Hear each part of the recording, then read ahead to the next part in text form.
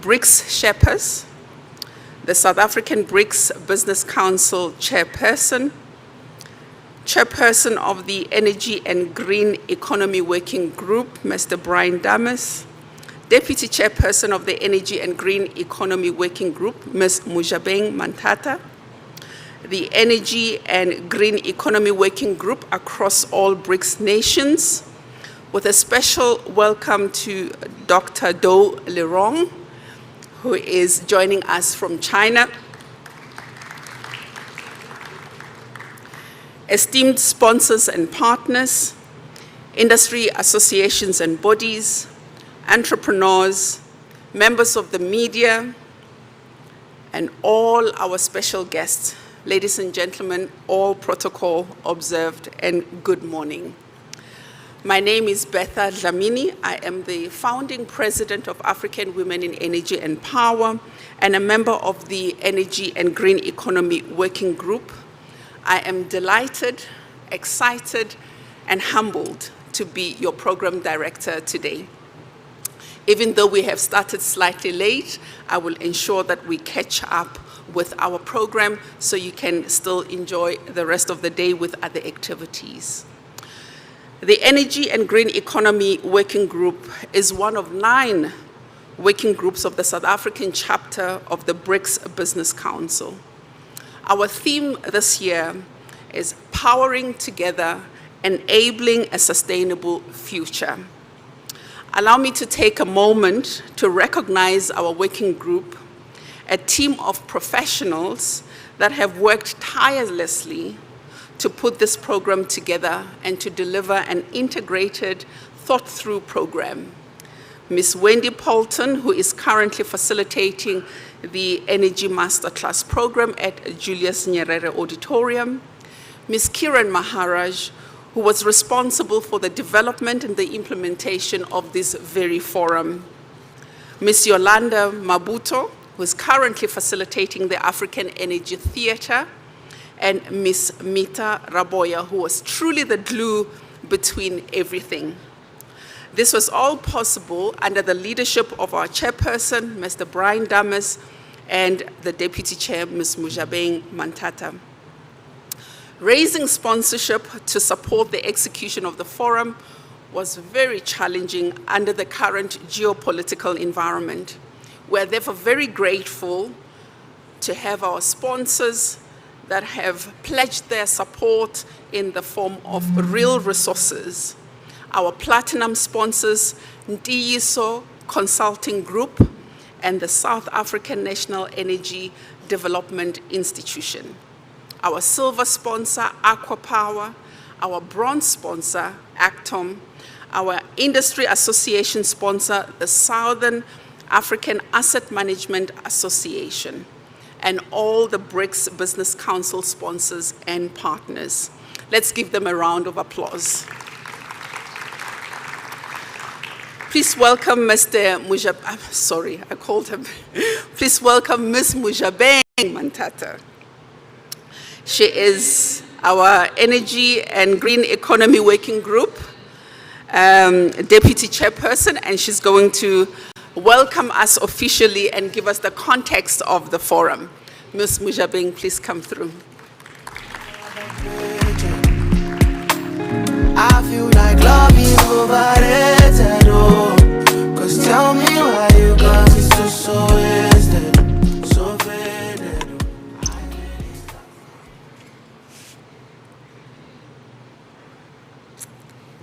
Thank you, Bertha, for the warm introduction.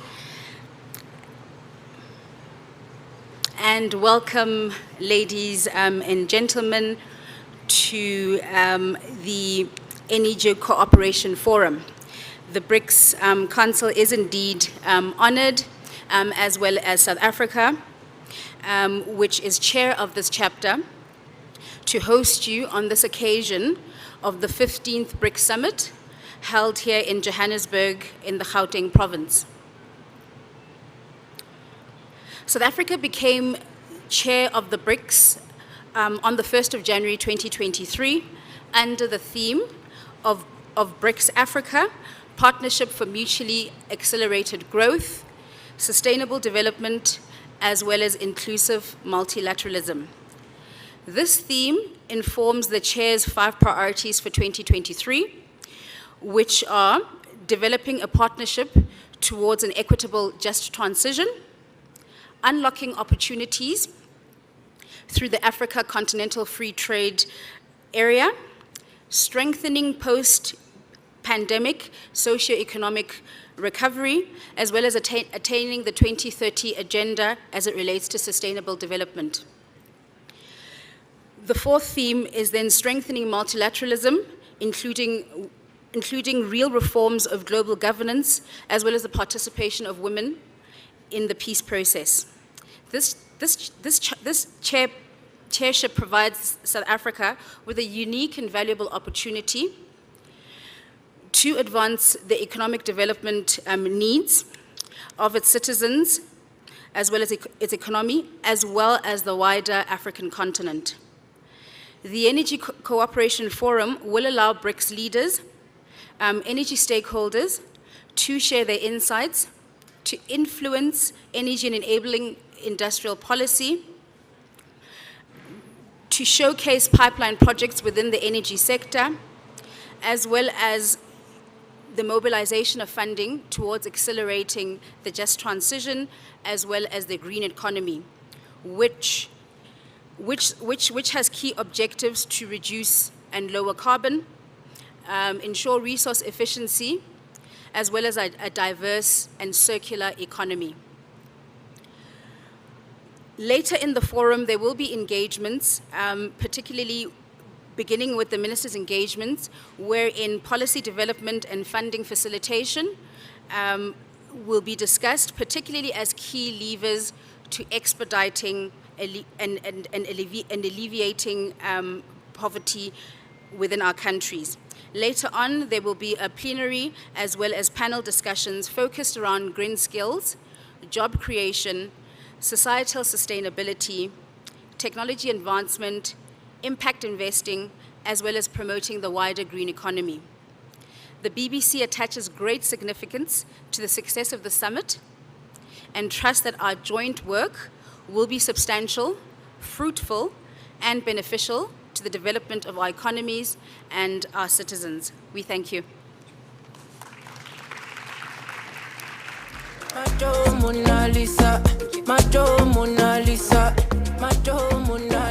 you, Ms. Mujabeng. We're very delighted today to have the chairperson of the South African BRICS Business Council, Ms. Busi Mabuza, join us, and she is going to deliver the official opening for this Energy Cooperation Forum. Ma'am, you're welcome. One bag of man, them one come try. But my love just takes you high. All them I talk about you and I. Nobody listen to them loud. I get butterflies when I see ya. Oh, yeah. If I'm in love with you. Beth, I thank you so much for this opportunity. Let me recognize all dignitaries that are present here today. I can see the room is filling up slowly but surely. I'm very, very excited. I'm totally excited by the privilege and honor to be here today, standing here in front of you. Ladies and gentlemen, this Energy Cooperation Forum, which, as you know, is themed Powering Together, enabling sustainable energy, marks the beginning of our 2023 BRICS Business Council Summit Week program. We feel totally honored to host such distinguished guests and delegations representing the BRIC nations and the African continent. As fellow BRICS nations, we share a common goal of developing stronger economic ties, encouraging trade opportunities, and promoting mutual growth. Your presence here today serves as a testament to our collective commitment to build such sustainable partnerships. The BRICS nations have, of course, become a beacon of inspiration for other countries around the world. It's important to understand that BRICS is a multilateral platform drawn by the opportunities it presents for trade, for investment, for sustainable development, and underpinned by principles of mutual respect and understanding as we pursue equality, solidarity, openness, and of course, inclusiveness.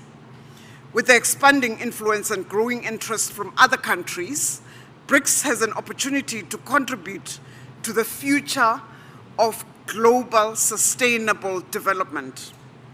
The world is transitioning in so many ways from the legacy past towards a green and sustainable path, recognizing the importance of building resilient value chains that promote economic growth while preserving our planet and, of course, leaving no one behind.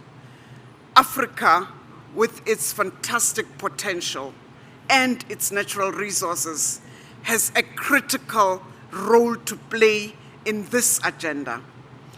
Ladies and gentlemen, we are delighted by the content-rich program of this Energy Cooperation Forum.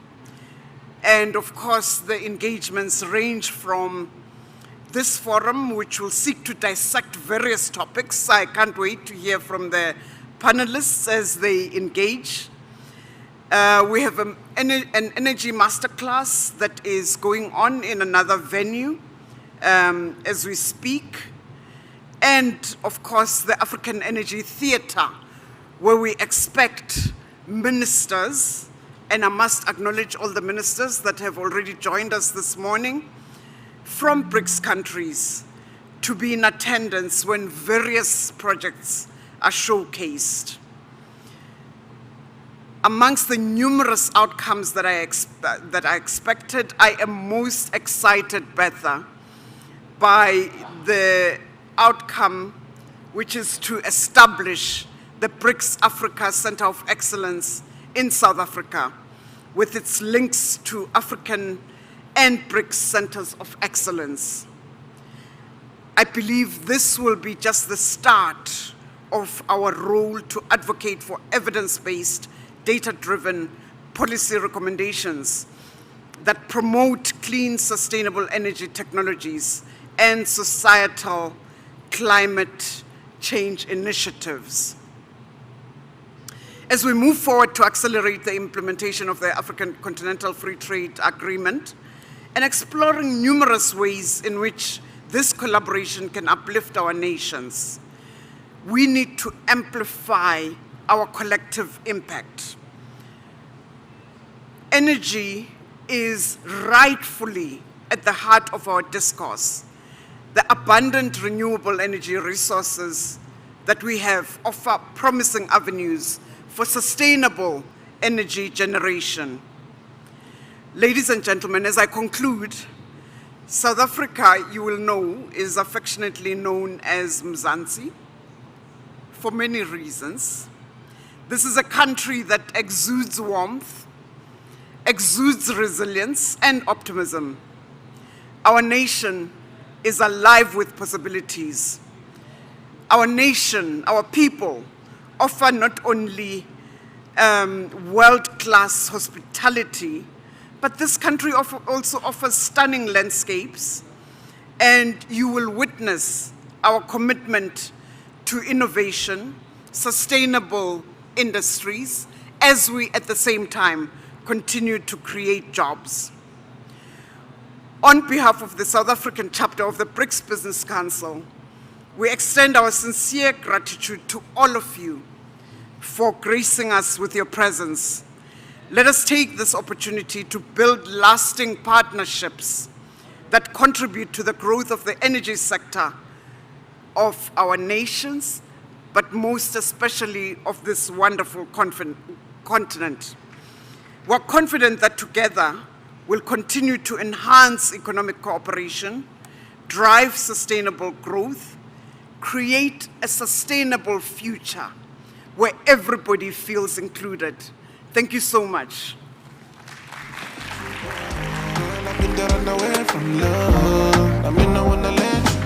Indeed, this year, in line with the theme for the summit, we are here to foster collaboration that will ensure in all transitions across our economies, no one is left behind. Thank you, ma'am, for those encouraging words.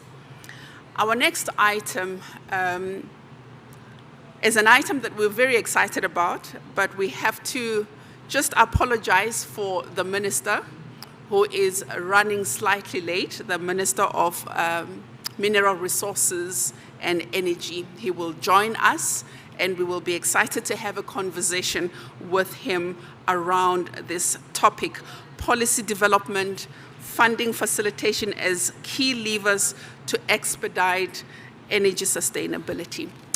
This session will be a facilitated discourse between the Minister and business to deliberate the key policy and funding issues that need to be addressed in order to facilitate energy and energy-related imperatives that increase the intensity and pace of delivering a sustainable energy system.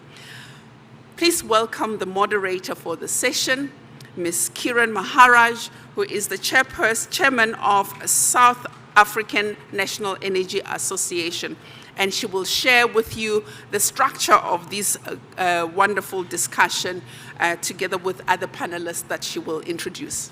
Ms. Kiran. In my own timing, so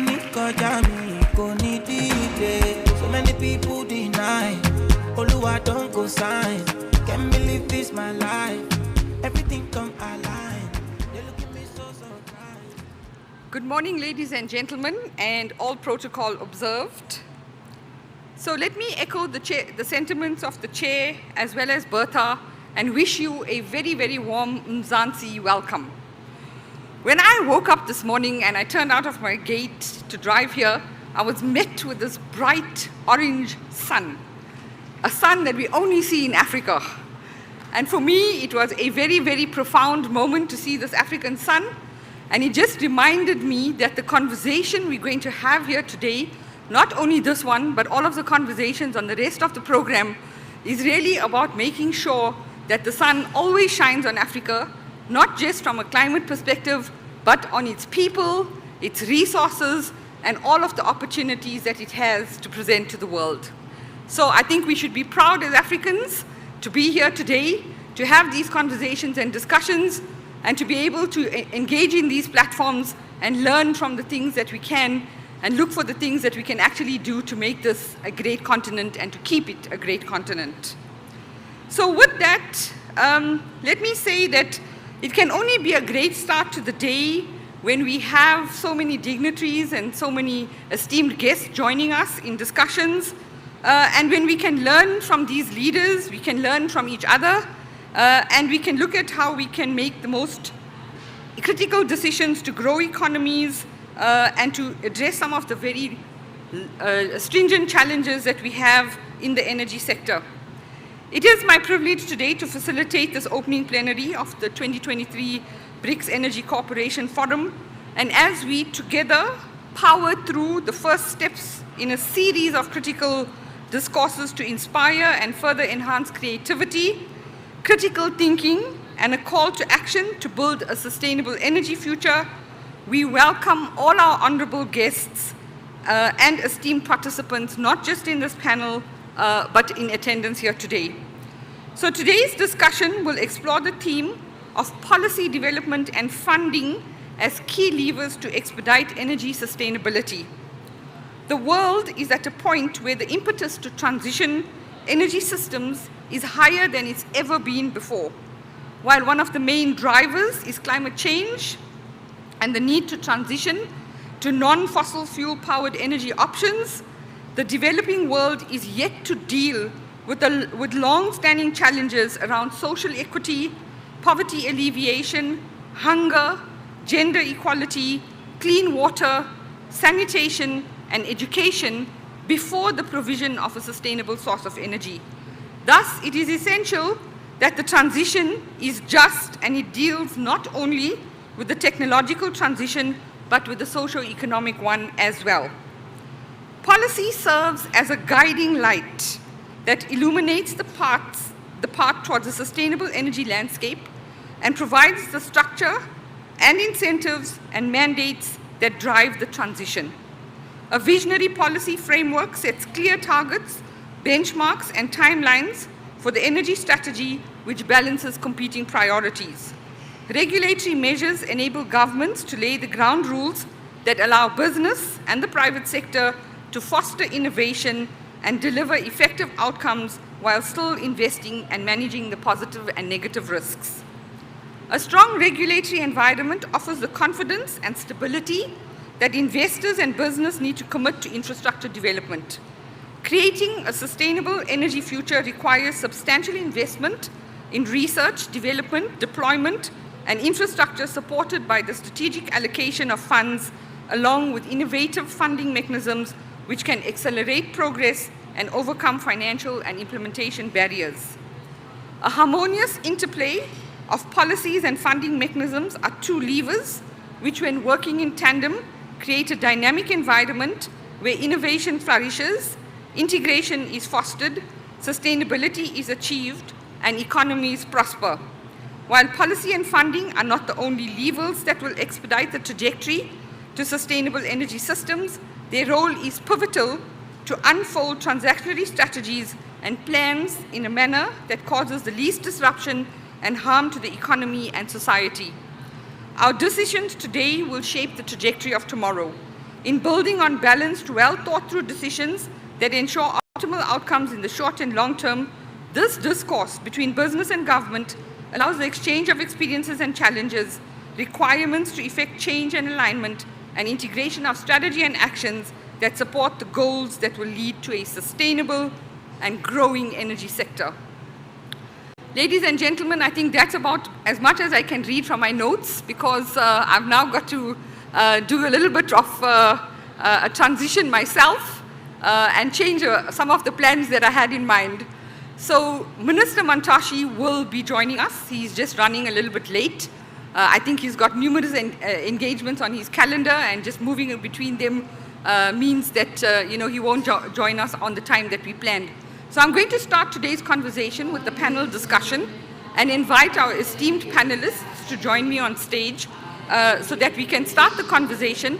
And as soon as Minister Mantashe joins us, we will welcome him on stage and allow him to join the conversation with us. So with that, ladies and gentlemen, let me invite onto the stage our panelists.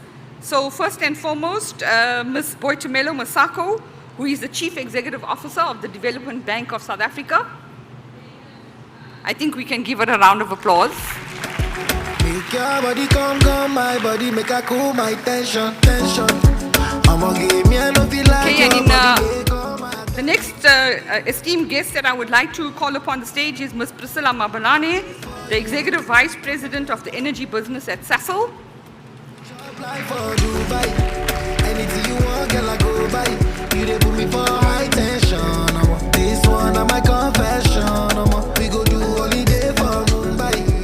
Anything you want, girl, I go Followed by Mr. Brian Damas, the Chairman of the Energy and Green Economy Working Group and the Chief Executive Officer of African Rainbow Energy and Power. I really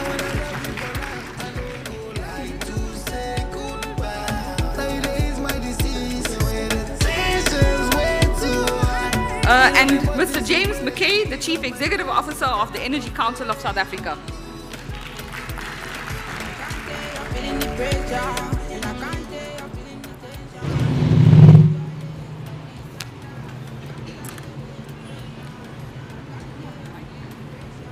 Okay, for now, since I don't have a mic, I will, okay, thank you. I'll update this now, that's fine.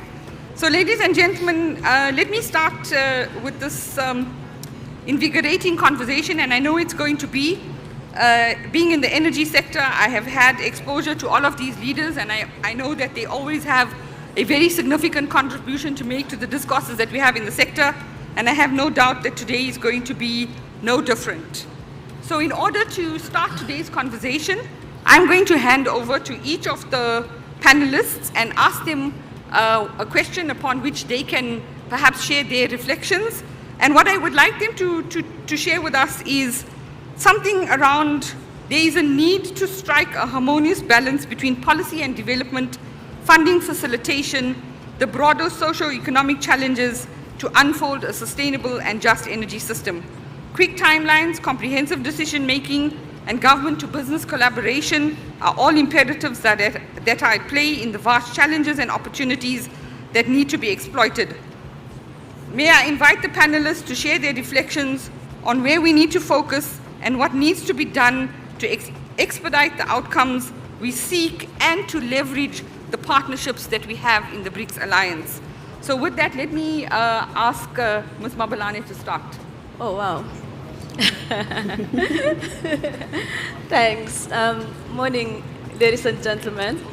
I thought we were going to swap and start first with our male colleagues. I think, first of all, just to acknowledge the BRICS platform and the opportunity that it provides for Africa, particularly in terms of unlocking value as we transition. I think earlier on, as Busi was speaking, she mentioned the endowments that we are blessed with, the mineral resources that Africa has. But at the very same time, we also understand that energy security is one of the biggest challenges that the continent is facing. And secondly, when we look at opportunities that are going to unlock this, we also need to make sure that they're human-centered.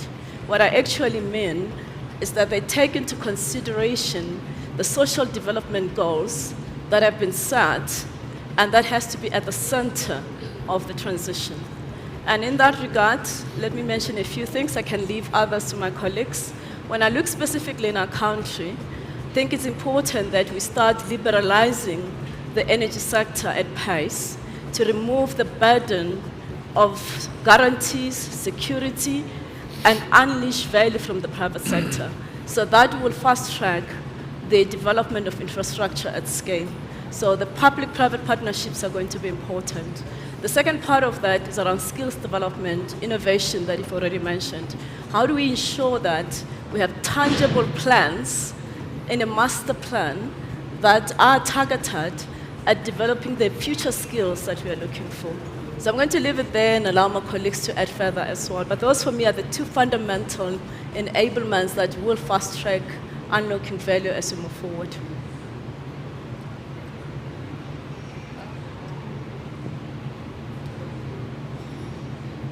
Thank you very much, Priscilla. Brian, maybe I can hand over to you. Hopefully this is working. Thank you, Kiran, and thank you for my fellow panelists joining us this morning.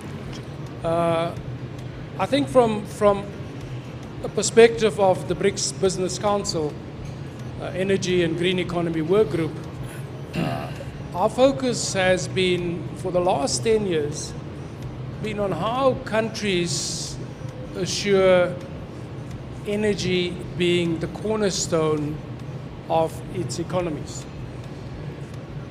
And without energy, you cannot build any of your economies, nor can you achieve any of your socio-economic objectives as countries. And whether you look at China, or you look at Brazil and India and South Africa and the other countries, energy is certainly the cornerstone of all of those economies and their growth. We have a unique opportunity as South Africa to learn from our BRICS colleagues. Now, when you look at energy, there's really only 3 issues that are important. And all of the debate and all of the restructuring and all of what you want to do really comes back to 3 things. First, that in all energy planning, you need to ensure security and reliable energy supply. And that is to everybody. The second part is you need to ensure that it's affordable. It doesn't help us provide energy and people can't afford it. And thirdly, and without a doubt, it needs to be sustainable. It needs to be sustainable as to how it engages with its environment. It needs to be sustainable in how it engages with the people of the countries.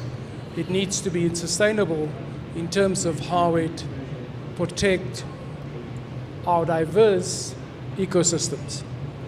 And without ticking those 3 boxes, you really cannot have energy plans that take you forward. And so we have been engaged with my colleague from China and my colleague from Brazil and India as to what we should focus on. And we've decided to focus on that long-term sustainable aspect. And that for us, in terms of long-term sustainability, is how do we build skills amongst BRICS countries? How can we learn from this wealth of experience and knowledge that we have amongst the BRICS countries? Secondly, how do we make sure that policymakers, and I've got my timing absolutely spot on, because the minister's just joined us as the main policymaker. How do we ensure that policymakers have the information to make policy, and hence the focus that we have on creating a center of excellence based here in Africa that draws on all BRICS countries' experiences? In China, you can draw on all the massive research institutes in China that has hundreds of thousands of engineers in them. And we have the same in India. And how do we draw that expertise? And how do we build a center of excellence that serves the rest of the continent? The third priority for us, led by Mojabeng, that spoke earlier, is how do you create institutional capacity to fund all of this? How do you create a clean energy fund amongst BRICS countries that's in the new development bank that can fund both private sector projects and public sector projects? And our last priority is exactly this forum, which was started by our colleagues in China, that said, how do we have this continued networking and engaging to learn? And that is what we've decided to focus on, to create a sustainable engagement with countries amongst the BRICS energies. Thank you, Karen. Thank you very much, Brian. Ladies and gentlemen, you may not have noticed Minister Mantashe walking into the room, but good morning, Minister, and welcome to our Energy Cooperation Forum. I think we can welcome the Minister with a big round of applause. Minister, we're very grateful that you joined us, and I'd like to invite you to join us on the stage so that we can also maybe ask you a few questions. We know you know the answers. Sorry? Yeah, no, I'm just inviting you onto the stage. Hello, Minister, how are you? Nice to see you. Thank you, Minister, for joining us. Before we hand over to the Minister, I'm going to let Ms. Masako and Mr. McKay also just share their reflections with us, and then we'll bring the Minister into the discussion. But sorry, to the logistics organizers, I have to ask you to switch this air conditioning down a little bit. I think it's very difficult for us to hear each other on the stage, so your help will be appreciated with that. Thanks. So, Ms. Masako, maybe I can hand over to you. Okay, thank you, Carrie. When we look at specifically the just energy transition for our country, we have to look at it in the context of where we are as a nation and also where we aspire to be as a nation from a developmental perspective. So we as a development finance institution, it is critical for us to ensure that South Africans partake in the green growth economy, and sub-Saharan Africa as well, which is a geography we support.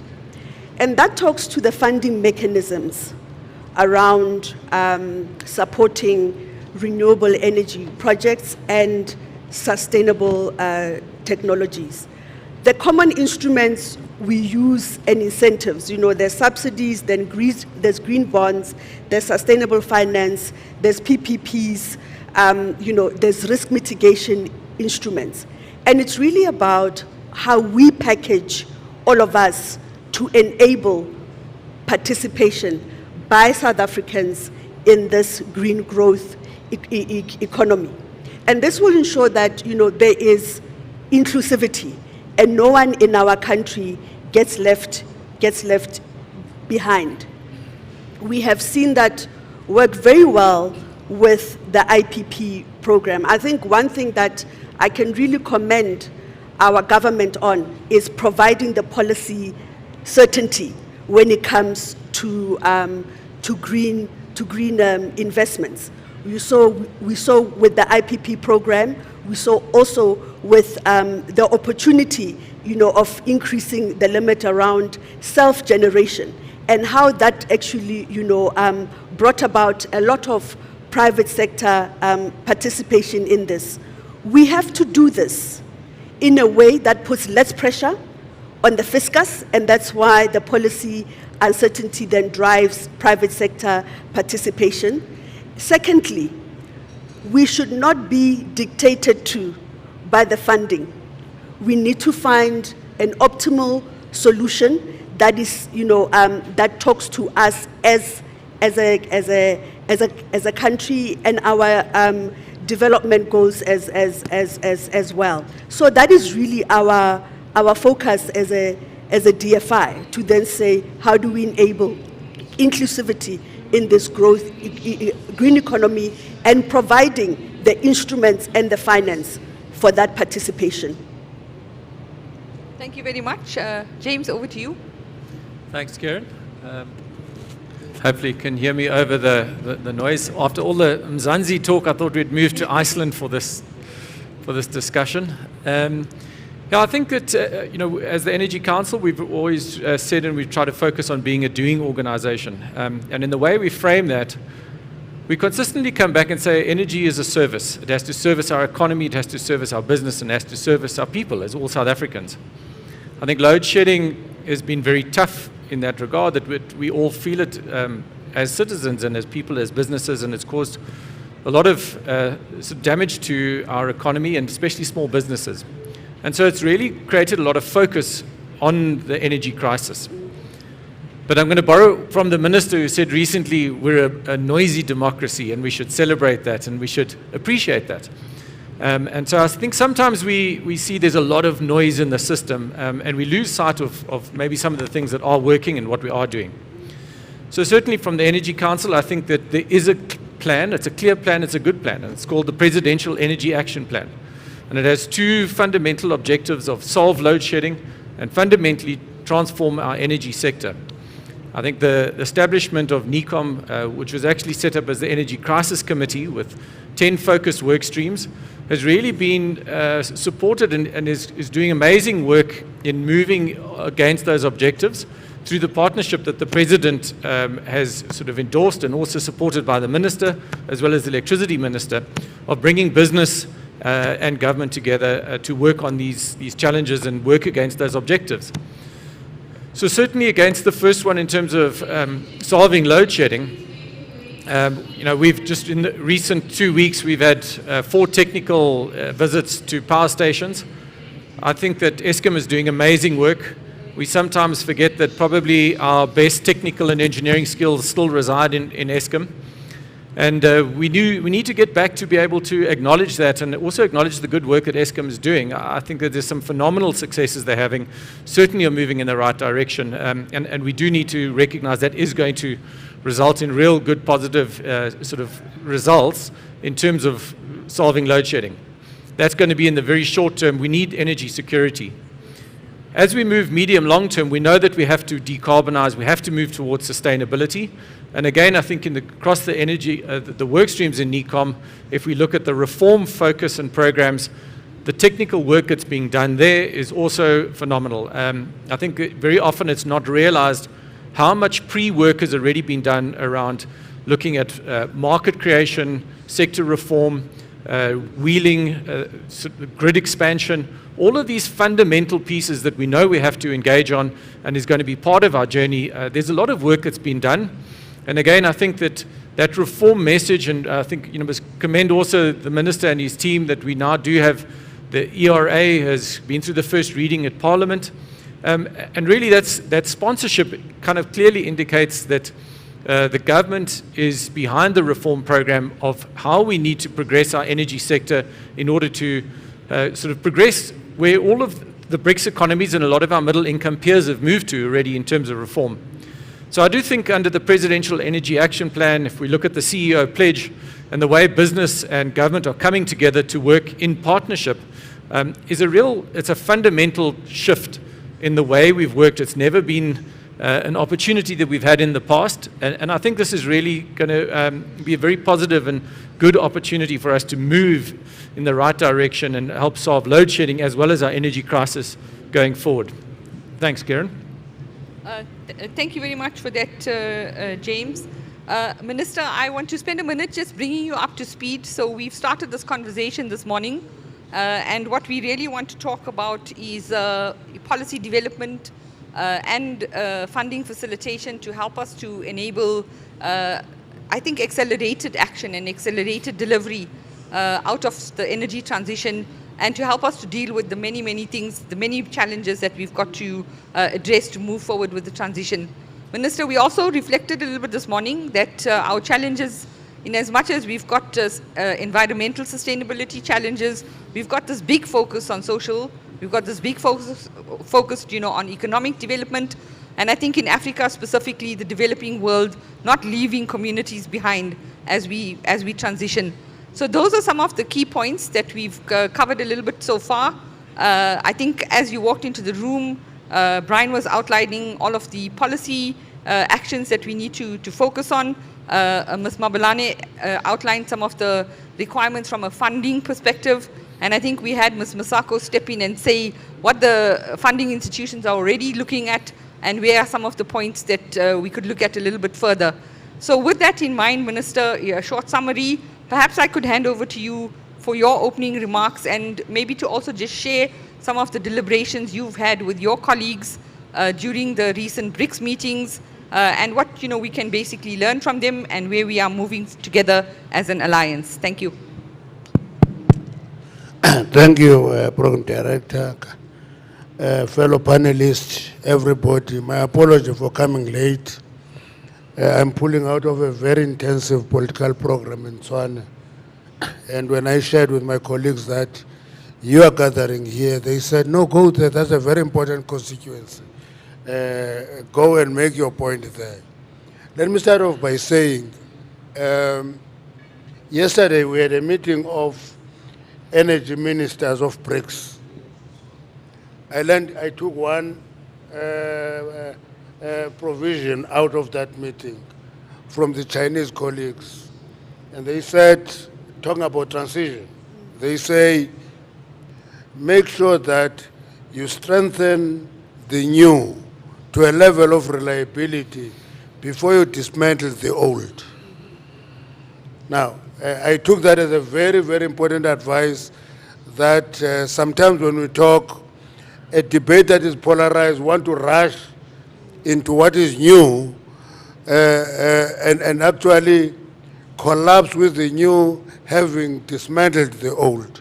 So they say, ensure that the new is strong enough, is reliable, you can trust it, then you dismantle the old. I think that's a good advice for us for the transition, because the transition has been described in many ways. Some have described this transition as moving from coal to renewables. Far from facts, it's not factual.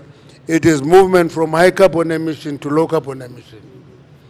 And that low carbon emission, that transition, which is a journey, is going to have diverse pathways. And we must actually use all those pathways to ensure that our transition doesn't collapse us. That's why in our IRP, which is our framework, we've made provision even for coal. We've made provision for nuclear. We've made provision for gas. We've made provision for renewables, solar, wind, hydro, And all these pathways, we think that a combination of them will help us navigate the transition more carefully and more in a more reliable way. So the load shedding that we're having, from where I'm seated, I'm going to stop now so that I don't close the debate. The load shedding that we're going through is quite a difficult load shedding. It's a combination of two things from where I'm seated.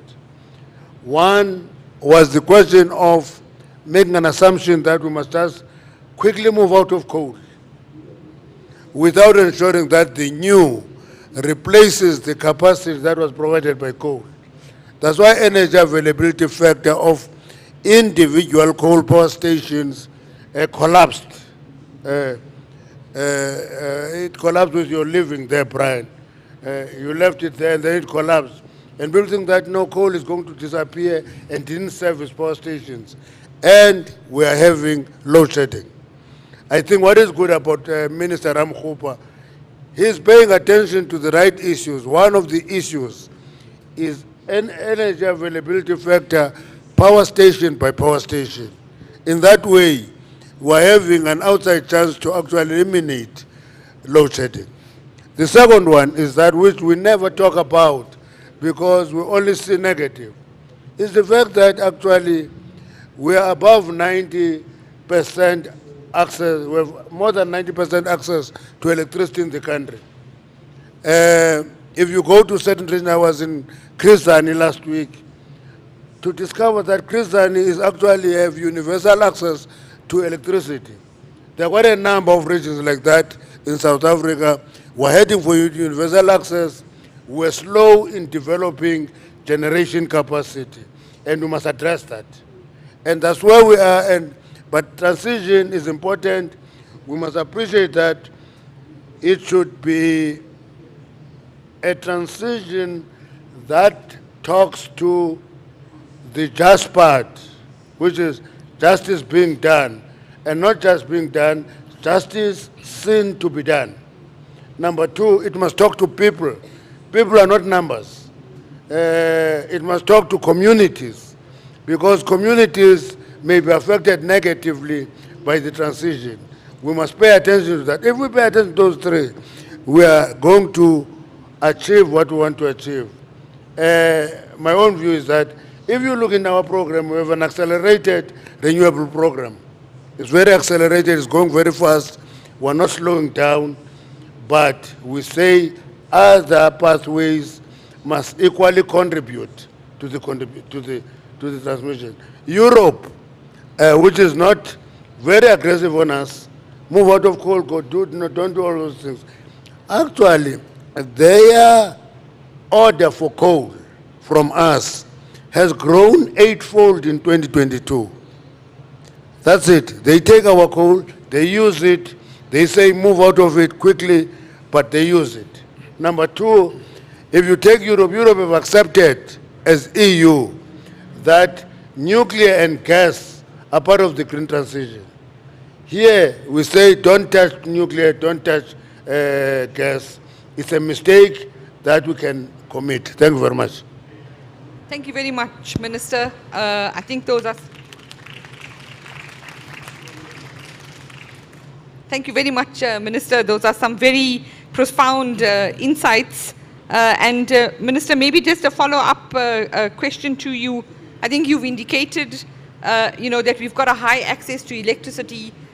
We've got a whole community or a whole country to support from an electricity perspective, but we've got all of these short-term challenges. I note that you've also highlighted the work that's been done by Minister Ramokgopa, but you've also made a very important point about the new versus the old. Let's focus on strengthening the new, making it reliable before we actually start on the part of the old. Minister, how would you see from a policy perspective and maybe increasing the inclusiveness of business and the private sector that we could actually support in making that happen a lot quicker? Thank you very much. Lobbyists call me a coal fundamentalist. I don't know why am I a coal fundamentalist. I work longer in copper than in coal. Therefore, I should be a copper fundamentalist, actually, not a copper. So, is he speaking? Let me answer your question this way. We should not decommission performing power stations. That's the first thing. We must actually strengthen them, and in the process, build new capacity. We're in a process of reviving the integrated resource plan.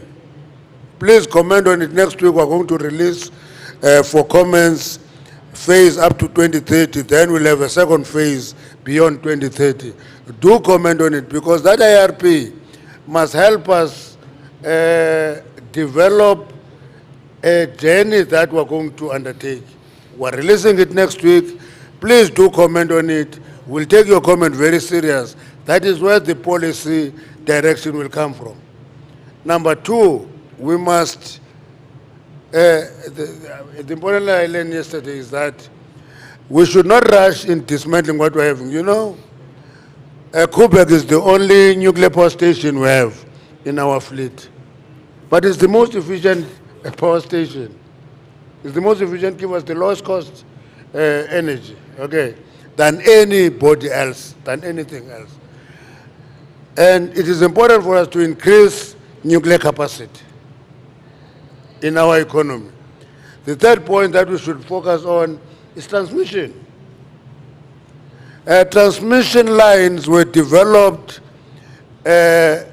strong in Mpumalanga and the Transvaal, let me say so. Why? Because energy generation was in Mpumalanga. The coal belt in Mpumalanga is 13 towns of continuous coal mining. And they are the home for 12 power stations. And therefore, we didn't develop transmission for the Northern Cape, where the potential for renewables is high. We'll have to develop that transmission. Two, we didn't develop sufficient transmission in the Western Cape and the Eastern Cape, which are the coastal provinces which are strong with wind. That is the backlog that we must actually focus on and invest in. The private sector can invest in those. Those are opportunities. They can partner with the state, develop those transmission lines so that we can ensure that there is availability of transmission. You know, we issued bid window 6, Brian. Issued bid window 6.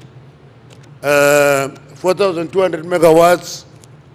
We could only authorize 1,000 megawatts. 3,200 megawatts could not be authorized because they could not have access to the transmission. And that actually explained to me the complexity of the problem. I normally listen to the noise. We make a lot of noise as South Africans, it's nice, but never just run after the noise. Look into things realistically and follow them, execute systematically in areas that's why coordinated transmission is going to be quite critical in the future. And I can tell you that we're beginning to detect that actually distribution is not in as good a shape as we assume. So that tells us what we should be doing in the energy sector. Thank you. Thank you very much, Minister. Minister, I'm going to let you take a break now from speaking. Thank you, but we'll give the other panelists some questions as well. And I want to start with giving Brian the difficult question, since he was part of the old, but he's also part of the new. You know, you talked about, and I'm not calling him old, I'm just saying he was part of the old as well. You've talked about the noise, and I think the noise distracts us from a lot of things in the sector. We chase after the bad noise and not necessarily the good noise. So Brian, being between, you know, the historical power generation system and now in the emerging generation system, where do you think some of the most critical opportunities are for us to create this balance so that our system remains reliable while we deploy all of these new technologies? Yeah, I must just tell a little story before I answer your question. I've known the minister for a long time. I know the minister for a very long time. The first time I saw him, I never met him. He was standing in Megawatt Park, and I was a young manager at Eskom. And I watched him from afar, and he used to be on the Electricity Council of Eskom. I didn't engage with him much. By the time I left this organization, I went to see him again.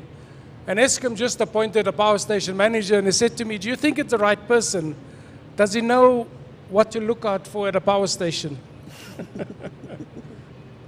So when people ask me about him, I said, actually, you know, you have the one person that actually knows how the South African energy system has been built. And so we must forget about the noise as a country, and we must learn from our colleagues from BRICS countries. So here we're part of BRICS.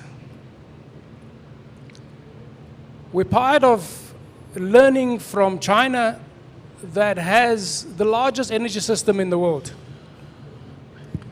that adds renewables at the pace of all of South Africa's energy capacity annually, that move transmission of energy over thousands of kilometers from the east of China to the west of China through high voltage transmission line.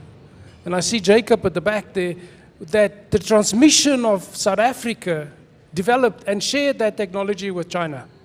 How at ultra high voltage, at high altitudes, to move massive amounts of power.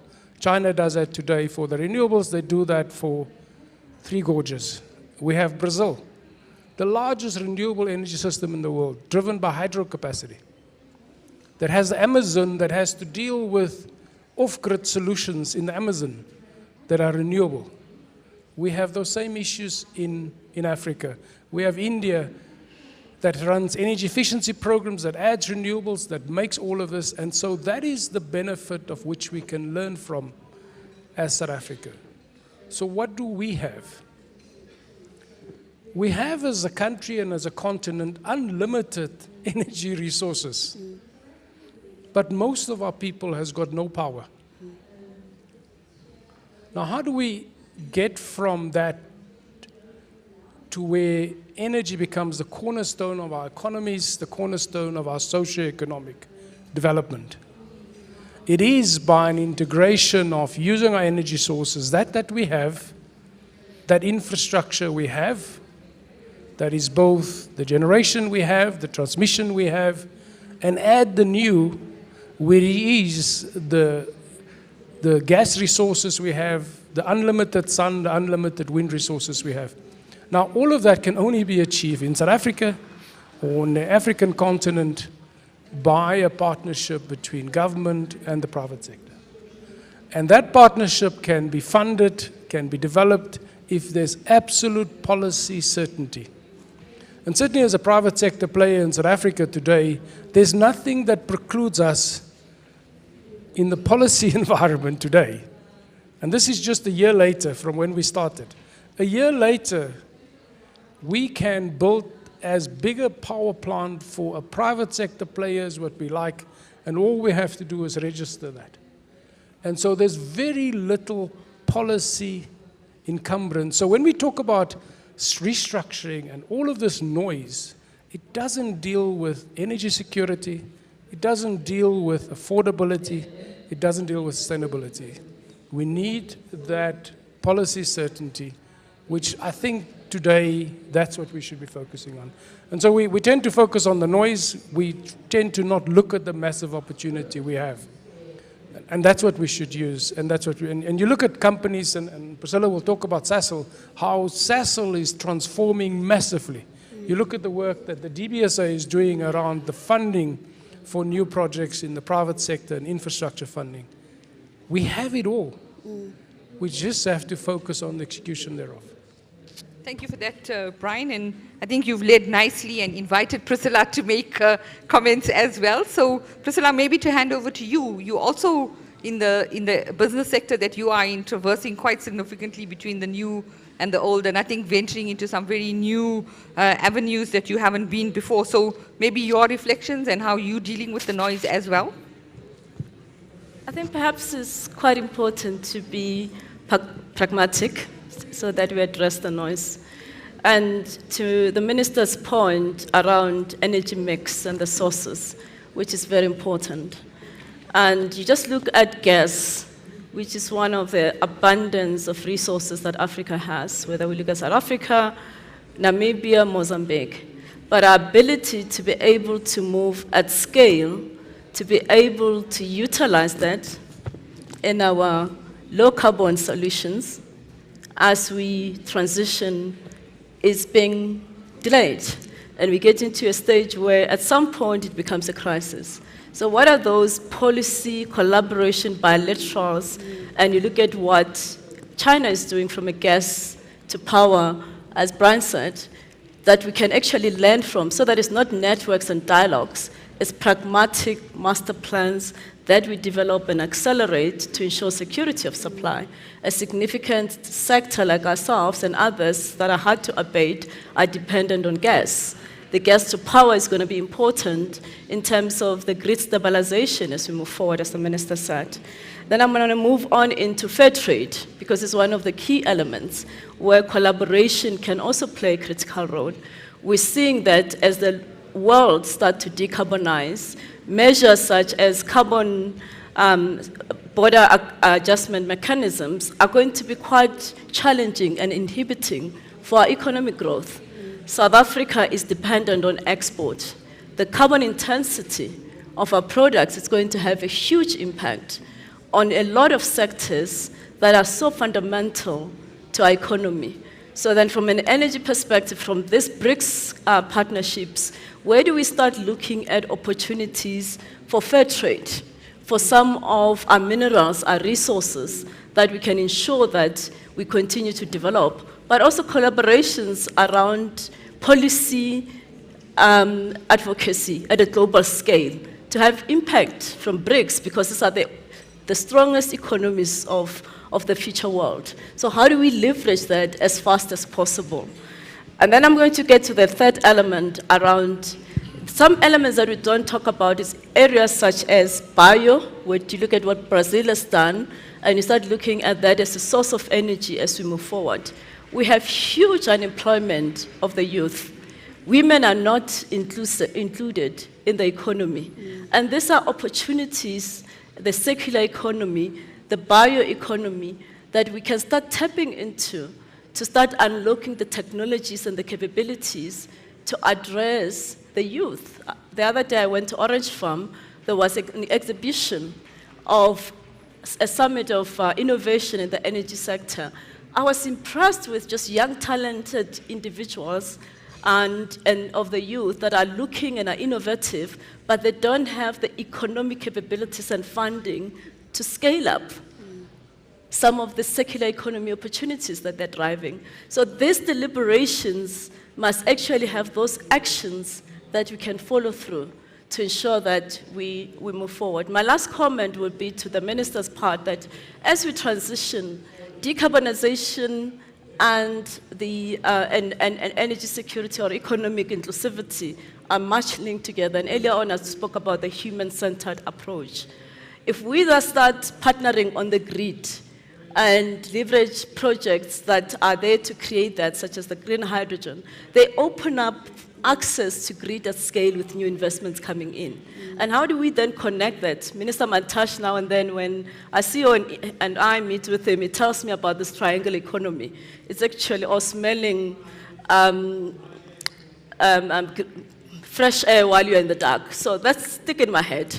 And then I look at it and I'm saying, in that triangle economy, how do we then make sure that the areas that the Minister mentioned, we don't leave them behind, we unlock value from that grid access in terms of that. So it's those moving at pace and ensuring that we really leverage on the private sector, but understanding that the cost of capital for South Africa is a challenge, and the BRICS partnership then brings that funding mechanism for us to unlock value. So I'm going to leave it there. Thank you very much, Ms. Mabalane. I think a lot of interesting points, but maybe to pick up just on one big concept that I think you're talking about, which is the concept of inclusivity. And very often inclusivity comes from having strong facilitative funding. So I'm going to hand over to you, Ms. Musako. Maybe you can reflect on how do we create this inclusive environment? How do we give it some impetus with the funding instruments and mechanisms that we have? And maybe if, from your perspective as well, is there anything that you're seeing in the BRICS Alliance that we can leverage and learn from?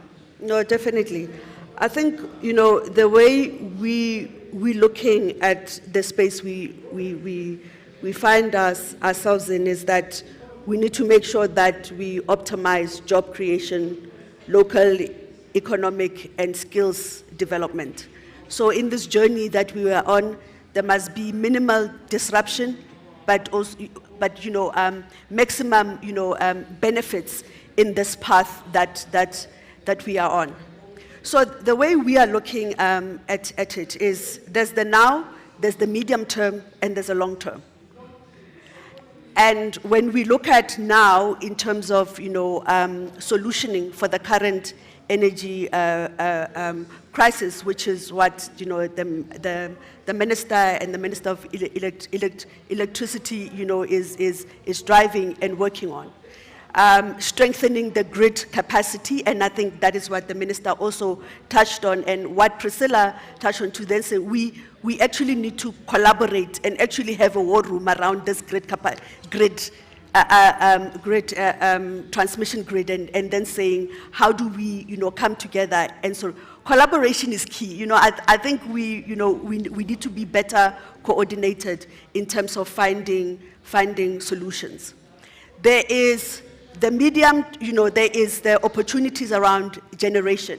We as an institution have the battery storage program that we are running as DBSA. We also have the embedded generation investment program where we are supporting private sector, and we are also supporting our municipalities with self-generation.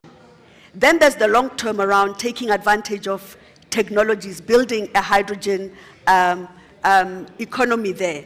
And there we have recently launched a $1 billion US fund with other partners to then say, in the longer term, and this is a much longer term, we're talking 10 to 15 years, how do we then do that?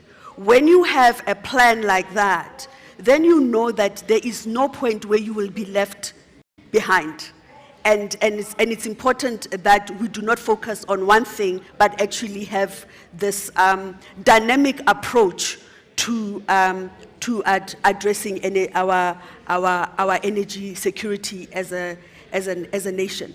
Underbedding all of that, what is going to be critical? We have the Africa Free Trade Agreement, and I think Priscilla also touched a little bit on that, is that, just as much as we are engaging at BRICS, what are the engagements around energy security as the Southern Africa power pool, in terms of taking, advantage of those green minerals.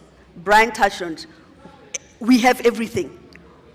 All we need, we have all we need to really do what we need.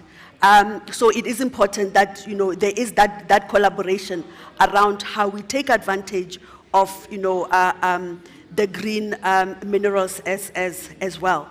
So for us as the DBSA, it's really about how we, use our project preparation funds, how we leverage these international and the funds we get from the various funders. For instance, we are accredited with the Green Climate Facility and the Green Environmental Facility as well. We have recently secured $235 million US for instance, for water projects. We secured $200 million US for embedded energy projects, where we finding concessional funds. We're using the strength of our balance sheet. We're using our brand, equity as an institution to get concessional funds, so that we can blend and make funding cheaper. Reduce the cost of funds for the various projects. So it's project preparation to de-risk the projects that we provide, so that they can reach financial close, and we can, crowd in private sector as well, in these projects. From an inclusivity perspective, the gap always remains equity. It's about how we find, providing the equity instruments, to then enable, enable that, because we come from a history that is unequal as you know, and it's like there's an expectation that in a project a black person must come up with tons and tons of millions. It's like, where are you going to get those millions from? So it's really about how we, as an institution, make facilities available. The third thing that, the last thing I want to touch on is we have developed a portfolio called High Impact Investment Portfolio. And within that portfolio, we are specifically looking at, supporting technologies that drive economic growth, and from that facility, we are actually supporting a black female who's developing fuel cells in the hydrogen sector as well. And we have, a specific pool of funds, for women-owned businesses as well. As a development finance institution that drives economic development for the region, it is important for us to really have the now, medium, and long term. And we do that to ensure that there is participation for our communities. Underpinning all of this, and I cannot emphasize it enough, is the industrialization agenda. I was reading in the paper the other day that there's 4 gigawatts of solar on our rooftops. Where did all of those panels come from? And this is now going back to the trade engagements we have with our BRICS countries, and the industrialization as well. At the end of the day, we always have to ensure that we have the interest of South Africans at heart, the interest of the people of this continent at heart in the engagements and the agreements we enter into. Thank you. Thank you very much, Mr. Masako. I think many points, but the one that I think James is going to be very appropriately positioned to comment on, being the Chief Executive of the Energy Council, this cog, that's looking to bring the sector together and create alignment. James, let's talk about building collaboration in the sector. What do we look at? How do we do that? How do we create this alignment? And then, the minister mentioned something about measuring the outcomes. So I think we've got good scorecards for technical things that we can measure. How do we create these other scorecards that give us transparency in terms of what are we achieving in the transition? Thanks, Karen. Maybe I could just come back to the concept of energy as a service, because I think if we can break that down, we could be very practical and talk about what's happening on the ground, rather than sort of what are the concepts that and the ambitions that we have. So if we took energy as a service, we know that there's a supply side. What technologies are in that? There's a demand side. How will that shift in the societies and communities who are going to need energy services? Then there's the infrastructure component, which includes municipal utilities, which are very important, sustainable municipalities, the infrastructure, the grid. And the last component that we have to think about is really then the markets, which includes policy and regulations, which gives the confidence behind the investment. So if we look at these 4 buckets quickly, and we say on the supply side, we agree we need all technologies, and we need this sustainable shift between old and new technologies. What do those strategies look like? It must be developed as a system. So within the Energy Action Plan through NECOM, kind of work streams 1 and 3 are very focused on looking at both from an Eskom perspective, what does sustainable coal look like? What is that strategy going to look like? As I said earlier, I think Eskom is doing a remarkable work at the moment in recovering and repositioning themselves, and I think we are going to see great stabilization and recovery of Eskom performance. But in combination with that, how do we see a rapid acceleration in especially wind and solar, but all other technologies? And we have to think about what are the future technologies, including nuclear SMRs. How is that going to fit into the supply side conversation? But I think, as the Minister pointed out, you can't just hope that these technologies will just work, because they're dependent on markets, on policy, on grid. And that was where bid window 6, and we've seen legal challenge around grid access. So the complexities then suddenly kind of create the framework. So on the demand side, within the NECOM structure, we know that there's a specific focus and work stream on efficiencies. We don't talk enough about the demand side and efficiencies. I think India certainly is very much a leader in this space, have done a huge amount at the society level of how to be more efficient with energy. If we then switch quickly to the infrastructure side, which is the hard connections between how we deliver service. Grid. The entire international world has recognized that a fundamental enabler for the energy transition is a huge expansion of the grid. But it's not only a physical expansion, it's a digitization, there's a changing set of skills and the way we use it. Grid inertia, grid stability, ancillary services, peaking and balancing services. So we need an entire change in the skills and the management of the grid in order to be sustainable through this transition. So that work really is focused through work stream 9 and 10. So there's a lot of work around grid access, grid operationalization, and grid expansion. The last part is bucket 4, which comes to markets, wheelings, trading, policy, and regulations. And there, it's really about, I think it also goes back to that, creating confidence that investors, both local and foreign, say we've got a pipeline to start investing behind South Africa's economy. We have the confidence, we know where it's going. And it's not only about trying to pick a technology and build wind and solar. We've got to think about where's all of the other investment. I've read recently, and I think India is on track. They're going to be the second largest producer of solar panels globally after China by 2026. So they've created that platform and are able to move around onto the industrialization program. So it's not only how do we invest in the primary energy, it's how do we invest in the energy sector to create jobs, growth, as well as decarbonize our economy. So I think we have to think of this in a very holistic, systematic way. And the interdependencies is what will trip us up. And so I think really through NECOM, we're seeing this real partnership and collaboration coming together with government departments, business, and Eskom, working in a very structured way with specific objectives and scope items, as well as looking at the dependencies between these different, very technical components.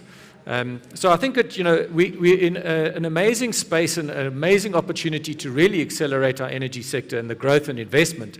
But it will take a lot of hard work, and I think we've also got to sometimes just ignore the noise, Minister, and just work in partnership and focus and get action plan, because I think it's going well at the moment. But thank you. Thank you, James, and thank you for reminding us that there are platforms on which we can all support and collaborate with each other. Minister, I want to come back to you, but I want to go back to something that you said in your opening remarks, and I think we would be very remiss as a community if today you mentioned something about, we've got concerns about distribution and whether there's going to be challenges with distribution in the future. And I'm sure in some platform many years ago, somebody said, watch out for the grid, the transmission network. And we tend to forget about those things. So, Minister, maybe just to, for what's on your mind, top of mind, these concerns that you have, let's use this platform to throw it out to business, and maybe somebody will be listening and they can start responding to it and taking these things seriously. So from your side, if we declutter the noise, what are some of the gaps that you're seeing where you believe that business and government can work much better together? The biggest gap that is there is a very strong effort that I see in reducing the role of the state in energy supply. I think it can look good, but it is a very huge risk for the country, because energy is a public good and people need it. That's why partnership is much better than replacing public capacity with private capacity, partner the two capacities, and supply energy to society. You see, ESCOM, the old ESCOM, which we must not dismantle easily, used to be very strong and effective across the value chain, from generation, transmission, and distribution. We've weakened it a great deal in distribution. It is not as strong as it is in generation. We didn't build that capacity. The Kusile Mitupi Ingula project was almost a disaster. Wrong design, wrong that, and that weakened ESCOM on generation. And now with the pressure of ESCOM in the IRP, you'll notice that we've given ESCOM the right to get into renewables. I have not seen that move, despite policy allowing it. ESCOM is applying for 3,000 megawatts of gas energy in Richards Bay. It has been taken to court. It has won the case. There's an appeal case against them. But I think it's a necessary intervention on the part of ESCOM. Now, the most important part is to ensure that young people, who are many, I've heard many people criticizing our education system. Because I'm a product of Bantu education, I don't know what they are criticizing. Because I see young people who are very innovative, but have no financial capacity. And that talks to the DFIs. DFIs cannot afford to be risk averse. Risk aversion for DFIs is a no, no, no, no. They should have an element of facilitation. I spent a short time in the DBSA, and one of the things that was emphasized was that as a DFI, you can create the market and appreciate the fact that the private sector will contest you in that market that you have created. That is not bad, it's good. But create the market, let the private sector contest you in that market. And I think that should be elevated a little bit again. The last point I want to make is that there is a debate that is still whispered. It's going to be very big.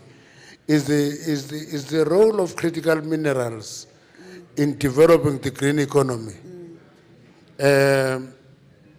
Many of them are in Africa, and it will require us to actually develop a strategy that talks to Africa being in charge of the use of critical minerals.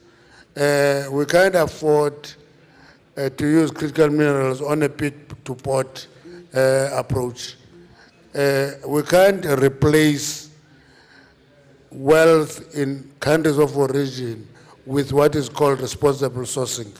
Because responsible sourcing is that you still take away the critical minerals to somebody else. So value addition must happen in countries of origin. In 2 weeks' time, we'll have a meeting of the sub-Saharan countries discuss this particular issue.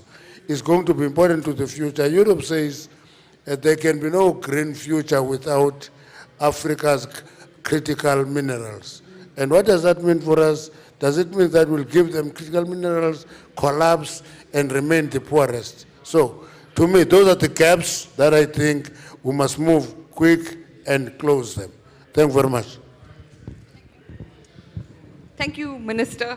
I've got so many points and so many questions, but I can see Bertha is paying attention to the timing here. So I'm going to use this opportunity to just ask the panel to share with us their final reflections. And maybe, you know, if we ever were on the same podium in 5 years' time, potentially when we host the BRICS Summit again, let's talk about, you know, what would our vision be for the energy sector? If we took stock of the energy sector in 3 to 5 years, from your point of view, what would you like the sector to look like? And perhaps what is one of, you know, perhaps the key levers, the key items that you see that will take the sector forward to achieve that vision? So maybe I'm going to start from the other end now and offer James the opportunity to share his final visionary comment with us. I think if I'll stick with my theme around partnerships and action, and if we could convert the National Energy Crisis Committee that's been formed and take the crisis out of it and create a national energy agile working group that's focused on mobilizing investment, industrialization, sustainable municipalities and utilities, and moving along our decarbonization pathway in a sustainable fashion. We certainly, I think, are in good company if we look at BRICS. Certainly China and India have a huge challenge in terms of decarbonization, but they also are leading economies in renewables and in the market reform space. Number 1 and 2, they'll be number 1 and 2 in solar manufacturing globally.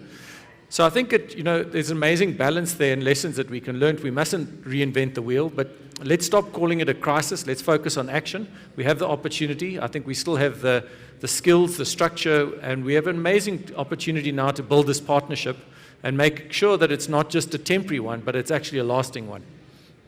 Thank you very much, James. Ms. Masako, maybe I can move to you. Thank you. I think it's not an either-or. It's what is optimal for job creation, local economic development, and skills development. In this journey that we are on, it's going to create all of us to be a part of it. It's going to be partnerships, collaboration. We cannot emphasize that enough. In creating an energy system, energy value chains that drive those aspects for our country and our continent as well.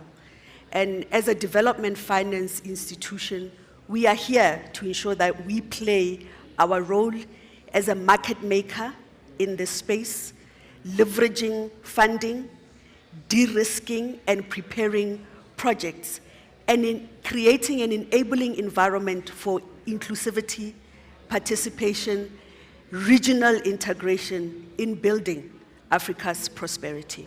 Thank you.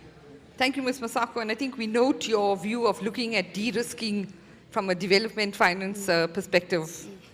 Ms. Mabalane, over to you. Thank you. I think let's first start with the fact that energy is an enabler to an ecosystem, which is South Africa's economy and the social aspect of it. And then at the heart of that is, how do we ensure that we have sustainable ecosystems? Which means that our economic industries and our social imperatives are met as a minimum. That's the first part. And the second element of that is, how do we start having tangible, scalable industries that really beneficiates and position us as value creation against the global landscape that is changing rapidly. And if all efforts we do as inputs are towards that sustainable ecosystem with an economic year-on-year growth and a reduction in unemployment, particularly of the youth, I think that's the vision I would love to see. And lastly, the inclusion of women in this challenging industry, which has excluded women over a period of time. Thank you very much, Ms. Mabalane. Brian, your comment? Thank you, Kiran. To just make the point that the Minister made around how you deal with the transition, new and old.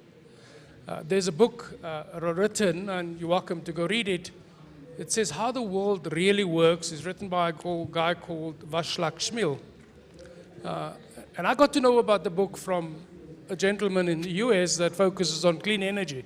But read the book and understand the extent of the energy system and the extent it takes to transform the energy system. Think about the days that farmers were doing this by themselves, plowing the fields, then using oxen. Today we cannot feed the world without having tractors fueled by liquids. Sasol's focus on clean energy aviation fuel is because you can't put batteries in a plane and all of us get onto it and fly across the world. You can't put solar panels on a plane and fly across the world. So we should be very careful as to how we introduce the new with the old. But what the new does give us is it lowers the barriers of entry.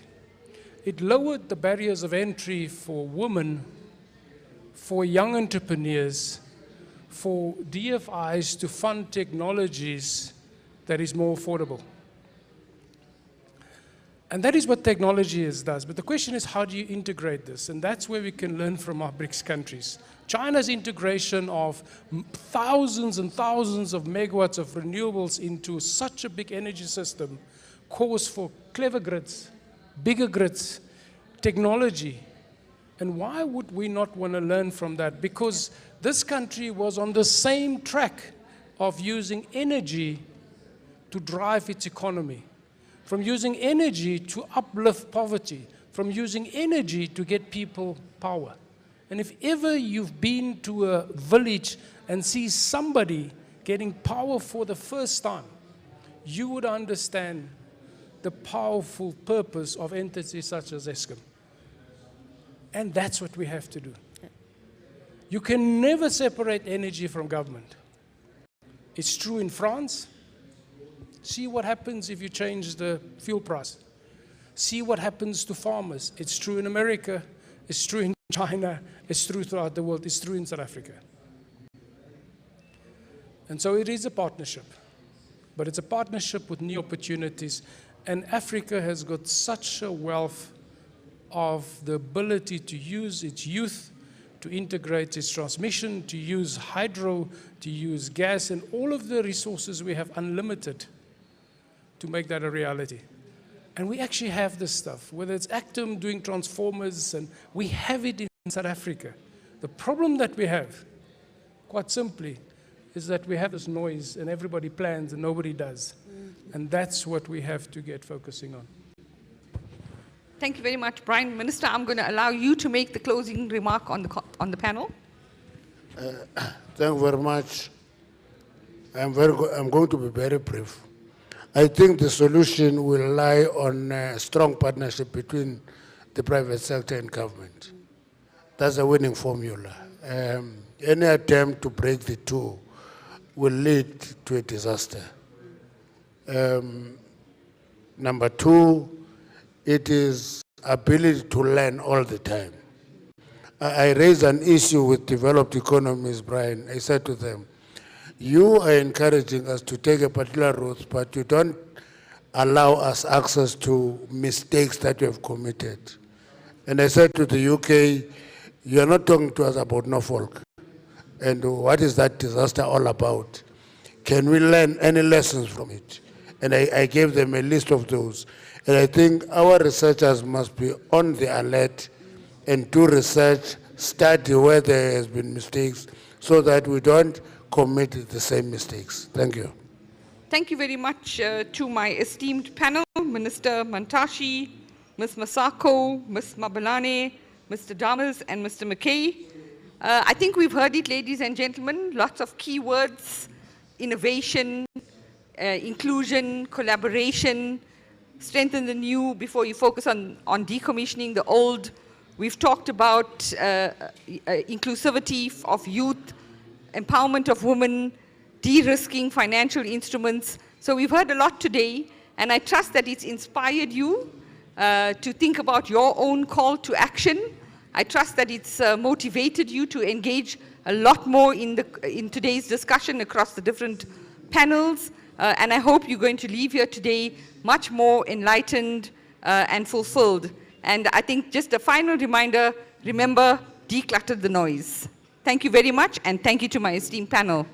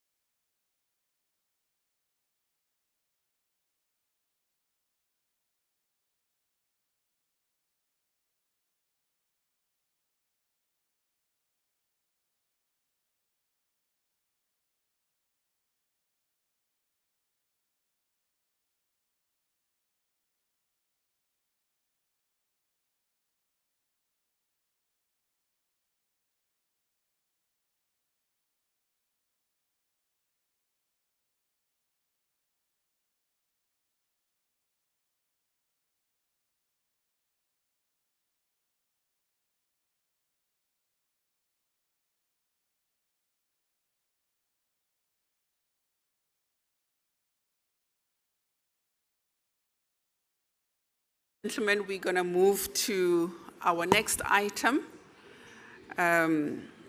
while we allow our guests to engage with the minister informally. The next item is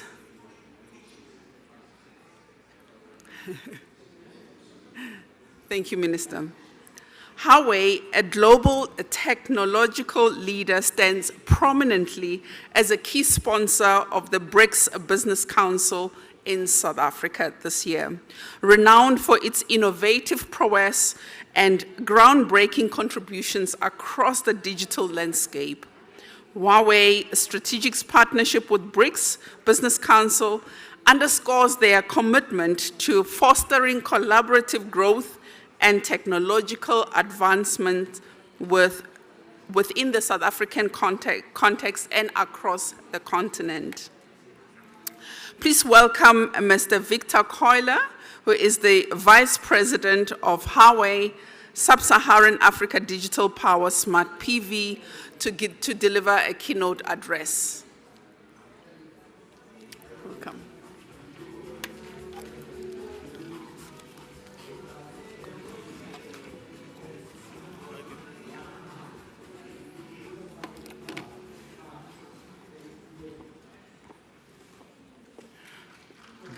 Distinguished guests, ladies and gentlemen, good morning.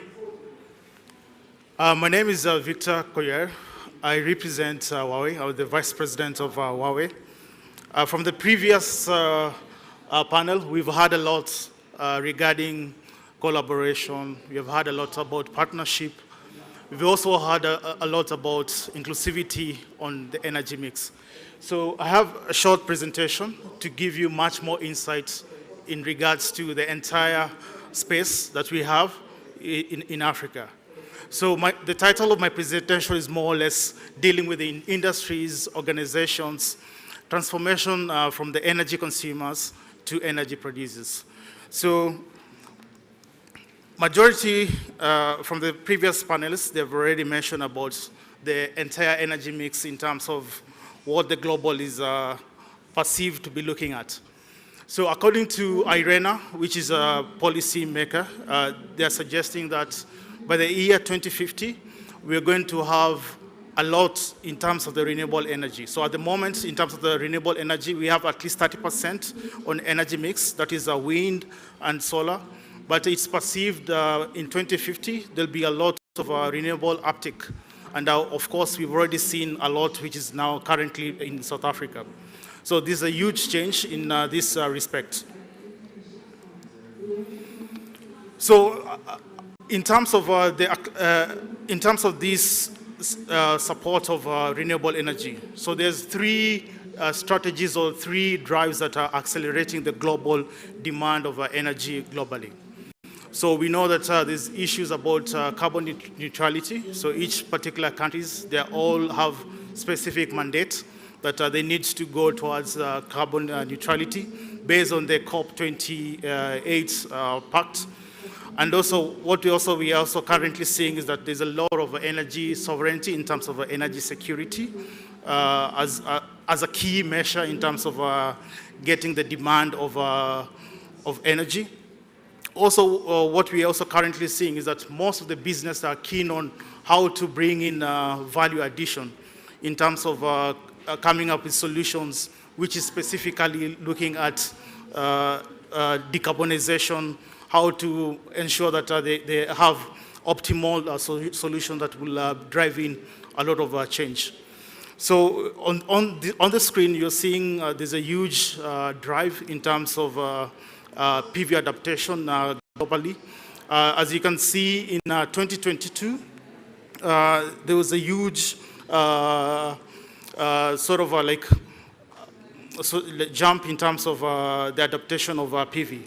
But also it's perceived by 2030 there'll be more than 20 to 30% incremental in terms of the new PV technologies and also the PV demand globally. And also what's also been mentioned is that in India, they are also perceiving to be the second biggest market, specifically on PV, because they're also going to do their own manufacturing as a key aspect for deliveries.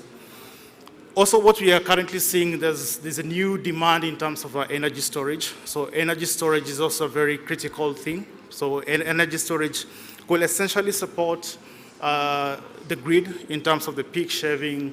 We can also support the grid in terms of the demand. It can also support the grid in terms of maybe also the frequency regulation, maybe also decommissioning of existing maybe thermal plants. So we are seeing pretty much a lot of new drives towards the storage. EV, which is more being driven, we are seeing a lot in terms of electrification, acceleration, which is also very key, fundamental in terms of the energy mix. So Africa urgently needs solar energy to address the energy shortage challenges. So you've seen that there's a lot of, let's say, agreements towards the carbon neutrality in different nationalities or different continents. And the drive is towards 2050. But also what we are seeing specifically in Africa, in terms of the energy requirements, is that renewable energy is picking up. And more so, if you're looking at the example of South Africa in terms of what's going on in terms of load shedding. So this load shedding is getting worse. However, there's new solutions which are now being driven to support these particular needs. Also, what we are currently seeing in Africa in terms of energy needs, there's a huge incremental in terms of the diesel prices, and also, of course, the electricity cost is also rising day by day. So all this is a serious impact on life and the production of operation of various solutions. So we think that moving forward, this will be a key factor in terms of changing the narratives of renewable energy. So renewable energy will be now the next big thing moving forward in Africa.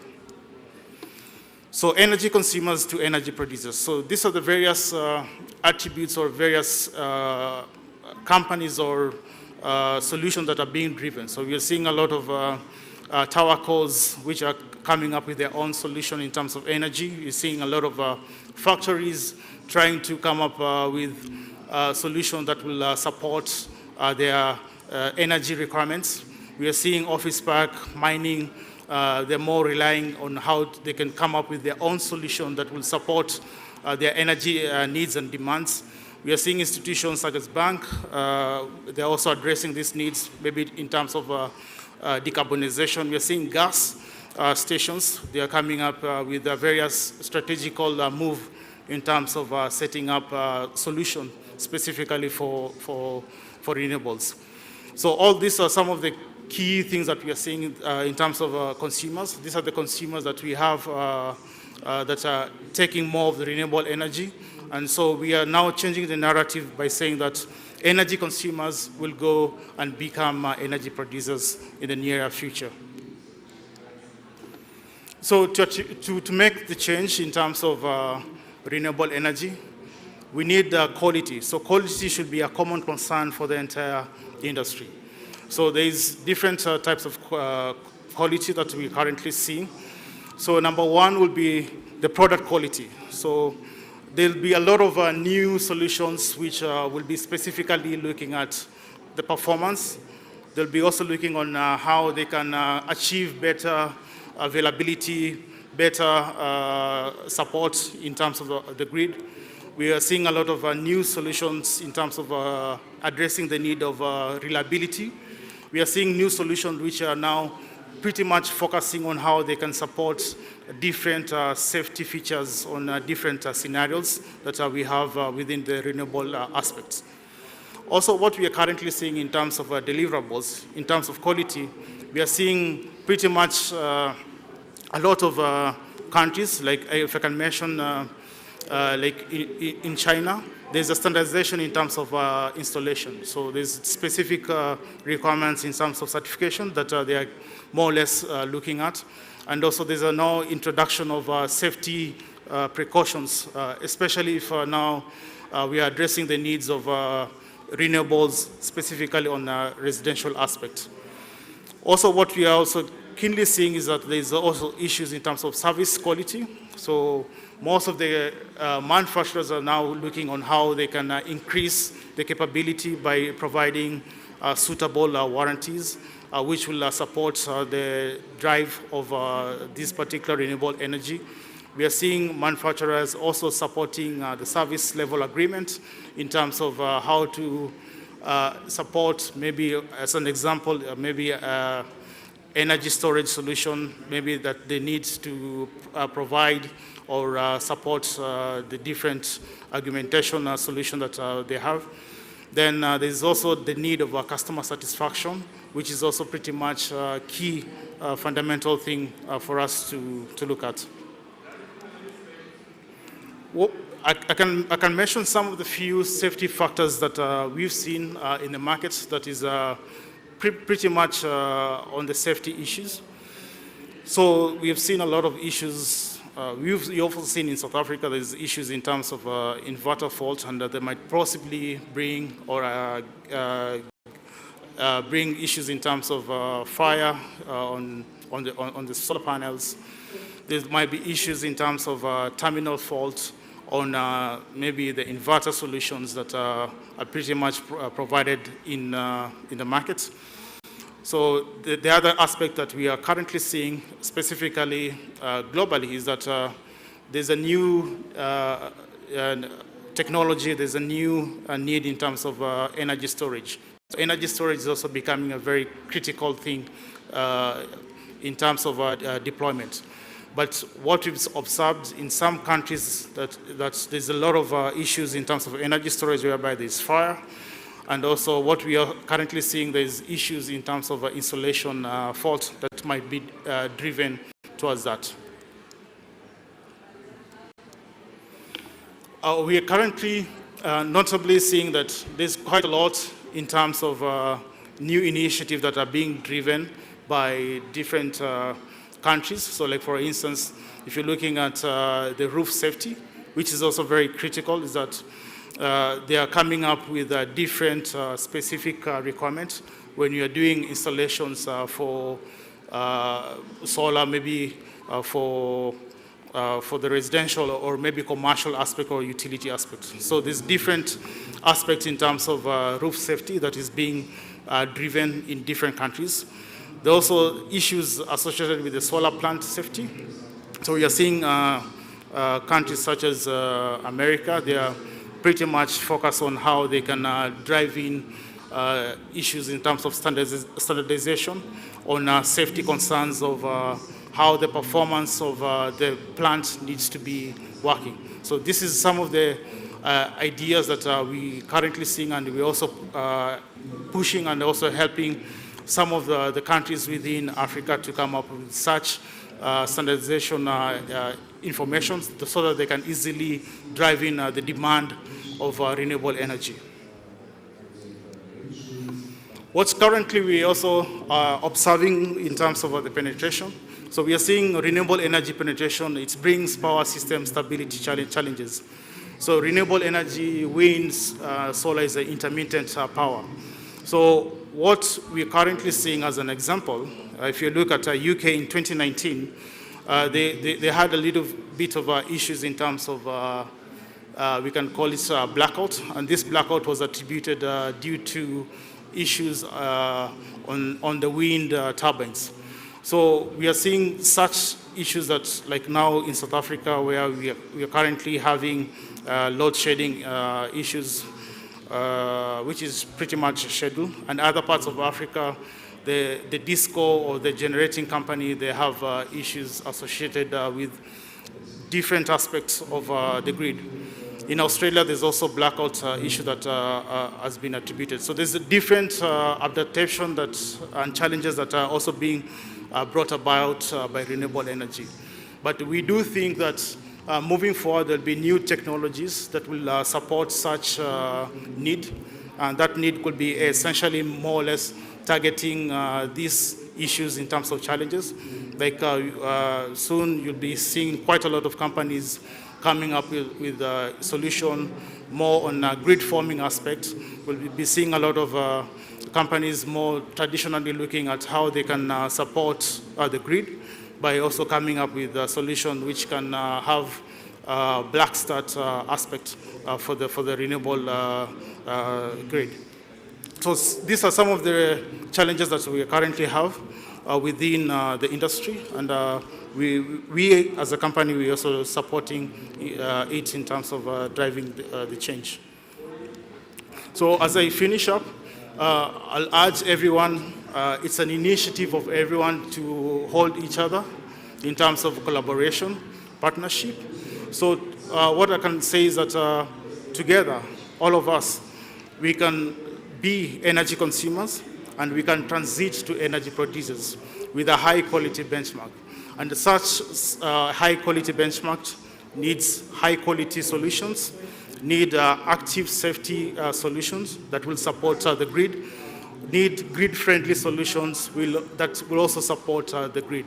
So all of these aspects, they also need to have a standardized solution. They need to have a standardized certification. They need to have more or less an aspect whereby it can easily be friendly to the grid and also can be supported by the various aspects on the grid side. Also, the specification of the grid also needs to be very well aligned with the utilities so that we can drive the narrative of energy producers being the high quality benchmark for the industry. So thank you very much for your time.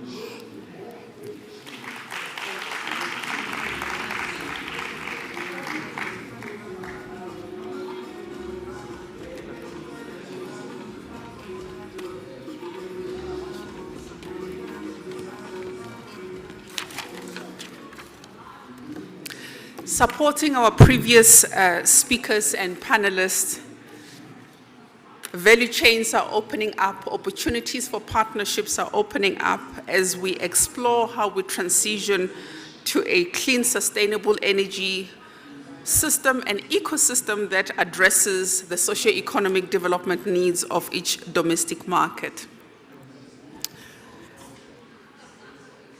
Earlier this week, Minister Patel delivered an inspiring speech as he was briefed of the logistics of this coming few days as we host the BRICS Summit. And he said, entrepreneurs, prepare yourself to connect and to build cases that are attractive with our friends in the BRICS community and our friends coming from the continent.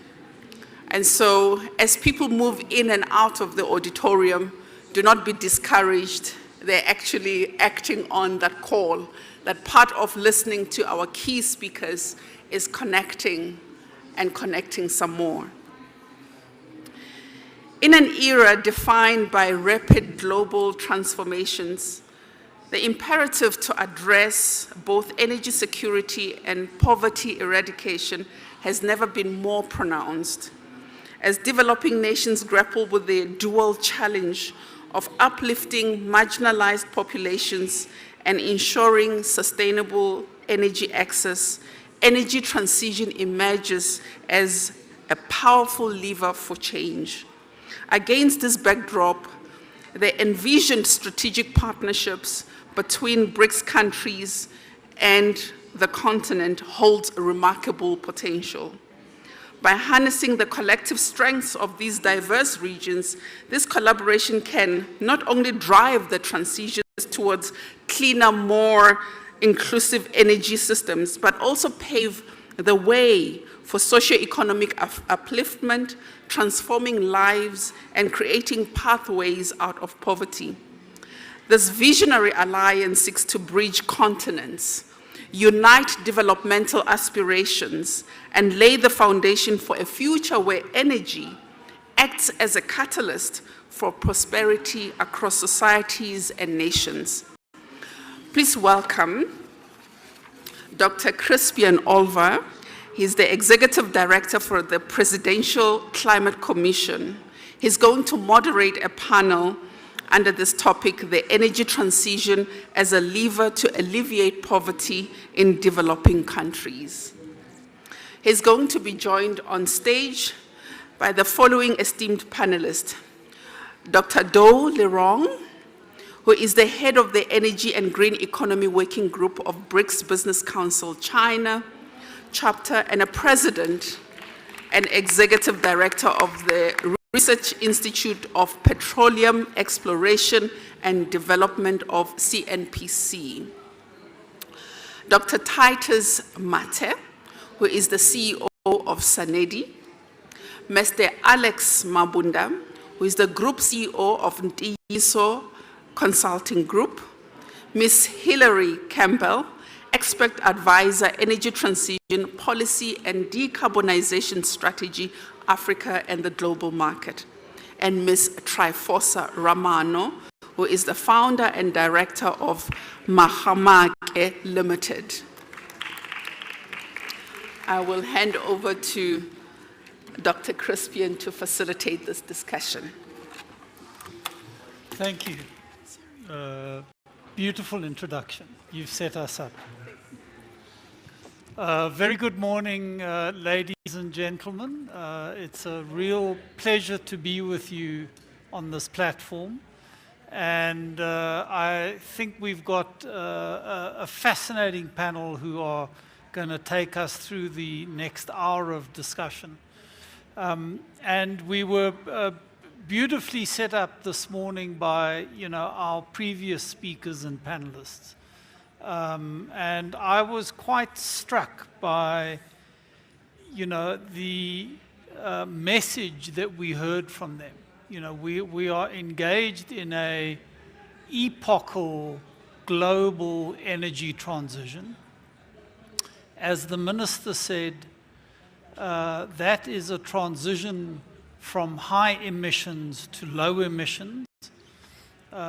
We know where we are broadly heading. The scientists tell us we need to get to a net zero world by around mid-century. For developed countries, that's going to be a faster transition. For developing countries, we'll get there in maybe 2060, 2070. There have been different net zero targets set. And we want that transition to not just be about energy, but also about development. I find the framing that the World Energy Council has given to this very helpful, where they talk about these three legs, the energy trilemma. So, we want to ensure energy security, we want to decarbonize, and we want to deal with equity issues around access, affordability, and poverty alleviation. So the discussion this morning is going to be really about that. What are the opportunities in this transition to make it just, to deal with poverty and inequality and energy access. And we've got a really powerful panel lined up to address us on that. And I'm going to kick us off with an input from Dr. Do Lirong. I think it's pertinent in particular that we hear from the Chinese experience. So as introduced earlier, Dr. Lirong is the chairman of the BRICS Business Council in China. For those of you involved in the energy sector, I don't need to tell you around the way China's positioned itself within this energy transition.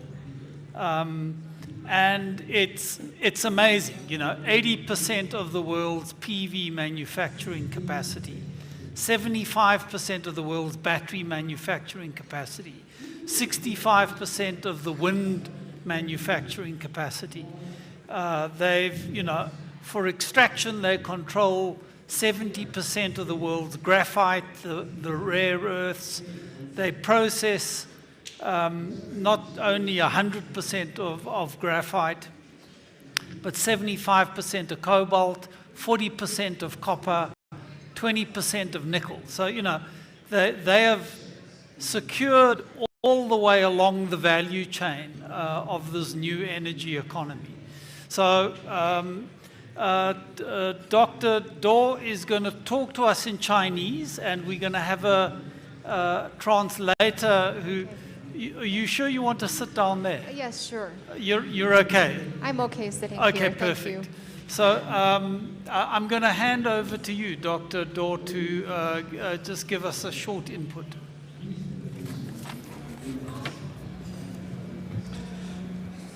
Good morning, Chairman, ladies and gentlemen. First, let me speak a little bit English. I first introduce myself. My name is Do, President of Research Institute of Petroleum Exploration and Production, China National Petroleum Corporation, top 5 oil company in the world.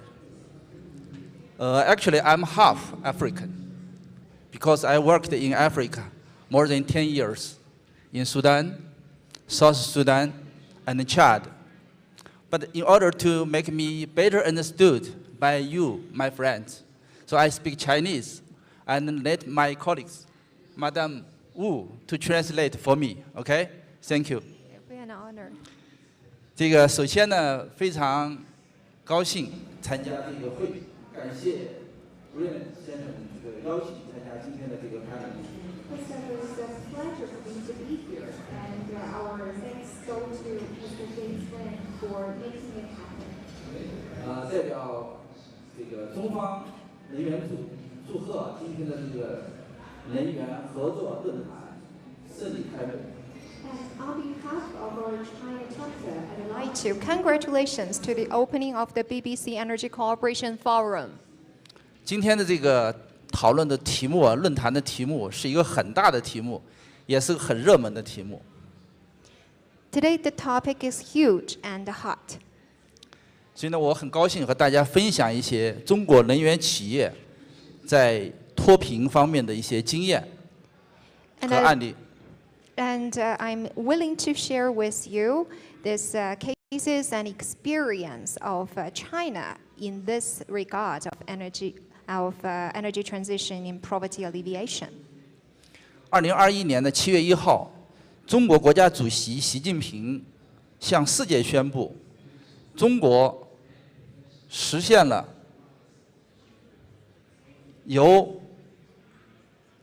全面建成小康社会，历史性的解决了绝对贫困的问题。On July the 1st, 2021, Chinese President Xi Jinping officially announced to the rest of the world that China had fully built a moderately prosperous society in all respects, historically eradicated absolute poverty. 提前10年实现了联合国2030可持续发展议程减贫计划。Achieved the poverty reduction goal of the United Nations 2030 Agenda for Sustainable Development 10 years ahead of schedule.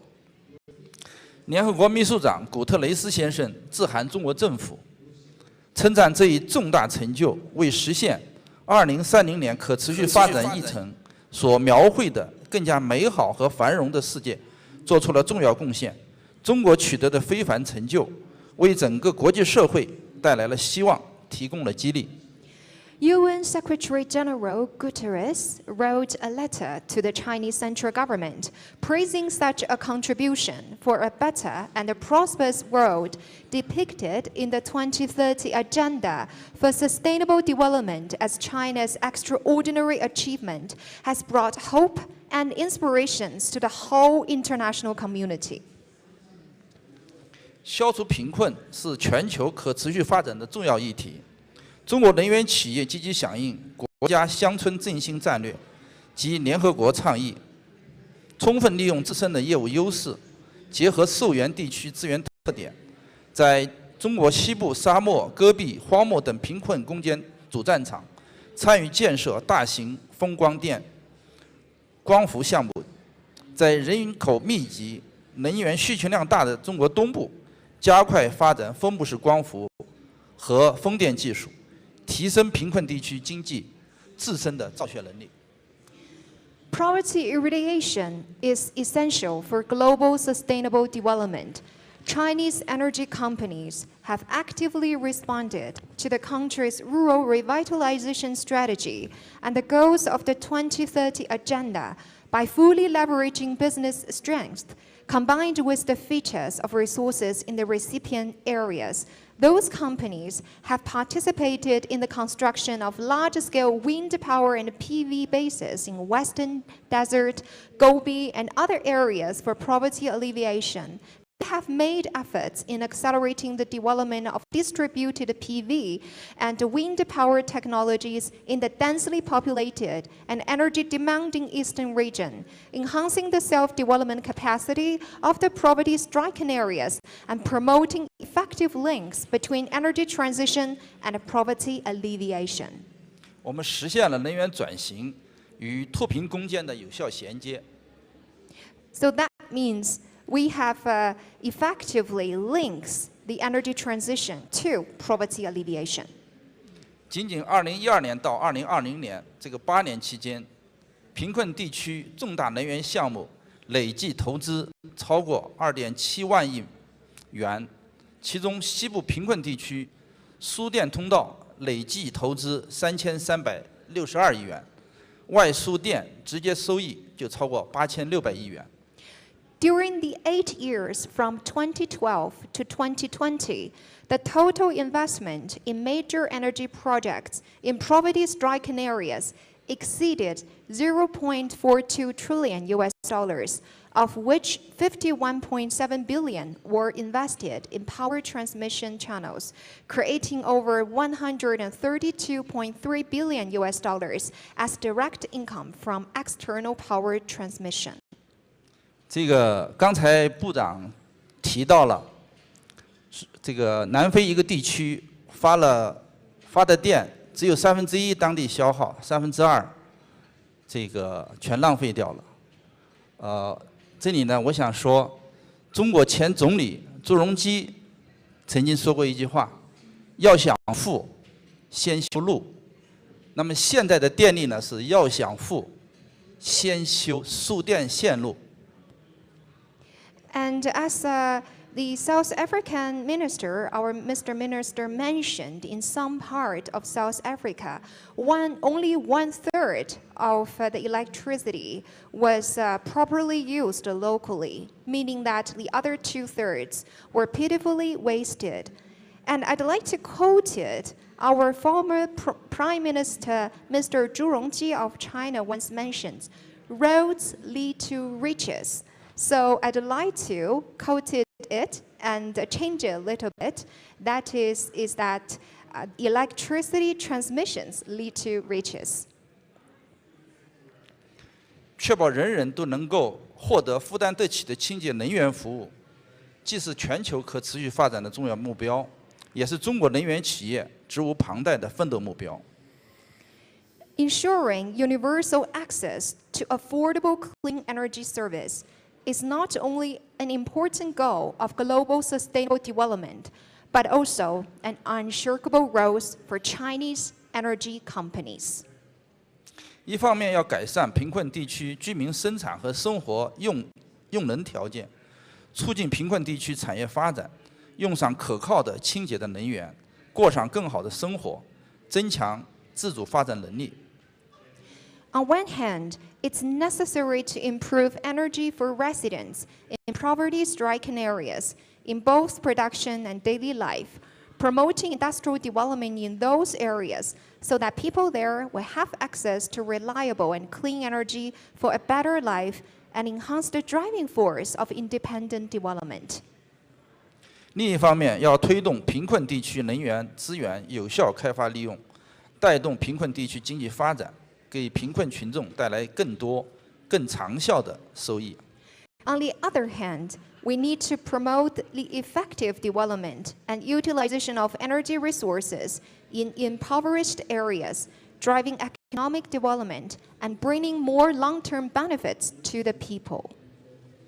生产和生活用能改善方面，油气企业发挥资源优势，联合国家实施了一批清洁能源扶贫项目。 For improving production and daily energy use, oil and gas companies have given full play to their advantages with clean energy poverty relief projects as supporting parts from the government. 长期以来，中国西部的新疆维吾尔自治区南部地区，城乡居民使用煤炭、新草作为生活燃料。 And for over a long time, urban residents in southern part of Xinjiang Uyghur Autonomous Region had relied on coal and firewoods as daily fuels. 为改善这些地区民生生活，保护生态环境，中国石油投资100多亿元推进气化工程建设，建成3028公里的供气管网，使新疆南部400多万居民实现从柴煤时代进入清洁能源时代，不仅促进了当地能源消费结构转型升级，还改善了当地的生态环境，大幅减少了居民能源消费支出。 To improve people's livelihood and protect the environment, CNPC has invested over $1.54 billion in gasification projects and has built a gas supply network with 3,028 kilometers, enabling over 4 million residents bidding farewell from the era of firewood and coal to the era of clean energy. Not only promoted the transition and upgrading of the local energy consumption, but also improved the environment and significantly reduced the residents' spending on energy. 能源产业扶贫中，光伏扶贫在精准扶贫方面具有明显的优势。 For poverty alleviation in the energy industry, PV distincted itself in target poverty alleviation. 大家可能都知道，中国的光伏产业呢在世界处于前列。我们充分发挥光伏的资源与技术优势来进行扶贫，这是既经济有效的，也快速便利的途径。 As you may know, China's PV industry ranks front global-wise. We have fully utilized the resource and technological advantage of PV in poverty alleviation, providing an economical, effective, and convenient path towards poverty alleviation. 给大家分享几个例子。中国石油在中国东部江西省援建了多个光伏扶贫项目，数千贫困户得到了这个清洁的电力和稳定的收入。 Let me give you a few examples. CNPC has assisted in multiple PV poverty alleviation projects in Jiangxi province in eastern China, bringing long-term stable income for thousands of impoverished households. 国家电投探索绿电加扶贫加生态共享发展扶贫模式，在中国中部河南省援建光伏电站154座，惠及贫困户2100户，6600多人，将贫困地区的风光资源优势转为经济优势。 State Power Investment Corporation, also known as SPIC, has explored the green power plus poverty alleviation plus ecological conservation model and has assisted in the construction of 154 PV power stations in Henan province in central China, benefiting over 6,600 people from 2,100 impoverished households, transforming the advantages of wind and solar resources in impoverished areas into economic advantages. 贫困攻坚需要能源企业的发挥资源、技术等优势，也离不开金融和民营企业的大力支持。 Poverty alleviation requires not only energy companies to fully leverage their advantages in resource and technology, but also the strong support of companies in finance and private companies. 这里举一个例子，就是我们的华为。 I'd like to give you an example of Huawei. 这些民营企业呢，积极投身到支持能源转型和扶贫的项目中，把推进能源转型、助力扶贫与他们的企业社会责任结合起来，进行扶贫攻坚。 And the companies, as Huawei, they have been playing a proactive role in the support in energy transition and poverty alleviation projects, combining it in this regard with their corporate social responsibilities. 那么华为呢，在中国东北地区投资近1亿美元，通过大数据、云计算，帮助解决贫困地区的就业问题。 And take Huawei also as an example. They have invested $100 million in northeastern part of China, helping address the issue of employment in poverty-stricken areas via big data and cloud computing. 这里面介绍的只是几个典型的案例。那么，中国能源转型助力脱贫的成功案例是九牛一毛。 And of course, what I share with you is just a few typical cases in China, and it's just like a drop in the bucket. 下来呢，我们和 Brian 先生呢，我们可以共同的分享中国的这些经验。 And we are more than willing to share with our South African friends. And Mr. Brian, if you are interested, would like to share you more and more of the successful cases. 最后，我们呼吁金砖国家和非洲各国工商企业界的伙伴们，通过进一步加强合作交流、经验分享、资源共享，实现企业转型发展、消除贫困与环境保护的多赢局面。 为全球可持续发展做出更大的贡献。 In conclusion, we'd like to call on energy companies and financial partners in BRICS and African countries to strengthen cooperation and share resources and experience in energy transition, aiming to achieve win-win results in transition and development, poverty eradication, and environmental protection, and make greater contributions to global sustainable development. Okay, thank you. Thank you for your time. Thank you.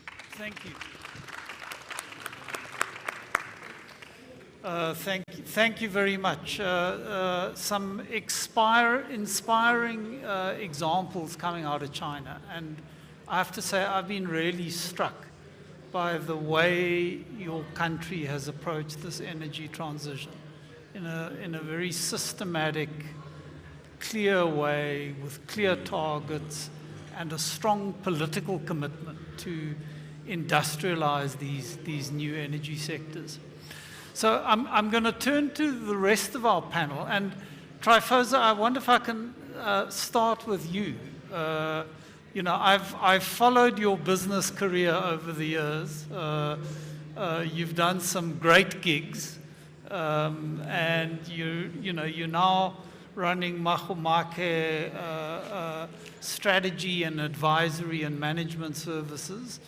So I would love your take on, where do the opportunities in this transition sit for not only, providing energy security and access, but also for directly addressing development and community upliftment and poverty.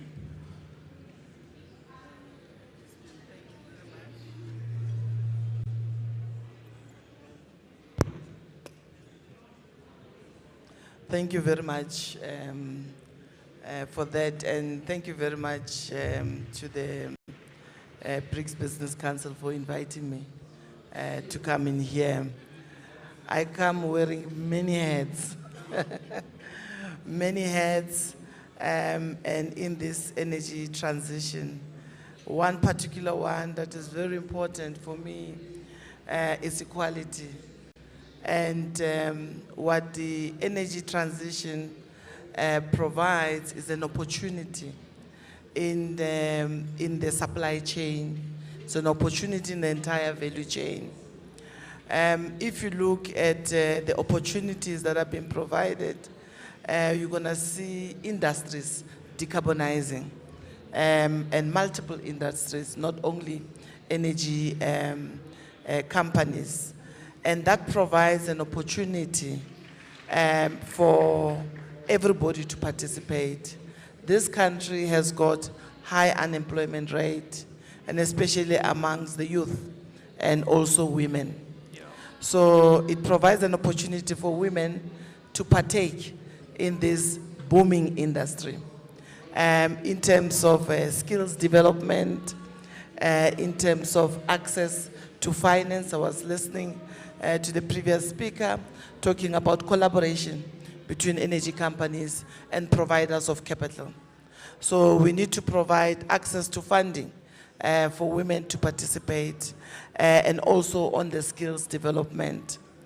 And also the opportunity to participate in industrializing this country.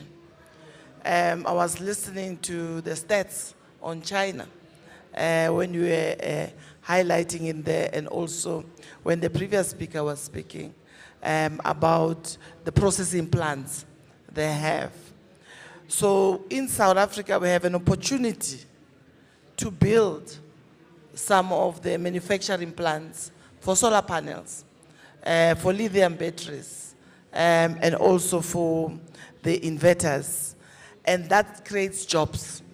And in creating jobs, we'll see also women participating also into those particular sectors.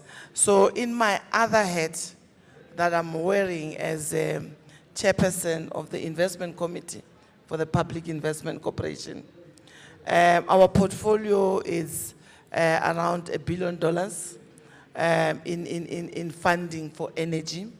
One of the things that we are pushing is to fund women across industries, and especially in the energy transition. And in the de-risking of the funding as well, we propose that we need to actually provide project preparation funding. Because if you do not have that, you are unable to push through on the projects. And in that portfolio, we have facilitated the creation of jobs of more than 3,000 people, 15,000 families, and also the impact it has into those communities. The last time we went to visit one of them in the Northern Cape, and although it doesn't employ many people on its own, but the impact it has on the community and the schools that it has supported, because one of the policies that we have at the PIC is that every investment must be accompanied by an ESG analysis. And as part of that socio-economic investment, we have to make sure that some of the monies in the project are being deployed in the communities. And then we are very passionate about the issue of education. But we are also calling anybody that is interested in building a manufacturing plant of solar PV, or solar panels, lithium batteries, etc. We are interested in supporting that, because we believe that that value chain will actually transform this economy, and it will actually employ more people in the country. We also want to see this country to be like China, having more processing plants around that. Thank you very much. No, that's thrilling news. And you know, just for those of you that don't know, this is Women's Month. August is Women's Month in South Africa. And, you know, there have been very strong voices raised during this month around transformation in the energy sector and the opportunities to advance women's leadership in the sector. So I'm very gratified that you've put that so firmly on the agenda.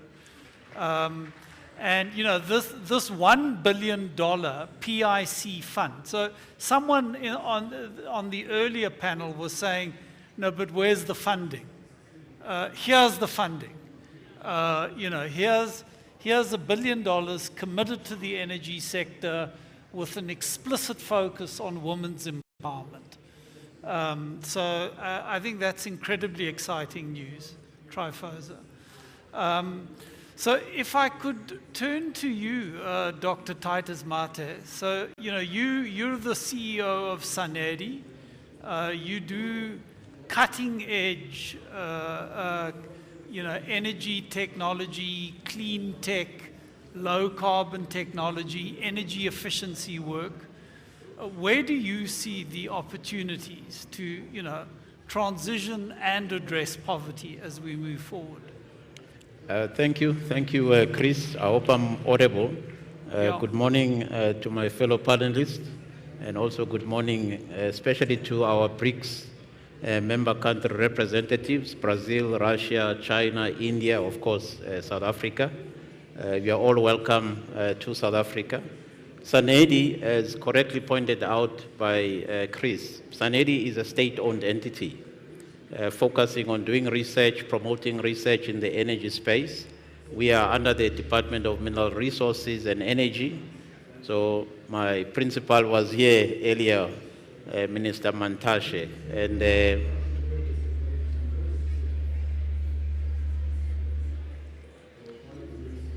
is it me?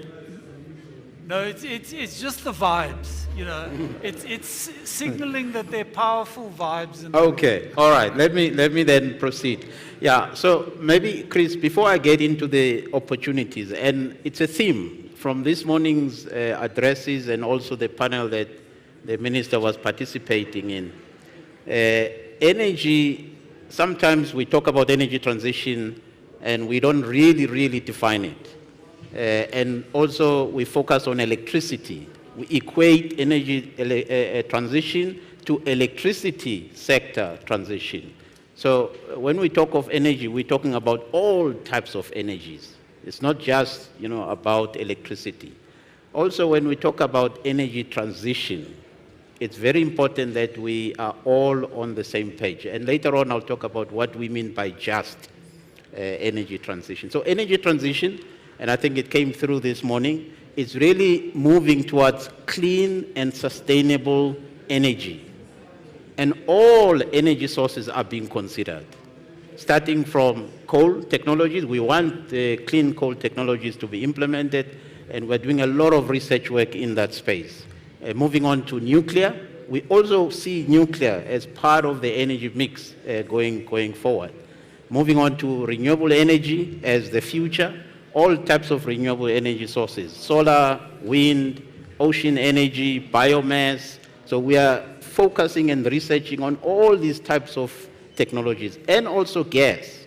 Gas, whether you are looking at gas from fossil fuels, LNG, CNG, LPG, and also the gas of the future, which is hydrogen, green hydrogen. But it's still, years to go before we get to a fully fledged hydrogen economy. But we're doing quite a lot of research together with the local academic institutions. We're doing a lot of research on the hydrogen space. So we are gathered here as part of the BRICS Business Council. We're looking forward, and this morning, and also my fellow panelists here was talking about the lessons learned. There's quite a lot of lessons to be learned from Brazil. Brazil are the leaders in biofuels. We also heard this morning that Brazil are leading in terms of deploying renewable energy, whether it's solar or wind or hydro. We can also learn a lot from Russia. As we all know, Russia are the leading experts in nuclear, whether it's the traditional nuclear technologies or the small modular reactor type of nuclear technologies. We need to tap into that expertise, and we're building those relationships between South Africa and Russia. Then it's India. Earlier on, we heard about the massive rollout of transmission infrastructure in India. There are digitalization capabilities that we need to tap into. You spoke about energy efficiency, demand-side management. Sometimes we think about the new technologies that are coming up, but the low-hanging fruits are just in front of us. Energy efficiency, demand-side management, it's a low-hanging fruit. Very cheap to implement, and it can be implemented immediately. Sanedi is very active in that space, of course, collaborating with other entities, both in the public space as well as in the private sector. Let me end with China, and I think my fellow panelists here did an excellent job, so I don't have to repeat what the capabilities that we can get from China. But what we really like about China, they are focused on all energy technologies.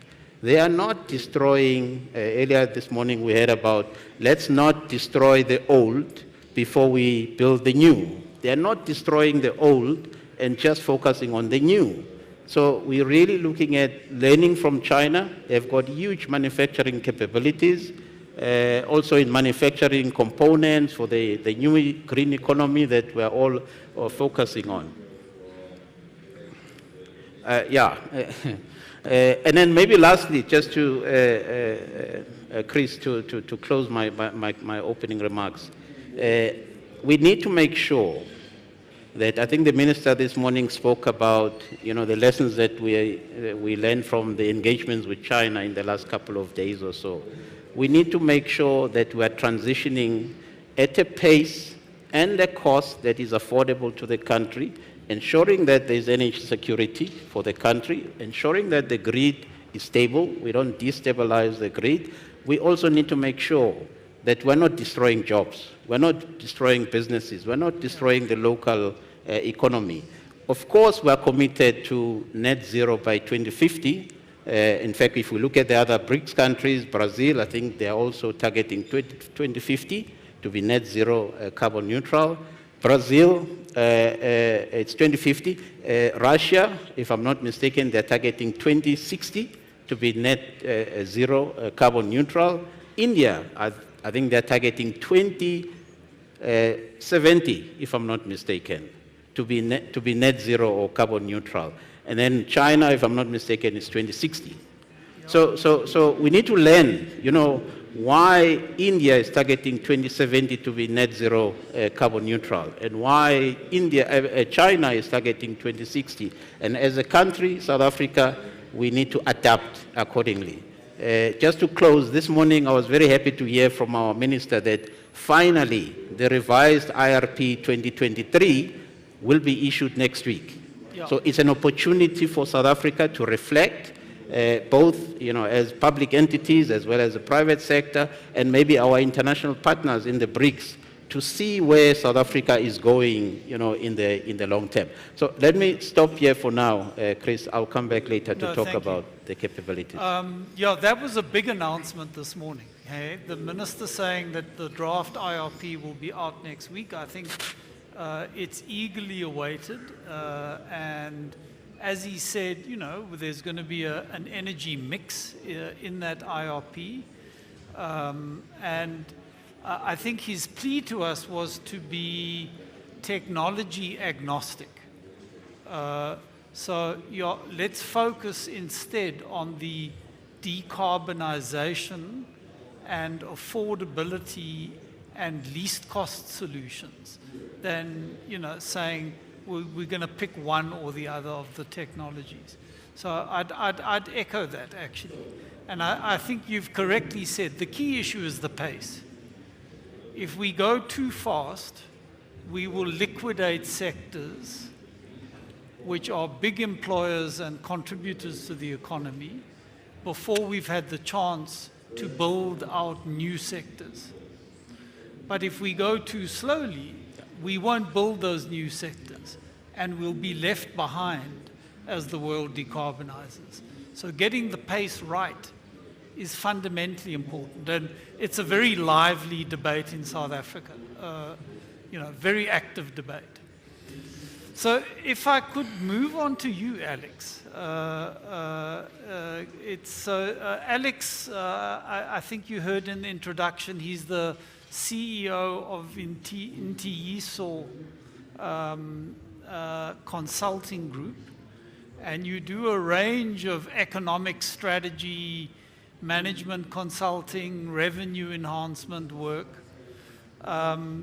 And amongst other things, for those of you that don't know the Chitsonga language, Ntiyiso means truth. Absolutely. So you're going to tell us the truth now about this transition. Yes. We want to hear from you. Where are the opportunities? Yeah, thank you, Dr. Oliver. Yeah, of course, you know, the whole issue of development, I was just looking at some data that shows a correlation between energy in the form of electricity and development. So it's a straight line graph. So the more energy you produce, the more development you can achieve. And of course, at some point it plateaus, which then suggests that after energy you can have other inputs into development. But the first part of the graph is very clear that you're not going to develop unless you have energy. So maybe the most obvious opportunity for developing countries from an energy transition point of view is, on the one hand, when you look at countries like South Africa. I was looking at the Huawei map, you know, energy map. South Africa looks like gold, and everywhere else is dots. So, of course, energy penetration in the continent is very low. And I think when we approach the subject of energy transition, let's be mindful that the other countries are not even just looking at transition, but they are looking at energy admission, I will call it that way.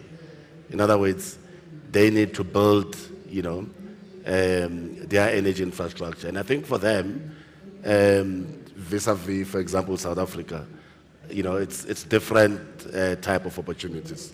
But let me start with a relatively developed electricity environment, such as ours.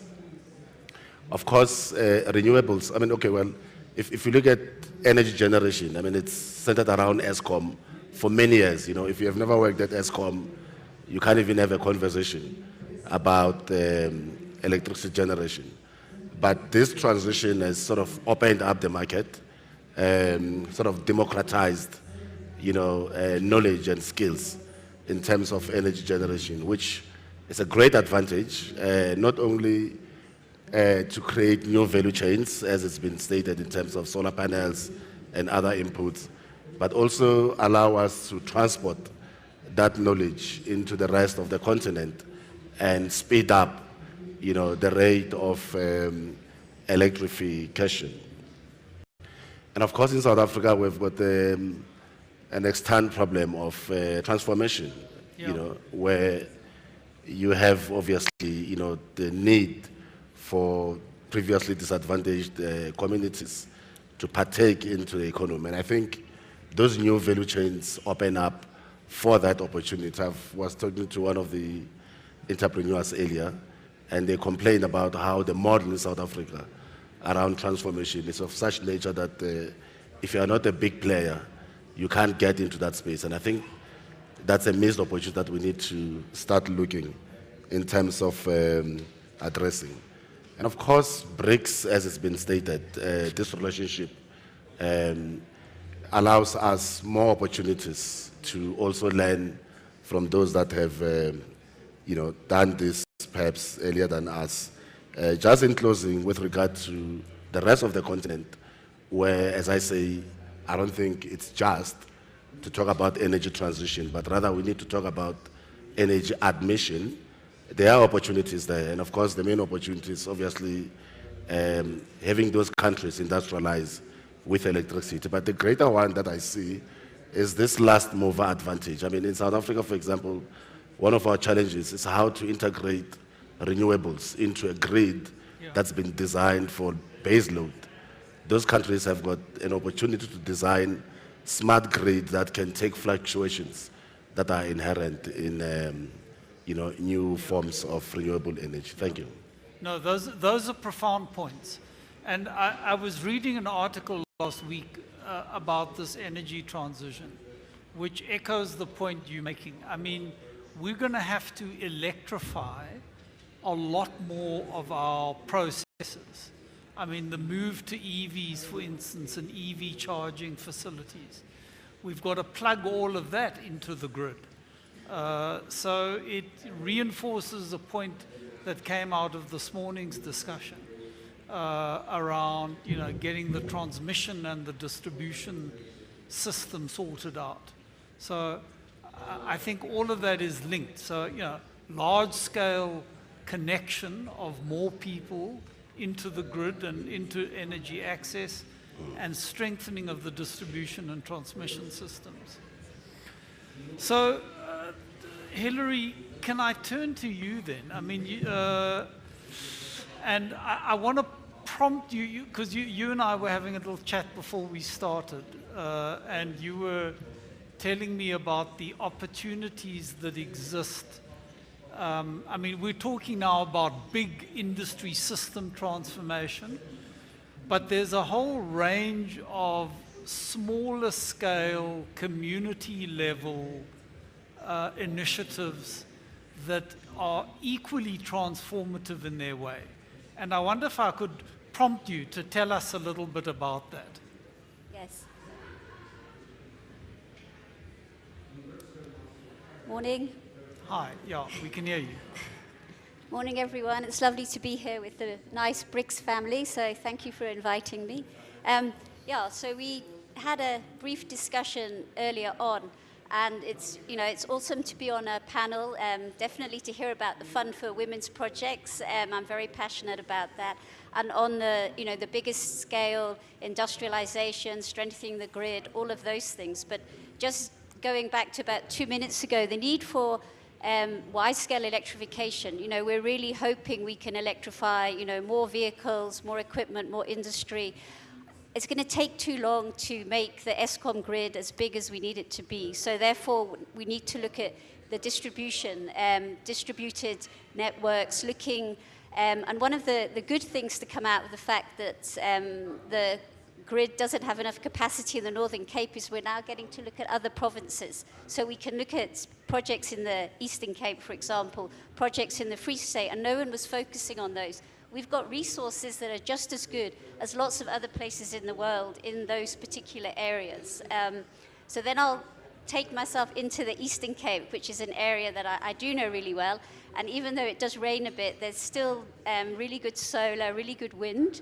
And it's in areas like that, for example, that some haven't even been electrified yet, and some do have, but very limited. And in those sorts of areas, it would be lovely if we could find a way to fund projects, women-led projects in those areas where not only can we provide power in those communities, but we can sell that electricity, for example, to a local municipality, and we can have some government policy that will back that to be able to make it fundable. And then within the communities that we have these types of projects, we can teach the skills. I mean, I learned, 20 years ago how to stand and put in, solar panels in Botswana. We can teach those skills to women and the youth in those areas. We can also then transform lives with the electrification of the local schools, clinics. There's just so much value add, as well as bringing communities in a way that they can also get some form of income. So they can benefit from projects, but they can also get some kind of income. And to me, that needs to be part of the just transition. Yes, you can sell them cheaper energy, but let them have, a piece of what we're actually producing. So as well as all these bigger things, for me, that's what I would really love to see, all over South Africa, with the help of all the knowledge from all our BRICS partners on how to roll it out rapidly. That's fascinating. So can I just prod you a little bit, if I can ask a question? Some people have expressed a bit of skepticism around community ownership of these kinds of new energy projects. And I want to ask you about your view on that. Is forms of social ownership, worker ownership, community ownership, are these feasible? Can we go to scale on them? Have we got enough case studies that we can use to now scale up? Yeah, I think within South Africa, there are unfortunately very few examples. If you looked at community projects that aren't energy-based, then we do have lots of, really good community projects that have worked. And therefore, I believe you can roll that kind of experience and success into renewable energy. And, you know, for example, I know there are lots of different types of energy we're going to use, but something very simple like solar, you know, to me is really, you know, easy. If you've got communities that can build, you know, small businesses that can, you know, fixing a car is harder than, you know, maintaining a solar panel. So to have something that doesn't require too much technical skills. You know, obviously on the electrical side, you know, you need to make sure that you tick the boxes there. But to be able to deploy it and then to be able to look after and maintain it, and the fact that it can give not only wealth, but can create skills and also make that particular, you know, community's life so much better from, as I said, schooling, clinics, that type of thing. And it's worth the risk. You know, let's give it a go. Absolutely. So time is running out, and I'm going to turn to the panel, and we're going to have to be very brief in our answers. And I want to just ask you this. I mean, if you were a government regulator, what do you think is the game-changing intervention that is needed to make this transition, this energy transition, a just transition? What would be your 1 or 2 game-changing interventions? You can talk in any order. Trifos is ready, though. I've always known her as a woman of action. Thank you.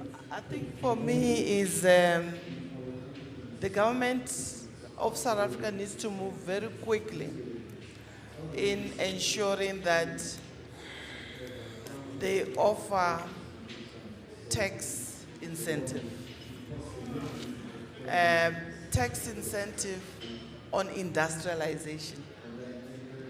If I want to build a solar panel manufacturing plant, what are the tax breaks that needs to be put in place in order to put capital into that? And that will be a game changer in a sense that communities will be able to create jobs. You can build the factories in areas that are actually require more factories and high unemployment rate. So the tax for me is very key. I think we are moving very slowly. Yeah, no, very good. Titus? Yeah, very brief. South Africa needs to define its role very clearly in this energy transition. At the moment, we're all over the place. I think Brazil have now defined its niche area. Russia have defined its niche area and a very clear roadmap in terms of how they're going to get there. China, as we had, they also defined it. India have defined it, but South Africa has not yet defined what will be our role in this energy transition. And earlier on, the minister spoke about the coal belt in Mpumalanga, those towns that are going to be ghost towns in the next 5 to 10 years or so. The rare earth minerals, the critical minerals, can come from those areas.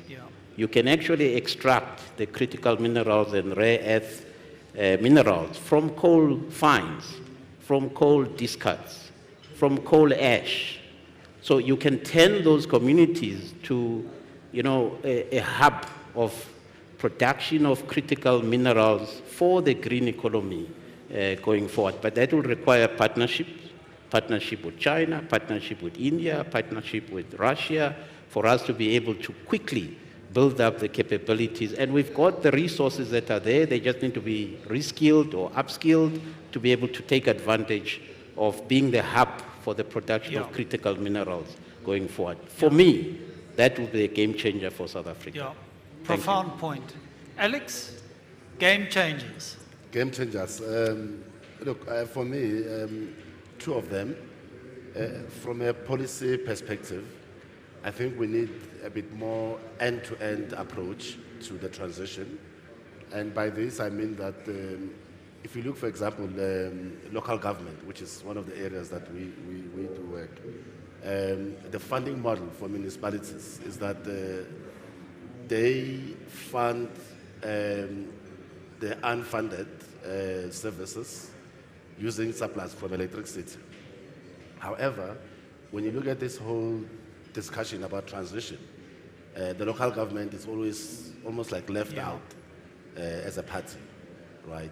And of course, the whole issue of understanding value chains, understanding downstream impacts, so that we are able to create one vision for transformation.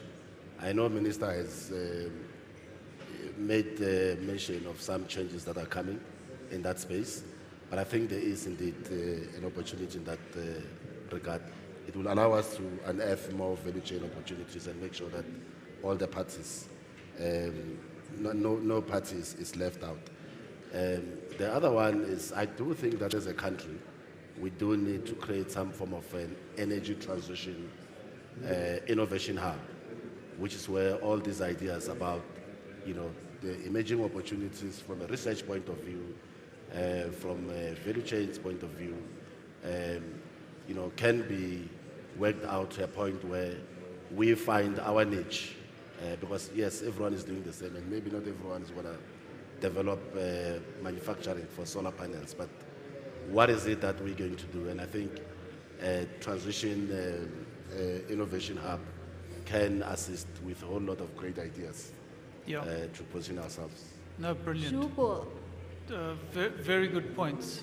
And I mean, I've got a strong attachment to this municipal thing. I spent a few years researching dysfunctional municipalities. And we're going to have to go back and relook at the business model that sustains local government. Because, energy used to be their cash cow, through electricity distribution. I think there are real new business models that they can legitimately pursue around a clean energy trajectory. But we have, and the regulations have now enabled that. So, municipalities can get into generation, they can do wheeling across their grid. So there's things they can creatively explore, and some are doing it, but I think we're still at the early stages of that. Hillary? Okay, so game changer. Could we have, we can have the IPP office, but could we have a CPP office, community project producers? So, and that also ties in with the municipal model as well. So, we can have an office that is dedicated to funding and assisting with the rollout of community projects that can both be guaranteed sales into municipalities or into the ESCOM grid, but also again looking at different models in the way that they can sell and be guaranteed some kind of income. And to be able to do that, there obviously needs to be quite a lot of help to begin with until we get the right model. And also exactly on your tax incentives, can we have some way of making these specifically community-based projects, special economic zones? I know we've got lots of those already, but could we have kind of mini community special economic zones again, so that if there's income, it's not being taxed so much that again it makes it very, very difficult to be able to fund and for them to be able to invest and get something back.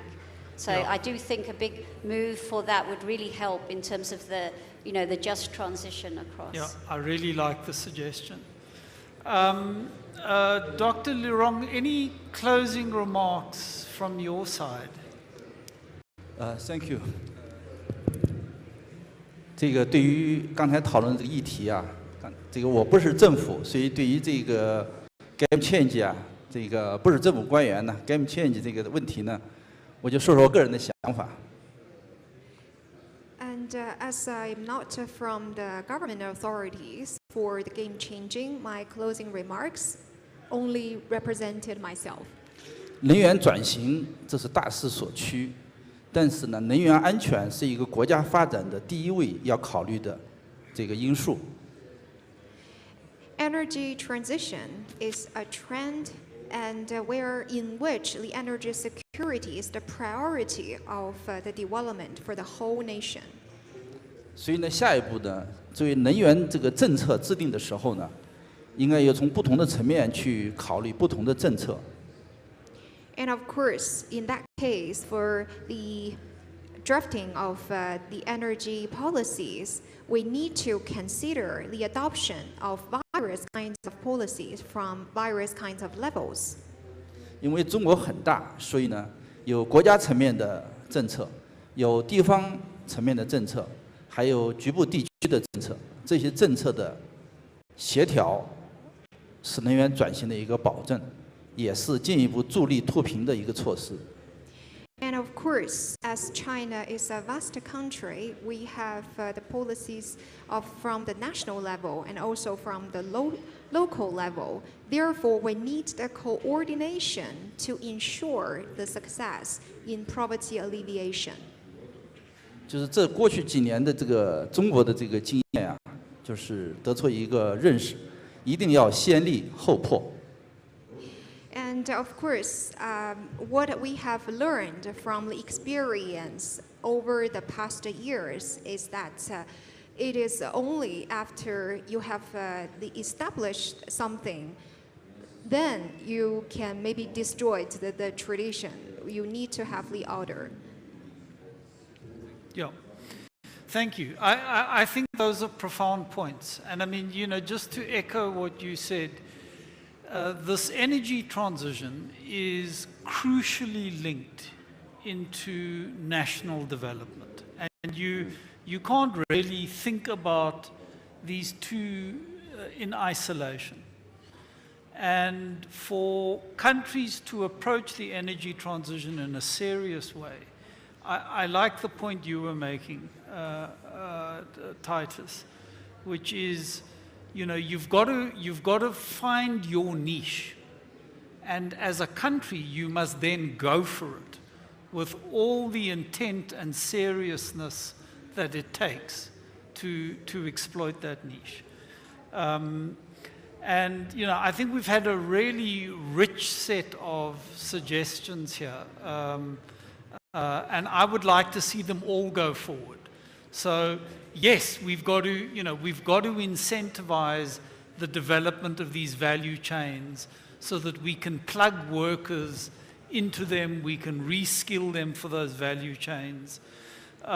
Yes, we've got to think about not just the national grid and the national energy system, but how our local authorities plug into it and how they do that in a sustainable way.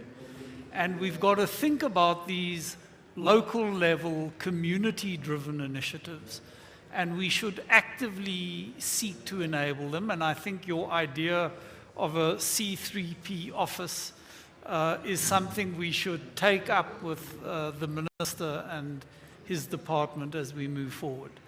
So on that note, colleagues, we have reached the end of this panel discussion. I want to thank all of our panelists. You were brilliant. You've left us with some incredibly stimulating ideas.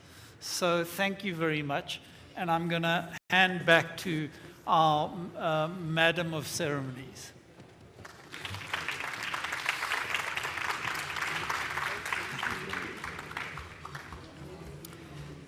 Thanks, Troy. Thank you. Thank you so much. Let's give them another round of applause, please.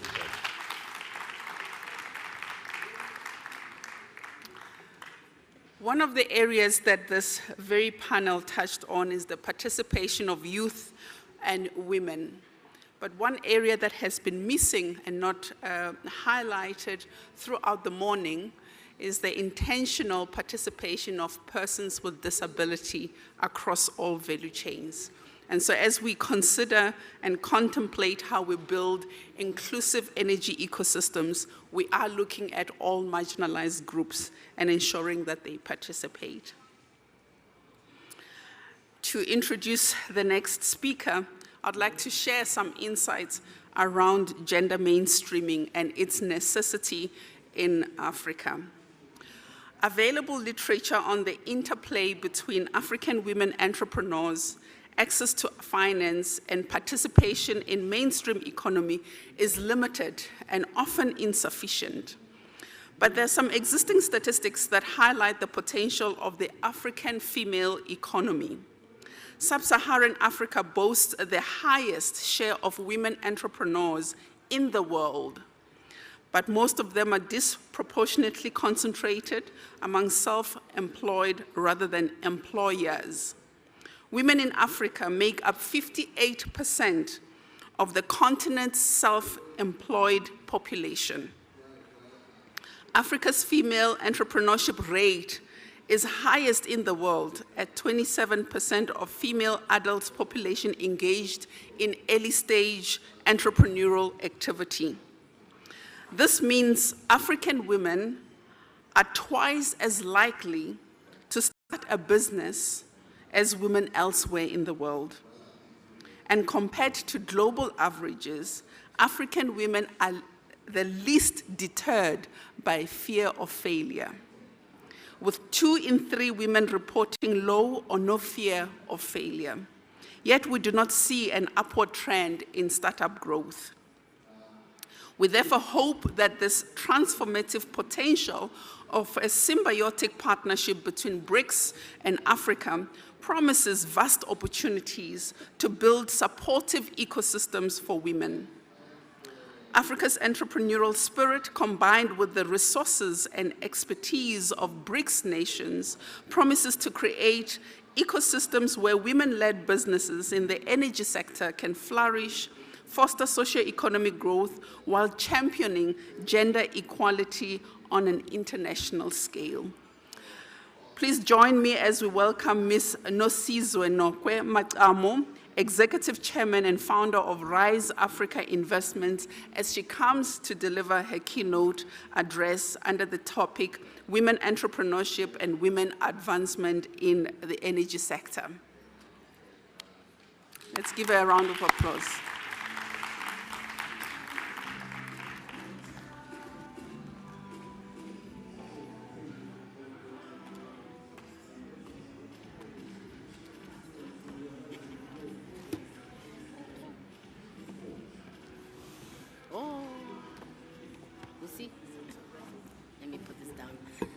Probably have to stand on this side. Okay. No, I'm just going to speak to you. Thank you. Thank you, Program Director. Good afternoon. I hope you can see me. I know you can hear me, but can you see me?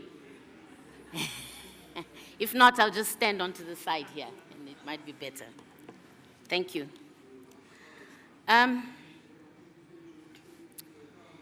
Distinguished guests present today, my name is Nosizwe Nokwe Makamo.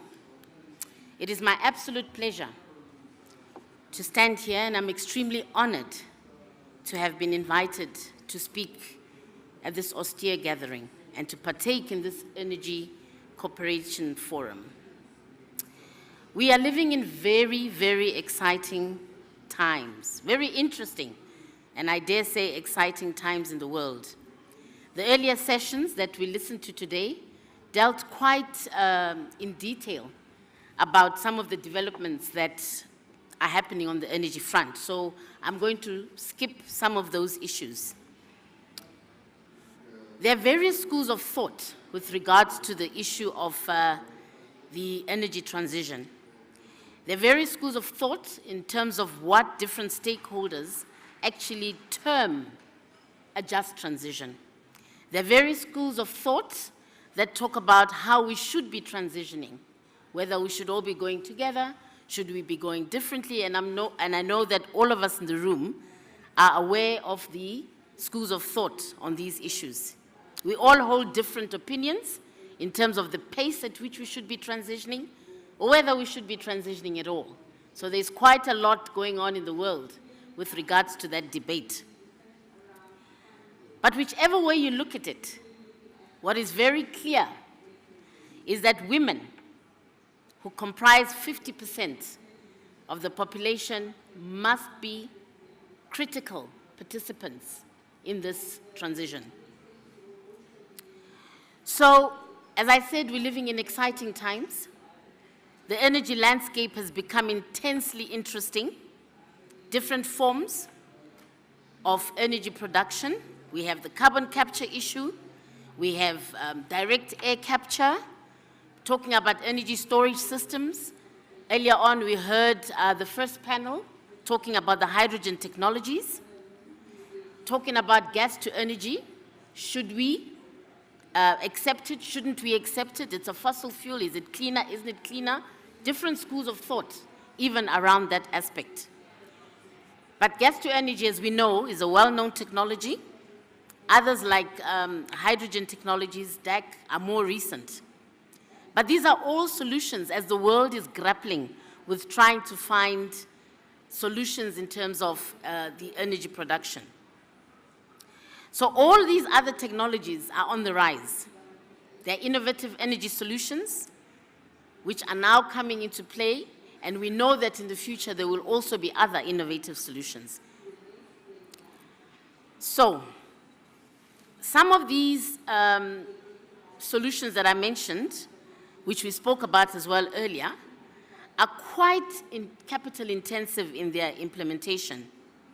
So in our discussion today, I thought, let me just speak generally about the opportunities for women entrepreneurs, but more specifically, I wanted to hone in on the quick win opportunities that present themselves in the short to the medium term implementation by way of collaboration between BRICS and the African continent.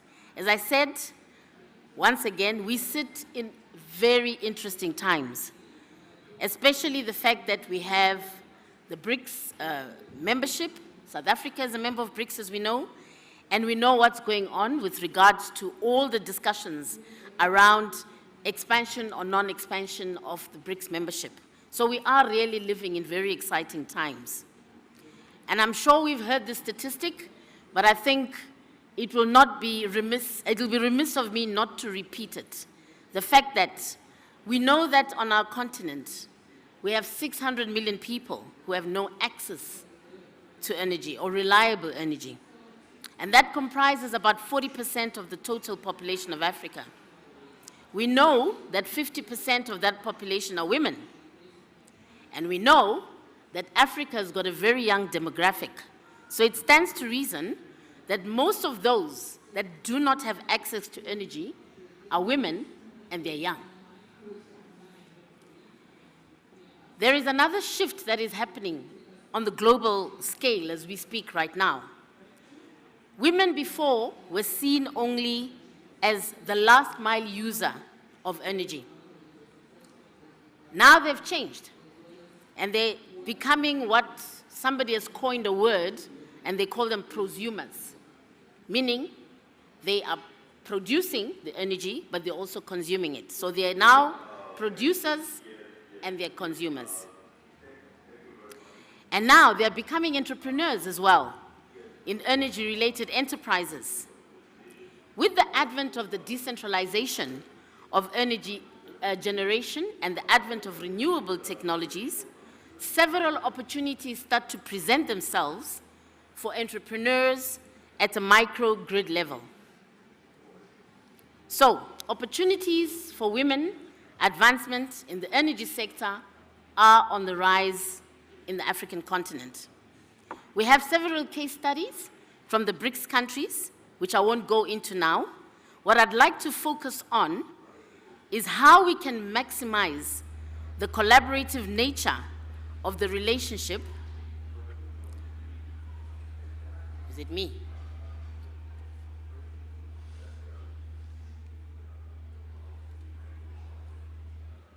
To interact with the member countries and to highlight the opportunities which we can actually derive from this collaboration.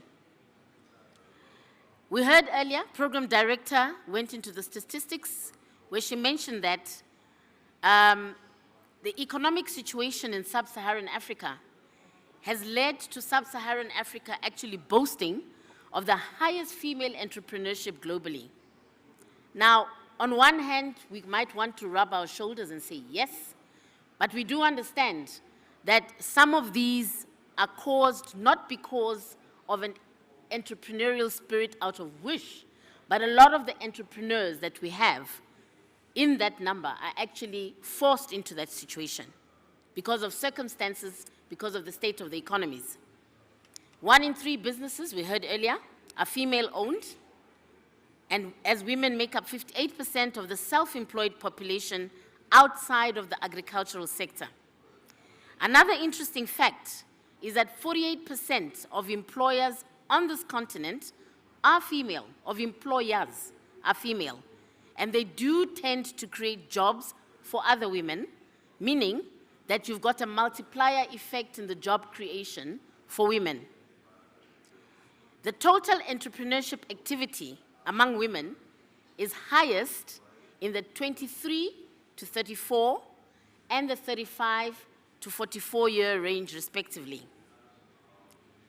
And female entrepreneurs contributed in 2022 13% of Africa's GDP, which was circa about 350 billion. It is estimated that increased women's inclusion towards contributing to the GDP, it could lead to an additional 10% GDP growth by 2025. What this means, ladies and gentlemen, is that the conditions are very conducive for further development and enhancement of the positive economic indicators if inclusivity of women can be enhanced in a very targeted manner throughout the continent. What helps in this whole issue is that, from a policy perspective, all countries on the continent have to achieve SDG 7. And inclusivity is at the heart of sustainable development, as we know, and also at the heart of equitable growth. Women, we know, can be instrumental in shaping the future of the energy sector with all its concomitant challenges. So, after a little bit of statistics and all of that, enter the burgeoning renewable energy sector in Africa with all its opportunities, but we do know that there are inherent challenges that need to be overcome for women to play a bigger role in the development of this industry and to light up communities. The great news for Africa is that in many cases we do not have to reinvent the wheel, and we also do not have to do it on our own, and we don't have to go on our own. Our partners are there. They're way down the line in some of these aspects, and they're also way down the line in assisting from a technological perspective. So we see the solution lying in collaboration and multilateralism between BRICS and African countries. In order to assist to create a supportive ecosystem for women's entrepreneurship in the energy sector by addressing the challenges. When we spoke about this topic with Bertha, what we agreed upon is don't drill on the problems. We know what the problems are. Let's talk about solutioning, because everybody understands the problems. So if we look at the opportunities, and then we talk about what is the solutioning that we can do with our BRICS partners. One of the issues that we know is a huge challenge would be access to finance. But we know that if we're working in a collaborative manner with our partners, efforts can be made to access better funding or access funding that's affordable, access investment opportunities for women-led energy businesses, women-focused investment funds is a thought, and of course, angel networks, which can provide capital for fuel growth. So BRICS countries can establish joint funds or investment mechanisms. This is not a pipe dream. As we know, there is now the bank. The BRICS Bank exists, and there was a time when people thought it would probably come to fruition in the next decade, but there it is. We do have the BRICS Bank. Therefore, we can establish joint funds for or investment mechanisms. We also require funding that can be established for research, for development, and the implementation of innovative solutions. They can also provide partnerships with investors and financial institutions. Of course, the issue of capacity building, we can also look at a collaborative mechanism where we can have capacity building programs, because as I said, some of our partners, the BRICS countries, have moved a little bit further down the line in terms of capacity building in this manner, in this aspect. With regards to technology and innovation, there is an opportunity as well there, where we can actually encourage innovative approaches. And some of these technological advances could lead to breakthroughs in energy efficiencies, smart grids. Brazil, for instance, has a strong background in biofuels. There can be a partnership to develop and scale bioenergy projects at a small scale level, which could be adopted to the local agricultural resources.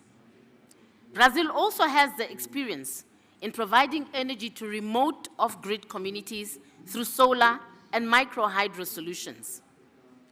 What is also very important is that there needs to be policy advocacy. So again, there can be collaborative efforts which can amplify women's voices in policy discussions and decision-making processes. Because it's important that we should advocate for gender-responsive policies and regulations which can create a more inclusive environment for women entrepreneurs. In South Africa, the Renewable Energy Master Plan is gender-responsive, and it's a sensitization for women in the industry. This approach was complemented with capacity building of the policymakers when it came into fruition, and with women entrepreneurs as well as with knowledge creation and dissemination activities. Market access is something that we can also talk about as an opportunity, because I think it's possible with this partnership between BRICS and the African countries to facilitate access to local and international markets for the products and services, which will also help to foster growth and profitability. Earlier on, we were talking about alternative supply chains. In this case as well, there can be supply chain integration. Collaboration can also enable women-owned businesses to become part of this supply chain, because these are alternative supply chains which are coming to life. And we're talking now about a new mode of moving goods and services. And all of this can contribute to the industry's growth. What is also very important is that energy cannot exist in a vacuum. It cannot exist alone. So it's important that there is also cross-sectoral collaboration with other industries. The finance industry, we spoke about the difficulty or the challenges in accessing robust finance. So collaboration with the finance, with technology, and agriculture. It can also lead to innovative solutions, integrating the energy with various sectors. One of the things that Brazil is also very good at, their approach to participatory planning, where they involve the local communities. And earlier on one of the panels, somebody mentioned that we wish we could see CPP. So Brazil has what they call participatory planning. They involve the local communities and stakeholders in energy planning. So that can also offer guidance to women entrepreneurs to ensure that their projects are aligned with the needs and priorities of the communities where they serve.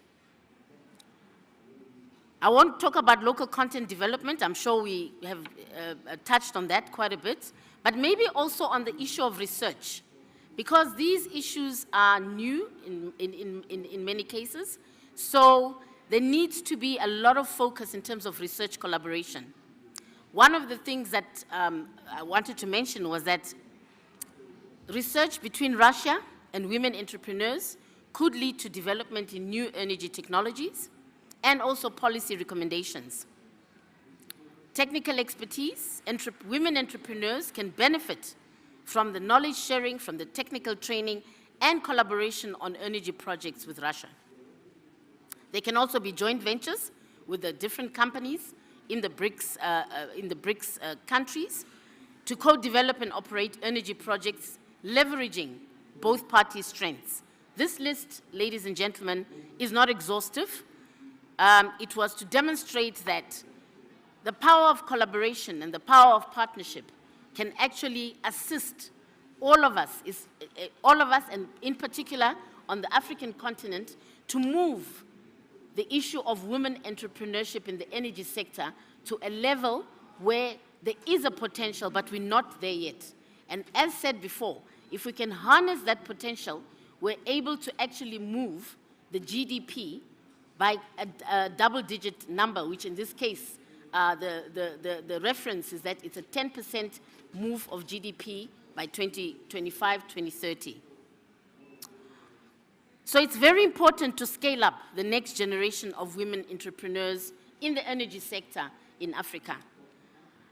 I feel that we will not be forgiven by the next generations that come after us if, for some reason, we did not make a difference and we did not touch the vast majority of the population of Africa, that's 50%, and bring them into the fold in the energy, this new unfolding energy journey that we're taking. Future generations will not forgive this generation if we do that. I would like to speak as well about a topic that is being discussed when we keep talking about collaboration between Africa and BRICS. And this is the issue of, is it a one-way thing? Why are we talking about collaboration as if only African countries require it? We also need to access the BRICS value chains, and how can this collaboration happen so that we can create markets that are also conducive? So, energy consumption growth in the continent is set to increase by about 3 to 4%. And women-led initiatives and projects are demonstrating success in this new energy space, but we need to put more elbow to the grease. So technologies that are co-developed by women have a greater chance of being more widely taken up and disseminated, because women networks can be leveraged to promote such technologies and to provide a springboard to distribute energy services and products. Interestingly, there are partnership models for growth as the investment appetite for Africa's clean energy enterprise grows. So with the support of organizations, for example, like the African Development Bank, Sustainable Energy Fund for Africa, they provide technical assistance and financing to support a range of projects on the continent. They can be approached, therefore, to assist with conducting market research and entry strategy into these member countries.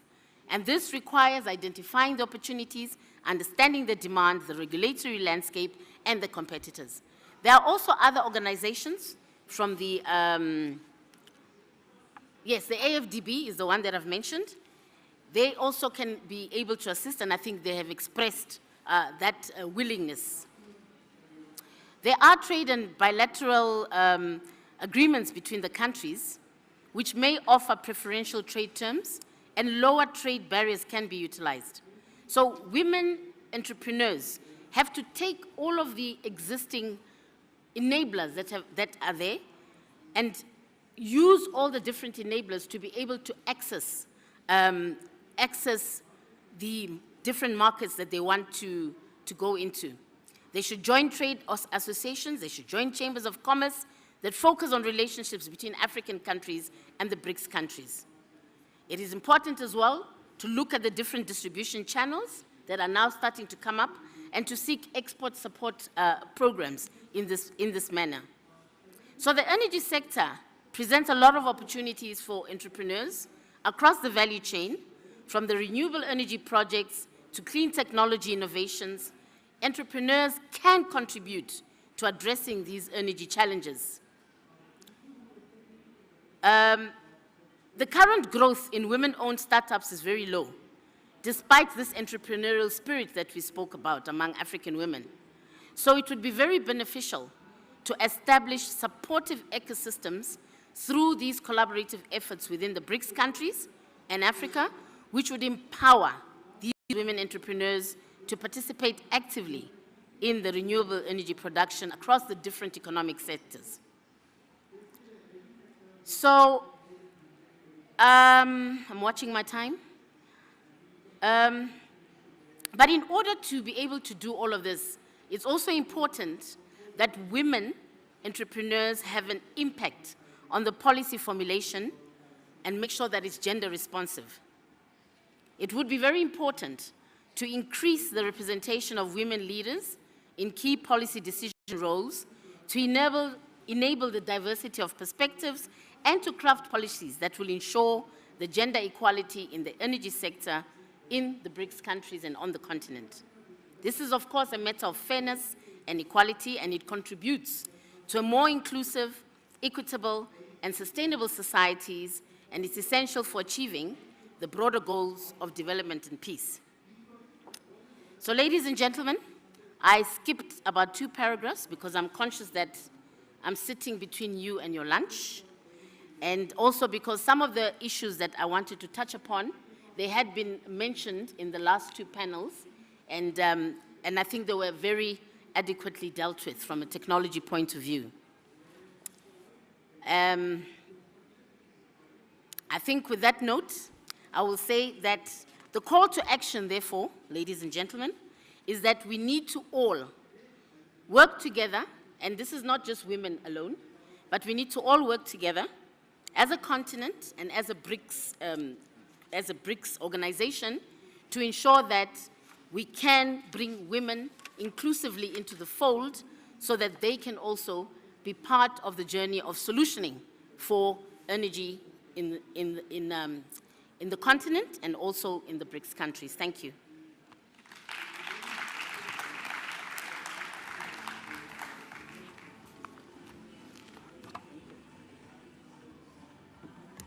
Thank you, ma'am. And there, a business case for building inclusive ecosystems has been set up in detail. Ladies and gentlemen, I'm not going to hold you any further. We've got a delicious lunch that has been set up for us through our exhibition stalls and downstairs. But I would like to let you know that we have the African Theatre, Energy Theatre, that has been moved from its original location. It's now going to take place here.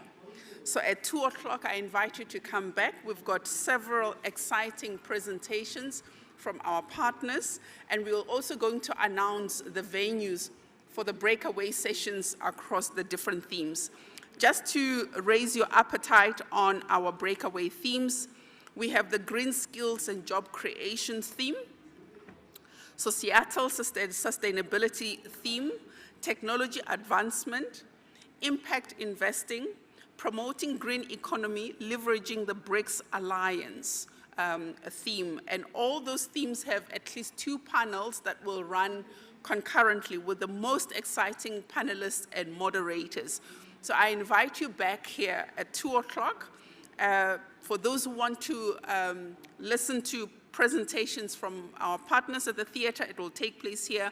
And then for the panel, the various streams, you will get the instructions in terms of the venues right here. Enjoy your lunch and continue to connect and connect some more. Thank you.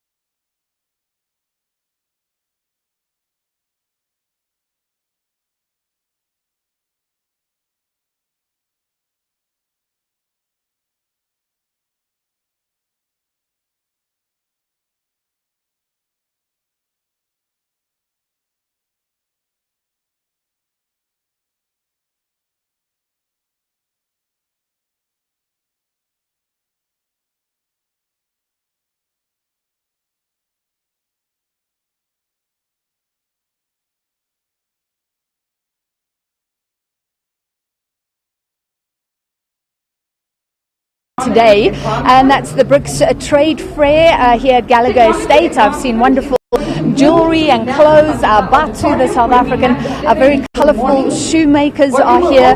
So people are showing their wares, and the BRICS Business Council, which has been operational in South Africa for years, bringing together different industry experts, is holding a number of discussions. So you'll hear some announcements. Hopefully that will stop shortly. But one of the things discussed today, crucial, is energy. And we are joined by one of the panel members, who is Alex Mabunda from Tiiso Consulting Group that consults around infrastructure and energy issues. Mr. Mabunda, thank you for being with us. Apologies about the announcement behind us. The viewers can still hear us well. I'm sure Eskom loomed large over any discussion of energy, the unbundling. I mean, was there a discussion of where it's going, what it means for South Africans at the end of it? Yes, the Minister of Energy was here as well among the panelists, and he addressed some issues on the policy side.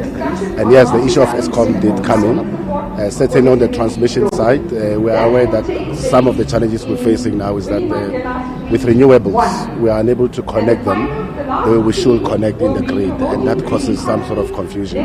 And I think the issue was addressed to say that maybe we moved slightly too fast on the transition and left some of the infrastructure issues. And yes, the transformation of Eskom is meant to address that bit, and the minister was... It's a little bit technical, but South Africans do hear that renewables are trying to come on board. Sometimes that connection is an issue. Can you put it in simple language? Why? Okay, so in simple language, when our electricity grid was developed, let's say some 100 years ago, it was based on coal, which is called base load, meaning that you don't have a lot of fluctuations in the amount of energy that is being pushed into the transmission grid. Now you've got solar. You know, in the day you pick up the level of energy, but at night you don't have the same level of energy. And some days it's cold or there's no sun. The same with wind, you don't have the same amount of wind all the time. Now the fluctuations in terms of the amount of energy that is pushed into the grid can lead into destabilization of the grid, and that's the problem that we're facing now. And part of unbundling of Eskom and taking transmission to a certain level is also to be able to raise funding, to be able to fund the changes that we need to make into our grid in order to accommodate renewables. Well, that leads very well into my next question. South Africa is on this journey, the just transition, and we're part of BRICS. Does it have any bearing? Does it have any benefits for us to be part of BRICS as we embark on a process? Arguably, China, Russia, India, the big countries that are part of BRICS are still big emitters. So are they the ones that can walk with us? Yes, it's very consequential that we are part of BRICS. And maybe what people may not appreciate is that the issue of just transition is not just a South African subject, it's an international subject. China itself, which is one of the biggest emitters, has been doing a lot to try and reduce their emission levels, also because of the high population. If you think about the cars there, all sorts of automobiles, the same as India. And these countries have done a lot over the years. Brazil, by the way, is also in that strata.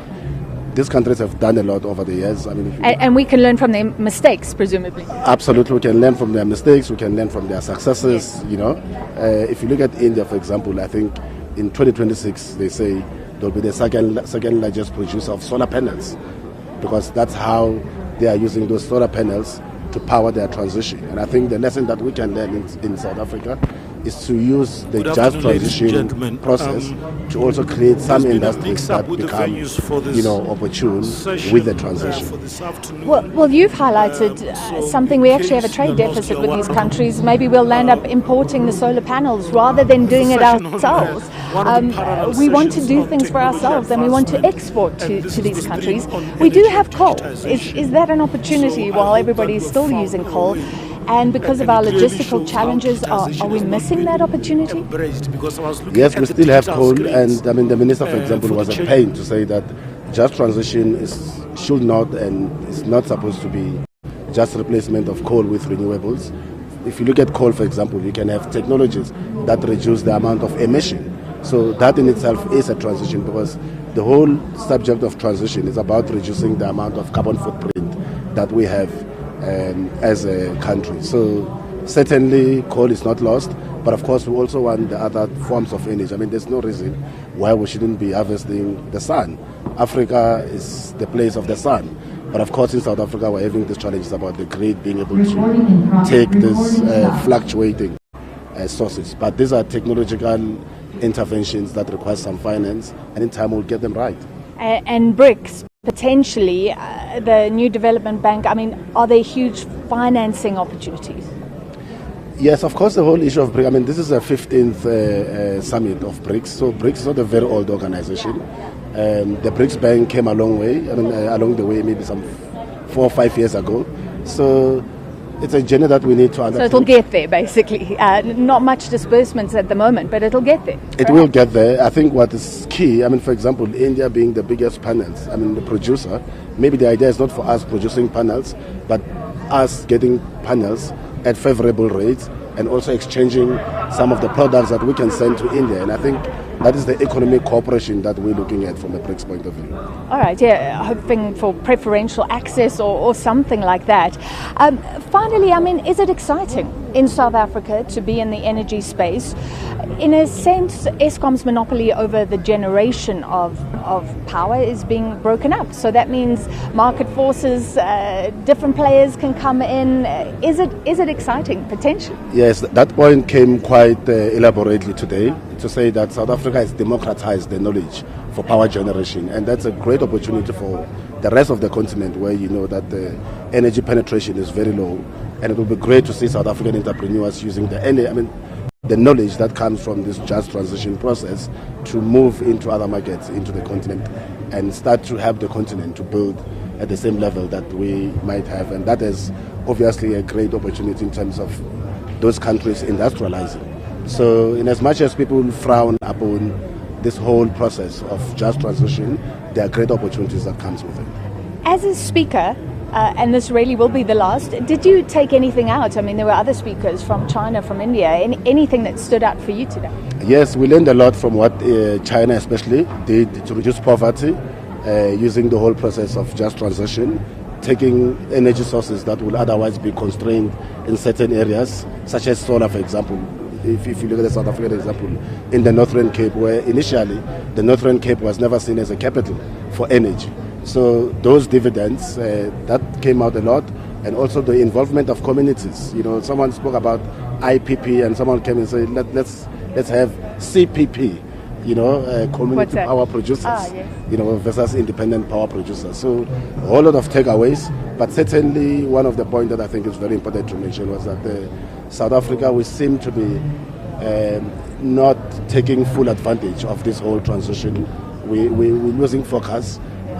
Opportunities are passing us, and you know, there's a call to say maybe we need to go back to the drawing board and start to look at this topic in a more favorable way, looking at new value chains, for example, that emanate from this whole thing of changing energy sources. All right, so do it in a more thoughtful, intentional way. And inclusive as well. I mean, we spoke about how municipalities, for example, are being left out in this discussion, yet municipalities, part of their funding models is generating income from electricity to cross-subsidize the other services. Now that part is not being spoken about. What is the implication of people putting solar panels in their roofs and don't buy from the municipalities? And this is not to say that must not be done, but we need to have a holistic discussion about this transition. Yeah, that is one of the risks that is spoken about, what is going to happen to their revenue stream. Thank you so much for your time. One of the panelists talking about energy today here at Gallagher Estate, this all organized by government in conjunction with the BRICS Business Council. That was Alex Mabunda from Tiyiso Consulting Group, and we'll be back with more a little later.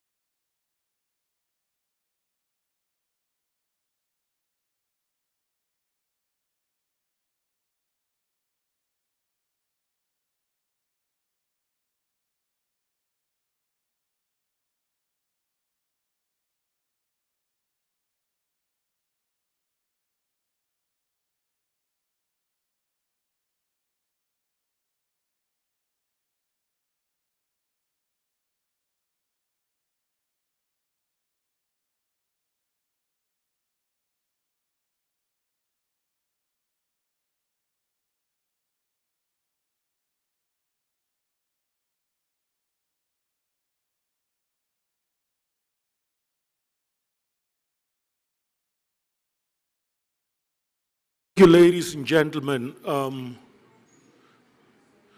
We are not few, the hall is just big. My name is Blessing Manali. I'm from the Presidential Climate Commission. And this is not a marketing pitch. So if you want to know what the Presidential Climate Commission does, you can visit www.climatecommission.org.za. But it was established in 2020 out of the South African Job Summit to facilitate dialogue and social compacting towards a just transition in South Africa. We are not the guys that are closing the power stations. We are not responsible for the load shedding. We are just making sure that next time it happens in an inclusive, in a way that our economy is protected, in such a way that workers continue to have jobs and there are new skills in the digital economy.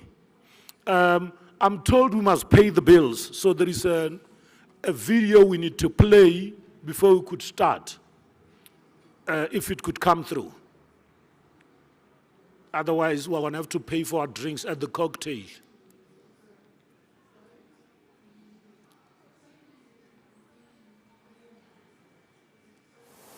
In the Northern Cape, everything around here in terms of the temperature is extreme. When it's summertime, the people, they just want to run away from the heat. Temperatures can reach like 40, 45 degrees. That is why you see all these solar plants are being built around here. The Redstone thermal power plant and the EcoPower is essentially a technology that uses the sun's rays, which is then shone onto a receiver. The receiver is like a regular boiler, but the difference is that it is located about 250 meters up in the air on a tower. On the base of the tower, we have almost 1 million square meters of mirrors, which are shining the sun's light to the tip of the tower at a specific spot. What that does is that it increases the temperature of molten salt to 565 degrees. And that energy is then used to run a steam turbine at the base of the tower. It is a landmark project. It's one of the greatest renewables technology available right now. It has so much benefits to the grid, to green energy, to the local communities around here in terms of job creation, opportunities. So it is amazing to be involved in this project. My name is Moshe, and my area where I live, where I come from, is Grunwater. Grunwater is a very beautiful place. So in Grunwater, I'm currently the chairperson of the Grunwater community. Unemployment is very high. They cannot find a proper job. The Northern Cape is a very vast province. Lots of people, they really don't have a job. And the youngsters, when they get out of school, there is no job opportunities. We have the sun, that is now a big asset to us. So any opportunity that will come to town, we will grab it to get jobs for people. I studied BSc, majoring in botany as well as genetics. Plants are like my little babies. I really want them to be protected. And here on site, I work as an environmental officer. This area has got a lot of protected species here. We've got Sadalanthia frutensis that they call the kankerbosi, Brunsvigia, Alu grandidendata, Alu herreraensis. When there's a new area where we have to go and work, like a virgin land, we, the environmentalists, have to go there first. If there's any relocation, we have to find a proper area for it. I enjoy my work, especially now that my taxonomy for plants is moderate. They don't die easily because they are used to harsh environment. I think I do have that touch with plants. It's like they can listen to me when I talk to them. And when it comes to building these solar plants, it creates a lot of employment for local people as well.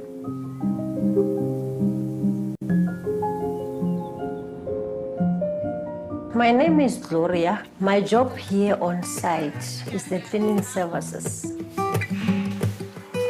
In the morning, before you enter in the room, we are cleaning the offices. And every time I make sure to come on site with the ladies. The same that they are doing, to take a mop to wash a floor, I'm also doing it. I'm not saying I'm a boss, no. I don't want to be like that. I employ 3 guys and 6 ladies. I can say I make difference to 10 people to put something on the table to see people are not suffering. You have to do something for yourself, for your family, for your children. Yo, I like my job, really. I like it. I want when I retire, when I sit at home and say, yeah, you see that one, I was a part of that project. The Redstone project is quite a new technology, and the tower technology in particular is very unique for this continent. So there's expertise coming around from all parts of the world, as well as some local expertise. And our major contractor is SEPCO 3, a Chinese contractor. We have contractors from Belgium, contractors from the US and UK and Israel. We have an Austrian company doing the slip forming for us. It's a very complex project, and the idea here is to use them and transfer skills to local communities here so that they too can develop in terms of their expertise as well and service the power plant during operations as well.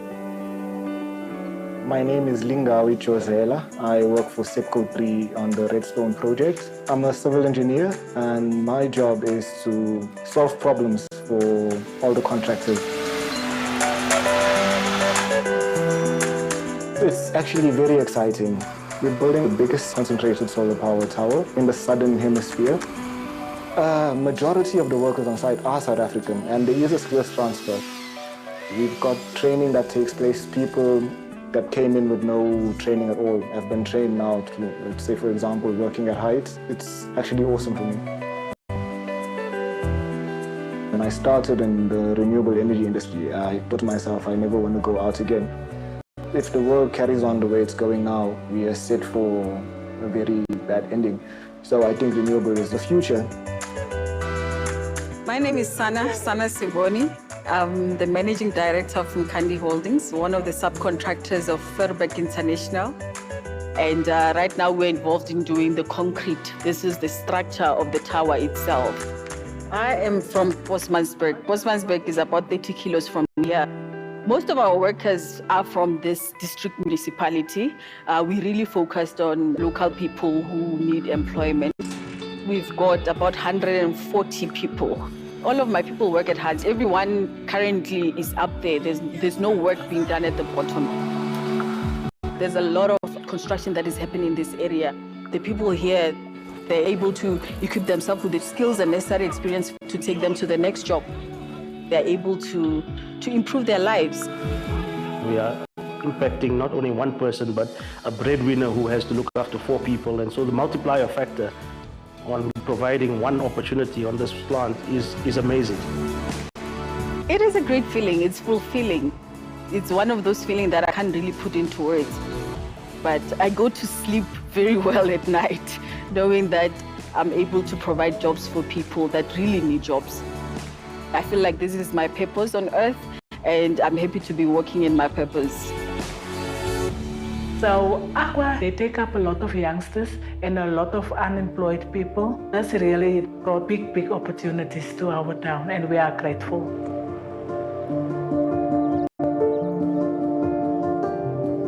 My name is Pulani Mugwere. I'm the head of HR, talent, and corporate social responsibility for the Southern Africa region. Where my passion is going to a community and having a chat with them, engaging with them, understanding what challenges they have, and then being able to come back and providing an opportunity or a platform for them to achieve that, for me, is important and fulfilling. Ons gaan die groentes plant, groenbloemetjies, spinach, carrots, eie, tomaties, beetroot en die pampoentjie en die mielies ook ons plant alles hier so wie die tuin van ons. We are partnering with the University of Stellenbosch, where we're bringing hydroponic farming to the farming communities. The benefit of the hydroponic farming is that they're able to have a bigger market where they can sell and then be able to generate income. Ons maak daai tanke eers vol, na doen ons die sommetjies, na gooi ons daai kunsmis in die emmer. Na roer ons met die water. dan gee ons met die tyd. Plan het gesê sal vir ons die market kry daar by die dorp, dan sal ons geld maak, want altyd ons het nie so baie geld gemaak het. Ons het gesafar, nu as ons market kry, ons sal weet, ons sal die geld maak. Very fulfilling that, you can see that the work that you're doing is making a huge difference in the next person. Of the social economic development at the local high school, which is Daniel Scale High School. We are going to assist them with the upgrading of the security of their workshops, of the technical classes.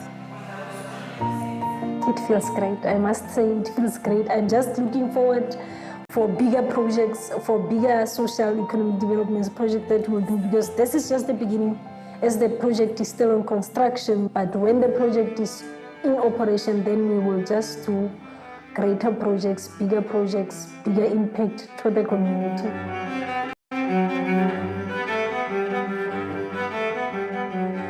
I love it. It's one of the greatest experiences ever to be able to, over a short period of time, build something that has long-lasting benefits to the community and the country. It has the capacity to be able to service around 200,000 homes that can be used during the peak hours in the evenings and at night if needed be. And for a renewable plant, that is a remarkable achievement. For me, it's breathtaking. Thank you very much, the tech team. I'm sure we can continue with this exciting video during the tea break and other interactions. And I'm saying that with the highest due respect. We have lost about 30 minutes of engagement time, which is very, very valuable. And as a result of that, we've also lost one speaker from Mr. Victor Koela, the Vice President of Huawei, Sub-Saharan Africa. So without waste of time, ladies and gentlemen, my name is Blessing Manale. As I initially said, I'm from the Presidential Climate Commission, and I'll be facilitating today's session, which is focusing on energy and digitization. And as we know that digitization in the energy sector can leapfrog us into many solutions, from tracking to checking wind speeds, to wind direction, to the impact of waves, to compromised infrastructure, to better efficiencies in collecting rates, all across the board, to skills development, to modeling, to forecasting future weather patterns for renewables. So indeed, it's a very, very interesting topic, and I've got even much better interesting panel, which is, and I'll start from my left if you are facing yourself, but if you're facing yourself, I think it will be your right. Mr. Anthony Mkwanazi, who's Managing Director for Industrial Consulting at the Intiniso Consulting Group, Professor Pradhavan Moodley from the South African National Energy Development Institute, and Saigura from the who's Senior General Manager at ACTOM. When I was going to facilitate this session, and as I give over a few questions, the objectives for today, or what we want the session to achieve, it's we just want to see how technology or digital applications can just make energy systems more efficient, more sustainable, and respond to the challenges of the just transition. But how can we create more inclusive and manage the consequences of deploying large-scale technologies on the environment, on employment, on social cohesion, on a variety of aspects in society, and but also how effectively we can implement transitions in digitization as part of the broader energy transition and our movement to a low-carbon economy. Before I call upon our first speaker, and it's Women's Month in South Africa, so it will be Sai. But even if it was not Women's Month, it was still going to be Sai. So, and happy Women's Month, gentlemen. As I call Sai, let me just say, I had to wear a tie, but I was skeptical because I've never really seen the IT and digital people in ties.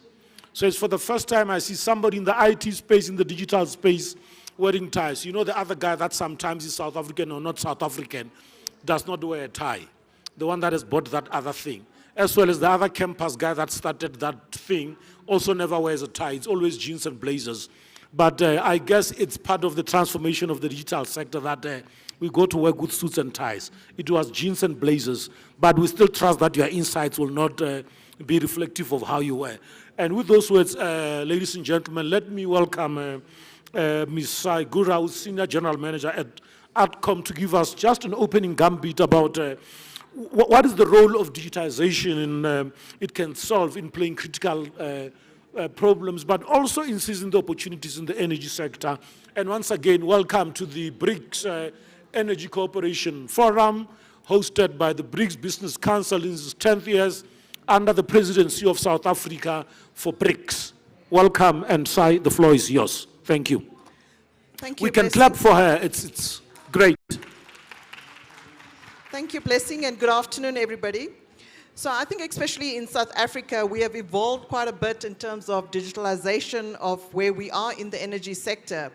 So we've already heard about smart grids. We've got rollouts of smart meters all over. You're looking at technology in terms of digital communication. You're looking at control technologies. And we have evolved quite a bit in terms of digitalization of this energy sector. So we're also looking at how do we manage the supply and demand, how do we integrate renewable energy. And the latest is the energy storage optimization. So this is something that we also have to consider. So we need to analyze the data on energy demand, be it the patterns depending on the weather, what the pricing is, how do we actually set up pools in this country as well. And what are the market prices? And how do we use all this to look at asset management? How do we look at doing this for preventive maintenance? So as Actum being one of the largest equipment manufacturers in Southern Africa, some of the things that we are looking at is how do we digitize the equipment that we're currently manufacturing? So in other words, how do we give this equipment an intelligent voice through either intelligent electronic device, which is the IED, or through the Internet of Things. So these are some of the things that we're busy with currently. And to give you an example, and I think Blessing asked, what are the problems, you know? So we built massive transformers for the South African market as well as exported. However, when renewable energy came into play, one of the things that we battled with is how do we incorporate the traditional way that we were doing designs to what we need to do currently with renewable energy transformers.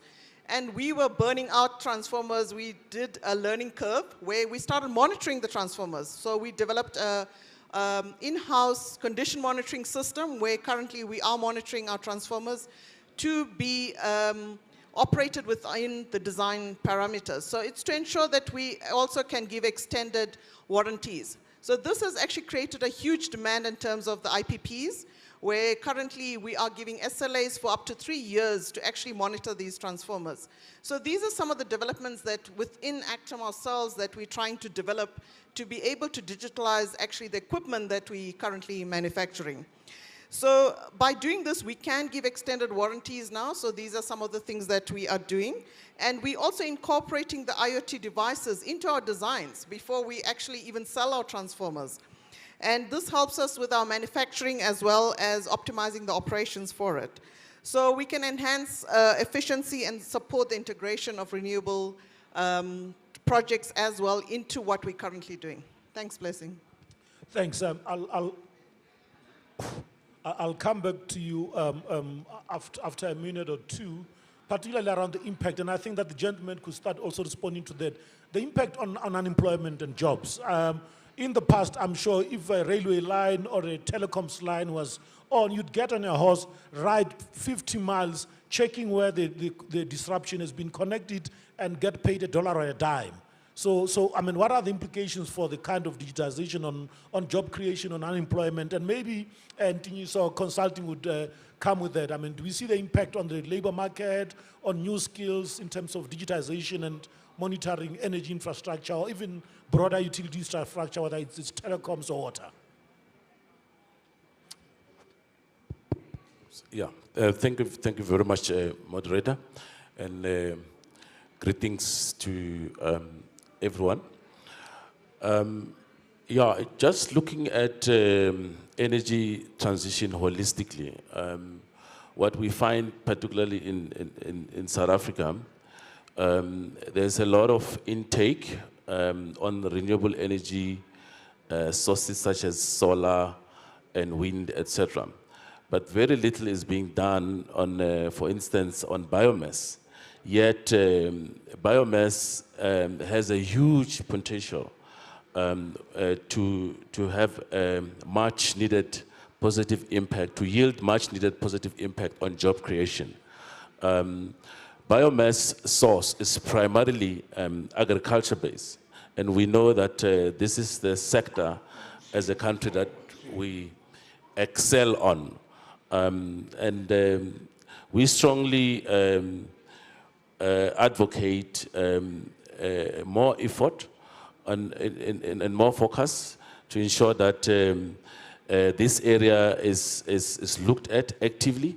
And of course, for us to succeed in doing that, we cannot do it without embracing technology, without embracing digitalization, in terms of also ensuring that the much needed skill transfer, particularly from our country counterparts in BRICS, who have already make advances in some of these aspects, it's through digitalization that we can make sure that we absorb the much needed skills and therefore create much needed jobs.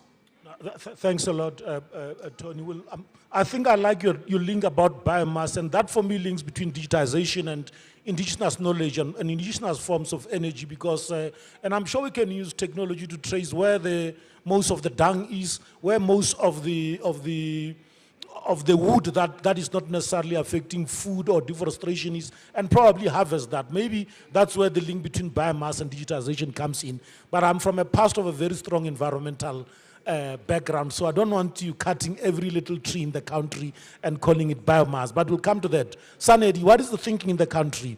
I mean, are you using digitization to collaborate, to research, to drive policy? What does Sanedi see as the role of digitization in the energy space? And I know you are the prime think tank in the country, so you wake up and think there's troubles.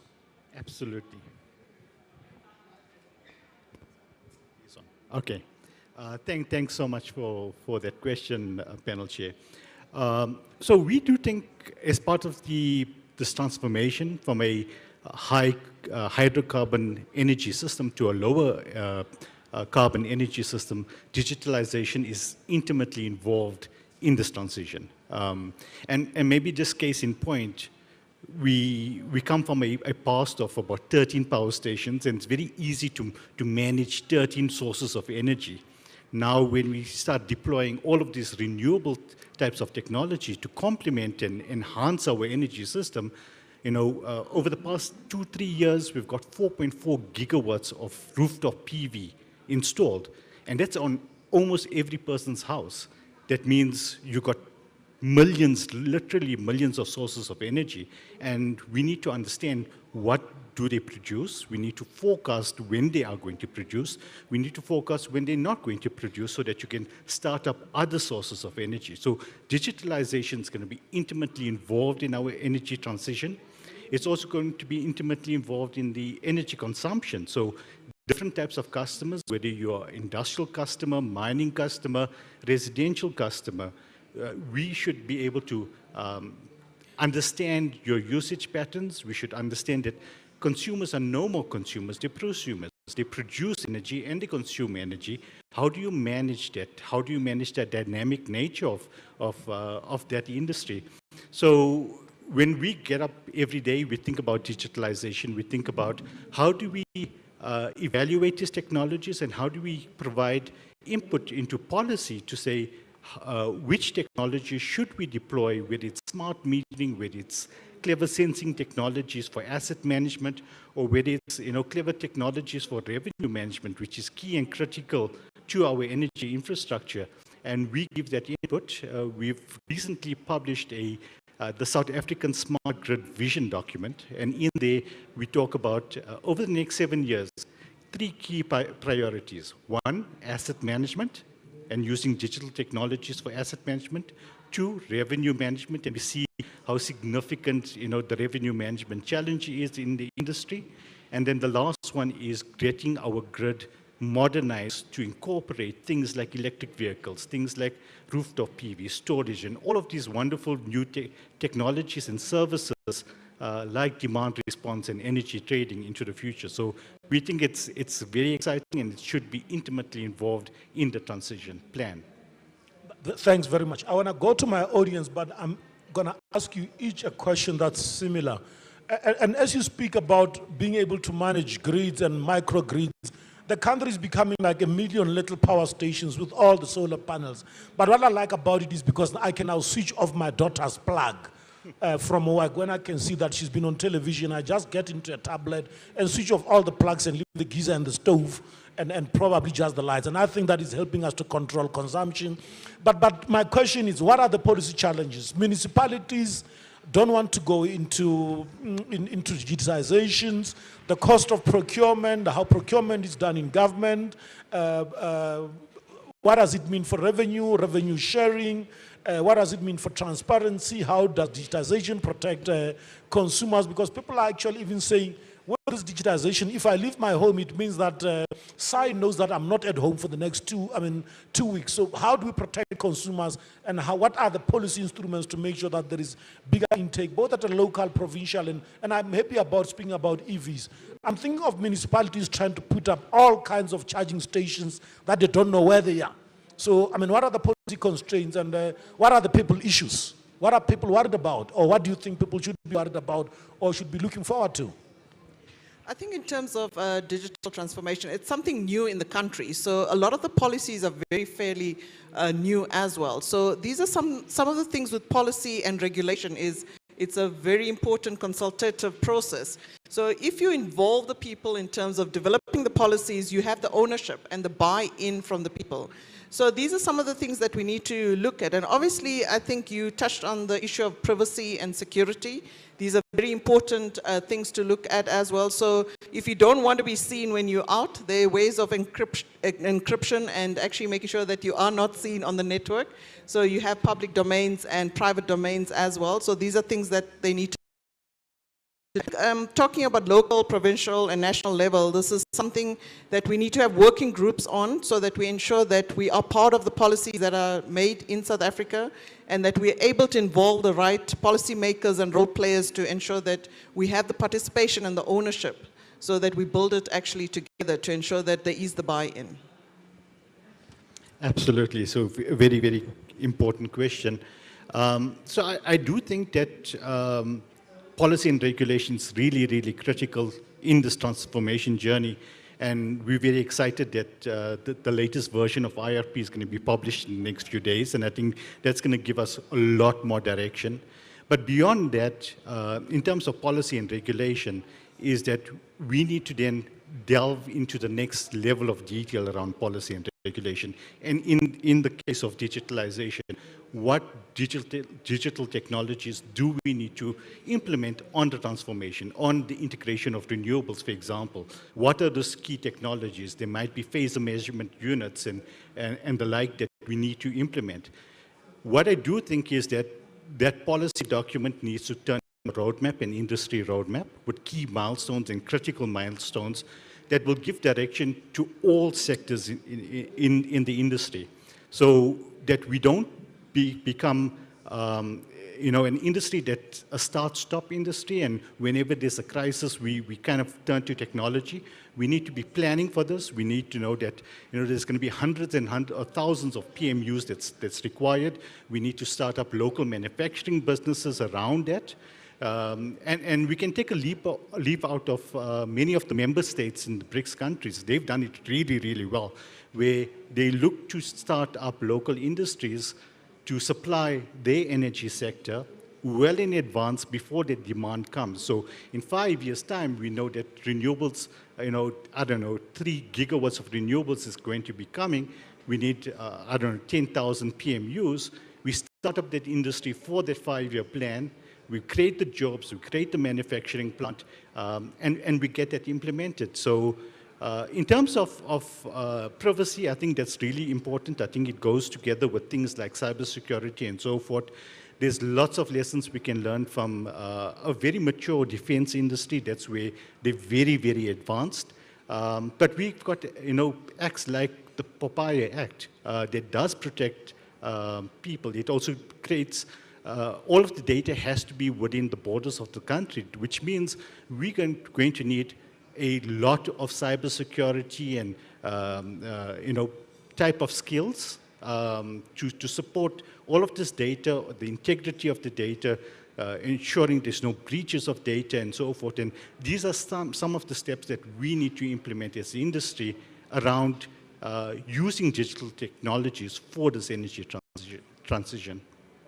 Thank you. Kwanas, maybe you could assist the public sector. Yeah, briefly, Moderator, I'd just like to add that over and above challenges around policy and regulatory framework, what we see particularly in the municipality or at the local level, what we see in the main is the challenge around accessibility of the infrastructure. What you will find that given our special, particularly in South Africa with our special history, you will find that the infrastructure which is needed for technology infrastructure, you'll find it in towns. But in the rural areas where most people are residing, you'll find that there's still a backlog in terms of making sure that that infrastructure is accessible to the people in those areas. No, thank you very much with that. I'm just thinking I don't have access to my cell phone, so you are trying to control my electricity in a small village in Butokwa with a cell phone, but I must actually go up a small little Mount Kilimanjaro to be able to pick up that signal. So I'm happy that you raised the issue of infrastructure, and I'm sure it goes into public investment in infrastructure, particularly at a local level. But we'll also come to that in terms of, because this is a BRICS event, it's not a South African event, about regional integration. I mean, in South Africa, you've got Kahora Basa, you've got access there, you've got the DRC development, you've got the Lesotho Water Highlands, both in hydro, but you've got Namibia with hydrogen and possible wave technology. So we must start talking about what does this do for the entire region. Maybe we can start with SADC, but also with our developing partners. I know that we always run into trouble. When CECOM went dead, we struggled with Intercom this week. So we must always think about what are the international implications of that. But I want to move to our panel, the people. Will this work? I mean, are these guys having other things? Any takers from the audience about what do they think? There should be a roving microphone here. You'd raise your hand, I'll recognize you, you introduce yourself, don't sell. Introduce yourself so that we could understand your interest in the subject. Be brief so that the panel we can have an interactive discussion. The selling happens in the exhibition space, not in the dialogues. The gentleman there, wearing a mustard, yeah.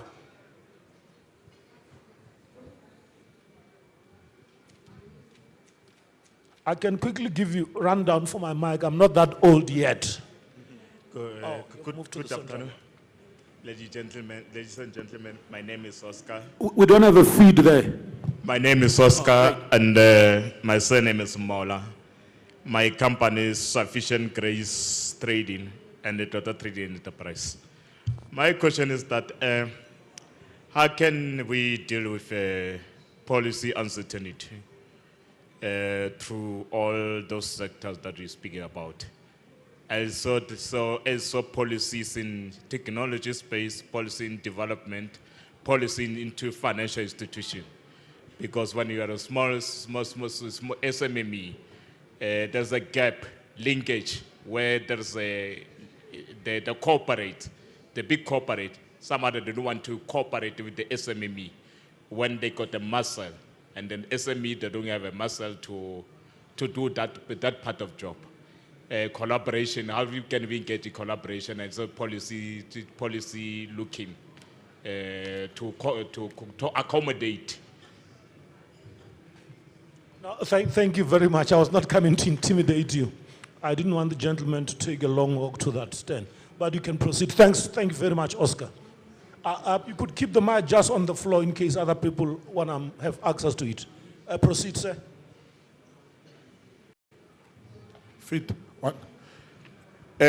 Good afternoon. My name is Kobani Mfuku from Ministerial Trading and Projects.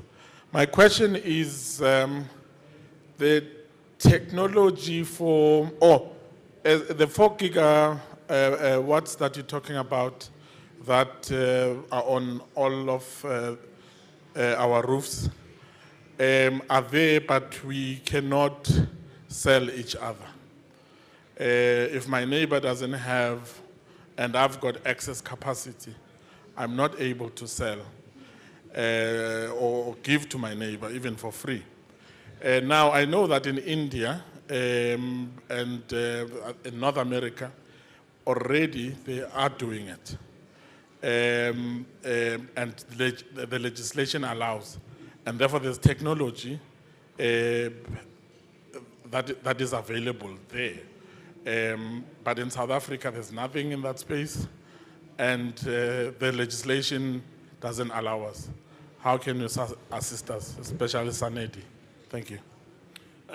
Thank you very much. Another hand before I go back to my panel.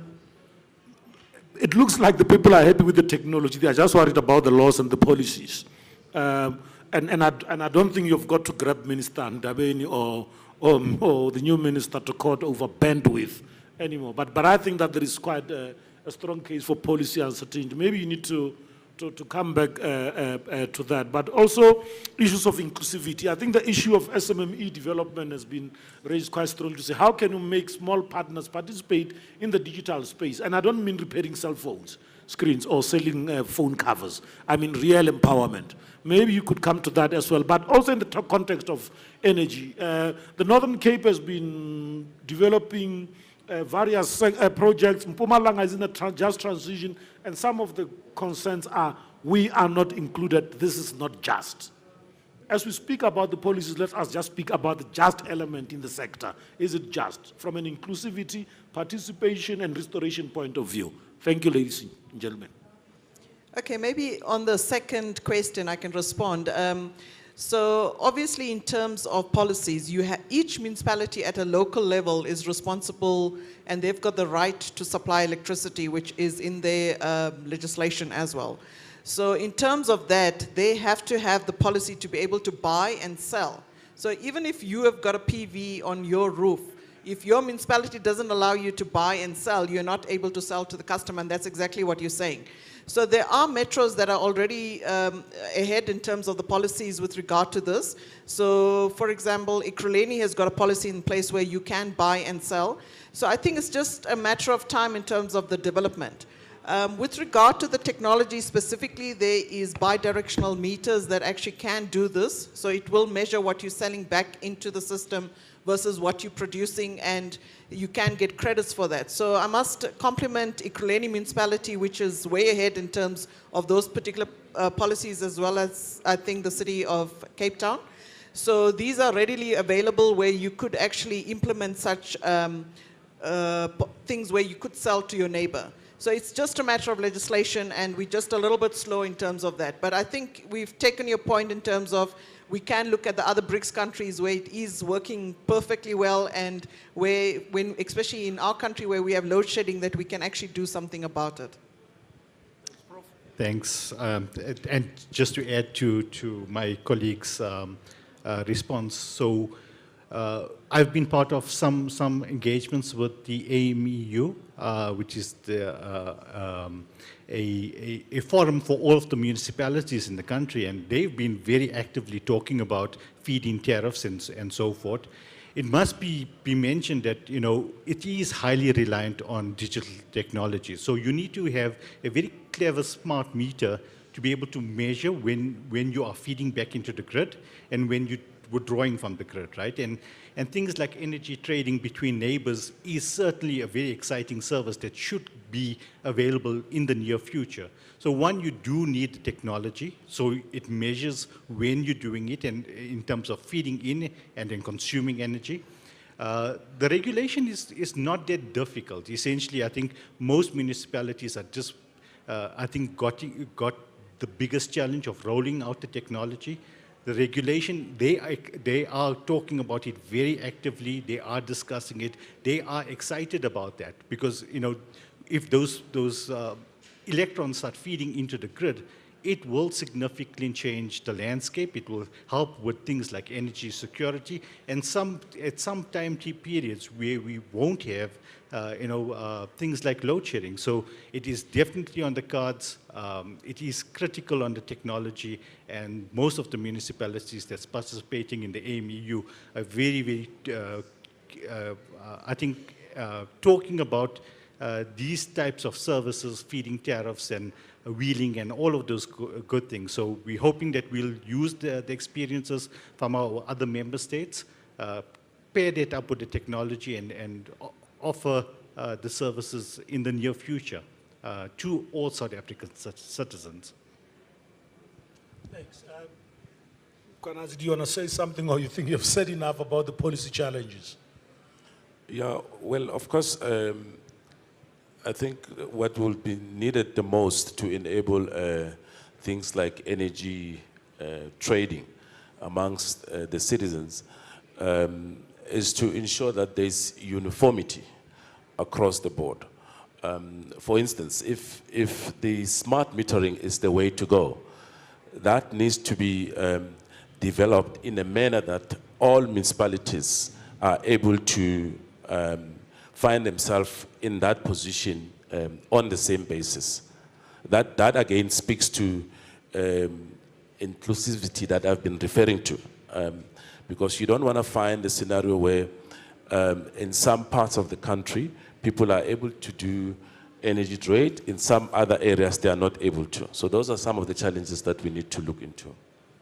No, thank you very much. But is it not because of the lack of, and I'm coming to my last question and then go to the audience and then we'll close. But is it not because there is this lack of deployment of digital technologies in municipalities?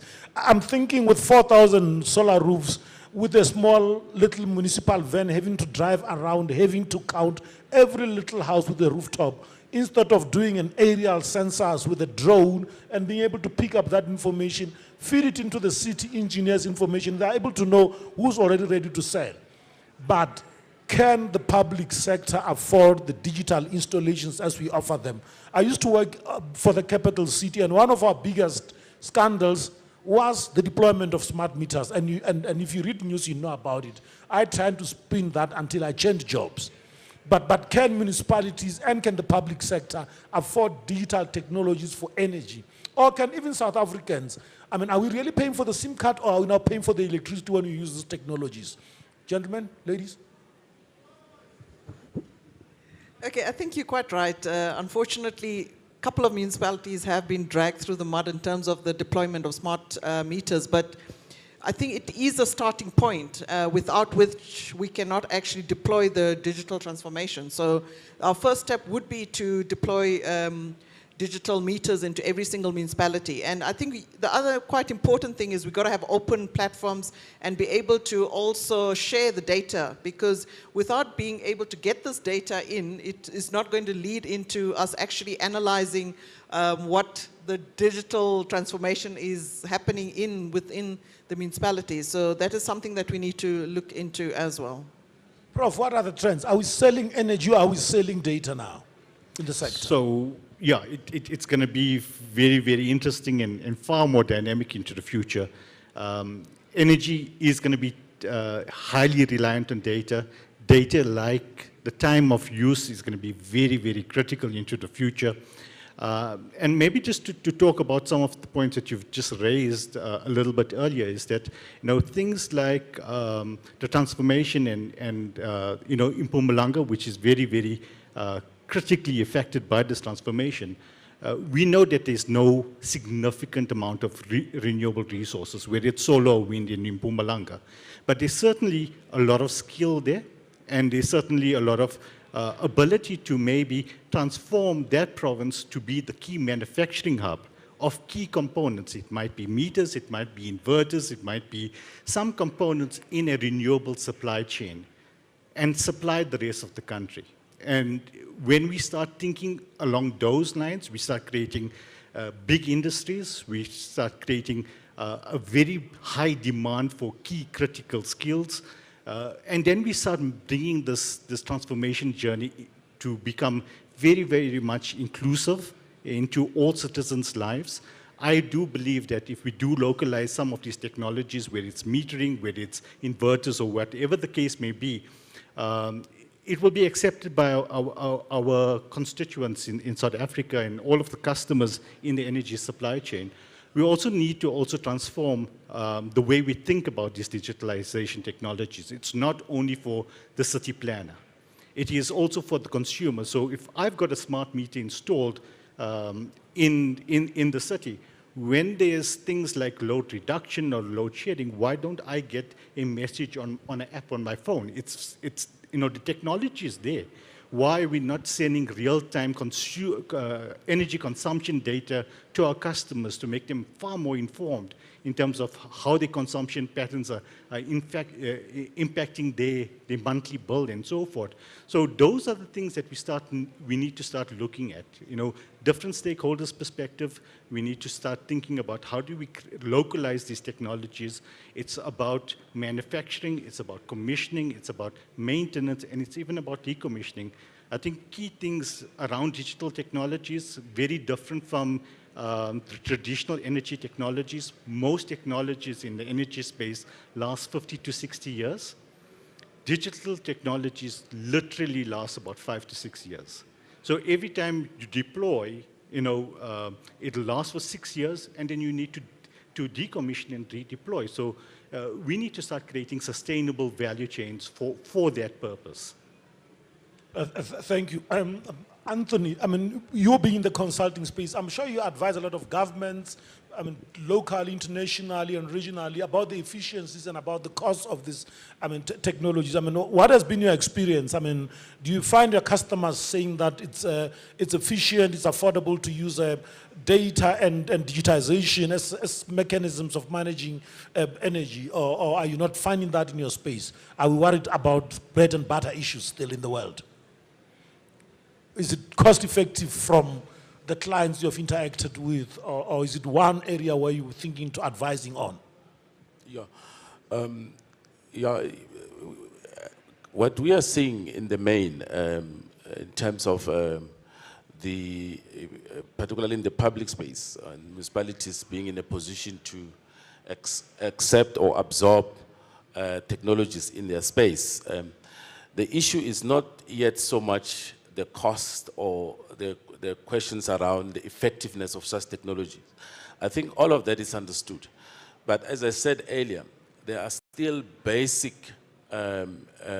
challenges when it comes to the infrastructure itself, the availability of the infrastructure itself. So in terms of assets that are in the space, there's still a lot of work that needs to be done to get the basics right for them to be in a position to absorb some of these advanced technologies. Thank you very much. And where that infrastructure is available, it's prone to the minimum climate disasters. We saw when KZN had floods, we kept on sending WhatsApp messages. We had forgotten that the towers were down.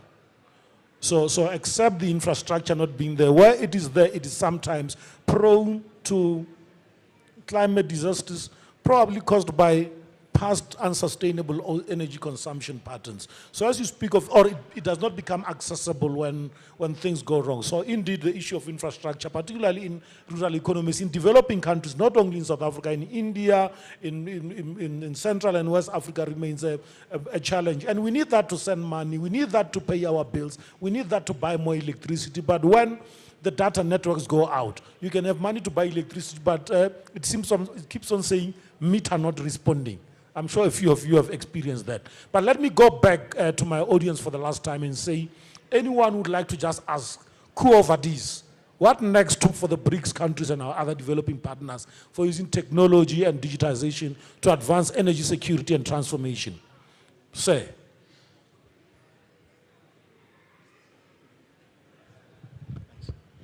Good afternoon, panelists and fellow attendees. My name is Clifford Ndlovu. I'm from Yota Technologies. I have a question to our panelists. I know South Africa is very proud to be part of BRICS, and we are a thought leader in our continent. And sometimes I worry, and maybe you can help me to put this at ease. Are we, as South Africa, innovating, or are we simply waiting for our partners to bring forth the best solution and we hope for a plug and play? And I'm saying this because our society needs to have a buy-in into these conversations, these implementations, because this is when people say, but what is this? Why are you bringing it to me now? And where are our opportunities for our businesses and our students who are doing PhDs and masters and our entrepreneurs who are coming up with unconventional solutions? Is there space for us digitally in energy and both industries? Thanks, Chair. Thank you. I'm sure as our panelists close, they'll answer with that. Sai is complaining that there are more men on the panel, there are more men on the audience. It is not acceptable. It is Women's Month. So she's called on a comment from one of the women audiences. There she goes. Sai, are you happy now? You can proceed to the mic, ma'am. Yes, yeah, the one in the middle, yes. Go ahead.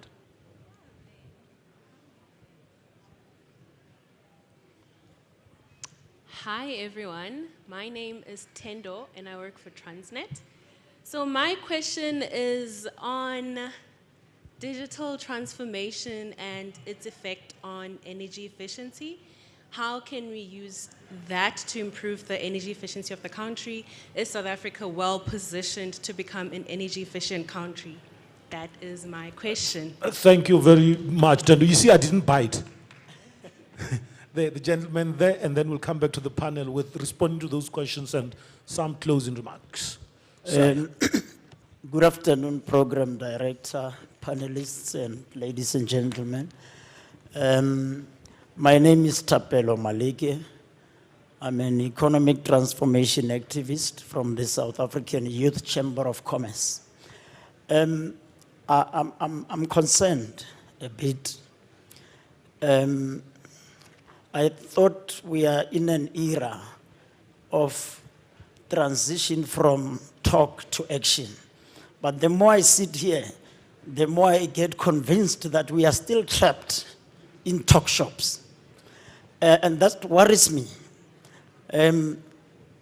Number one, we live in a country where a municipality does not even have a website. Yet we are now talking about the same municipality. The executive mayor is using a Gmail account.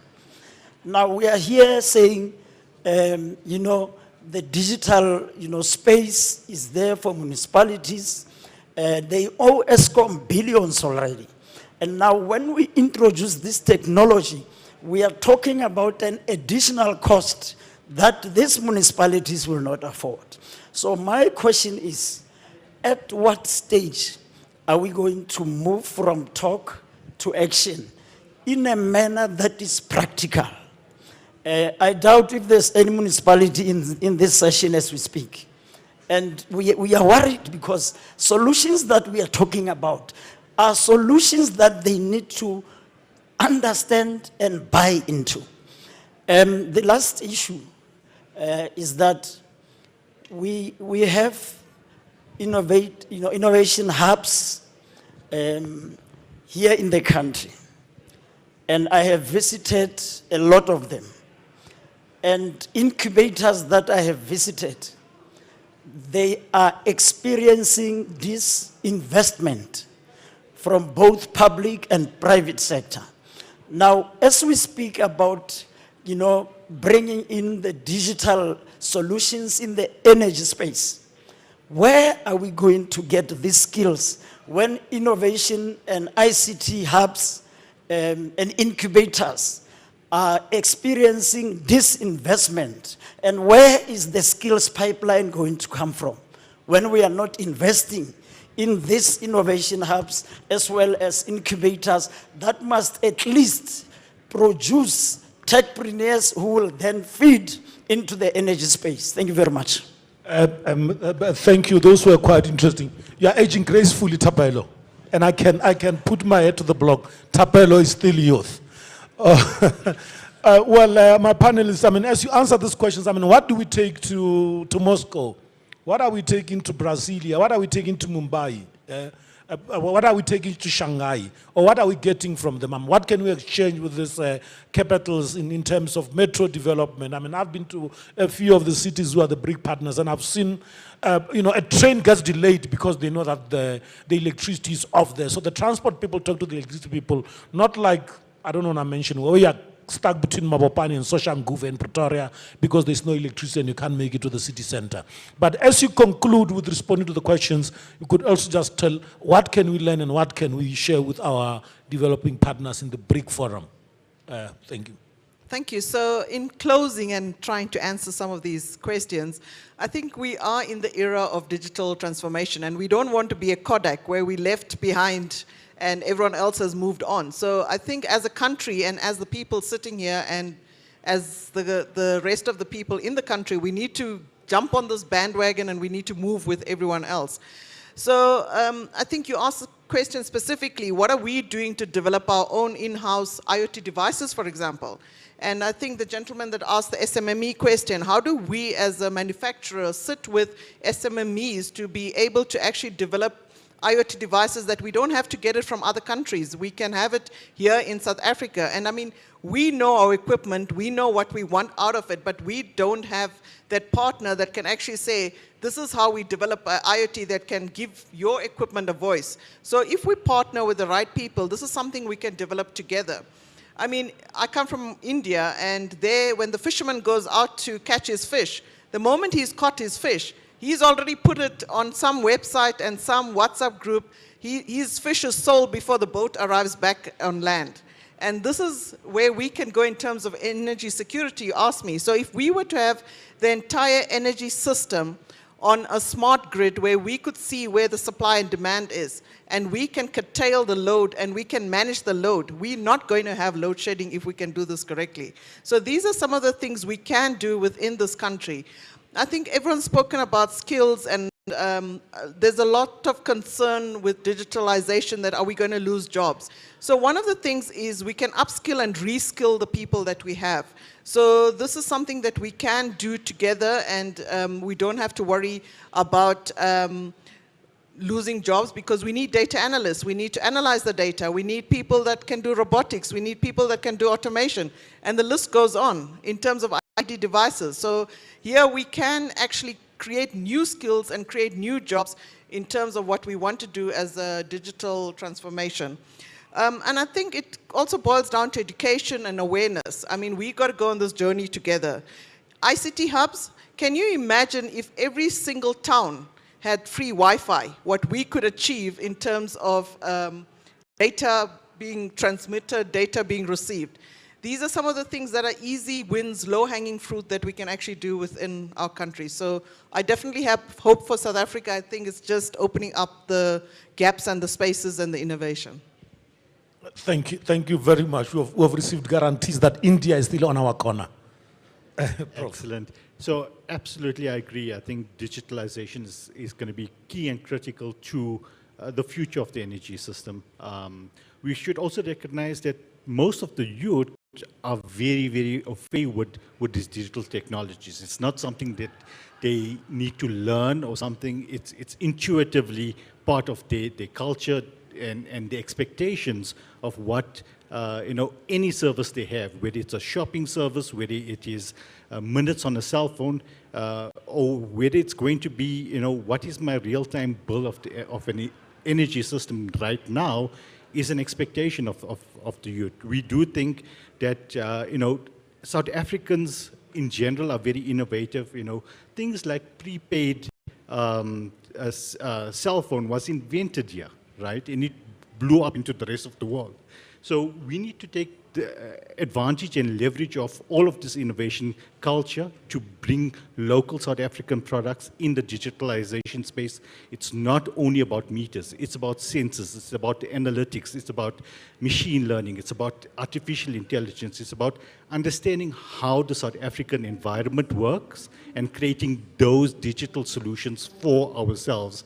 I do think that, we talk about all of these new energy forms like solar PV and wind and so forth, but the cheapest form of energy security is using less. To talk about energy efficiency, Part of it is passive technologies like clever energy-efficient light bulbs and geyser warmers and so forth.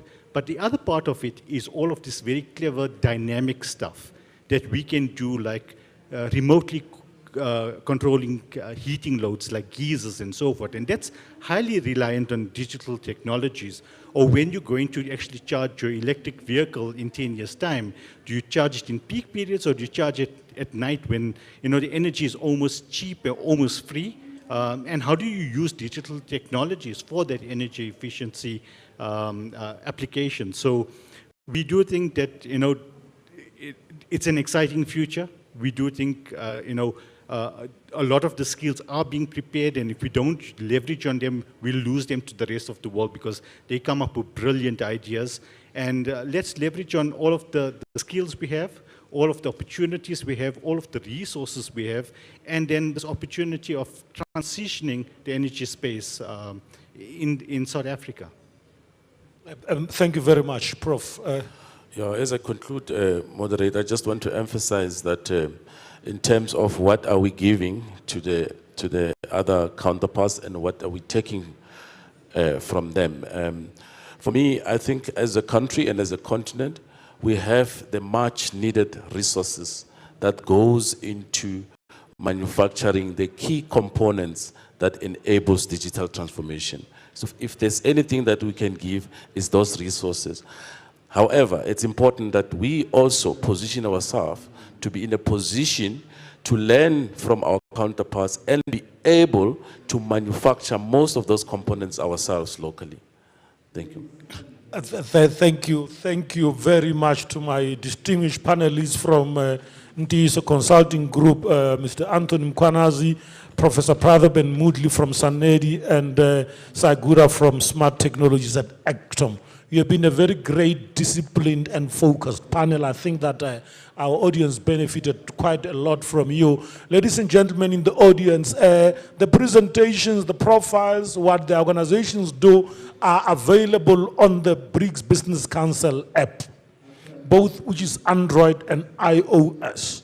So find time, get to the QR code, scan it, you'll find all the presentations, all the partners that are participating here, and that's where you'll be able to find out more. But as I conclude and thank them, I just want to tell you from those that are in South Africa, a month ago, the Ministry of DMRE released the South African Renewable Energy Master Plan. It has got some quite strong elements of empowerment. If you could look into, it closed yesterday, but I'm sure they'll be going to an implementation plan. The Presidential Climate Commission will be releasing 2 critical reports very soon. One on social ownership of renewable energy models, which means how do communities start to own renewable energy? And the second one on economic diversification and jobs after coal. So if you could start looking into those reports, you could start seeing opportunities for digitization, for new technologies, and for participating in the energy of the future, including clean minerals. And with those words, I would like to thank you very much and then say that let's continue to meet in other sessions and continue to discuss the future of humanity and of our only living planet, Earth. Thank you very much and have a great afternoon.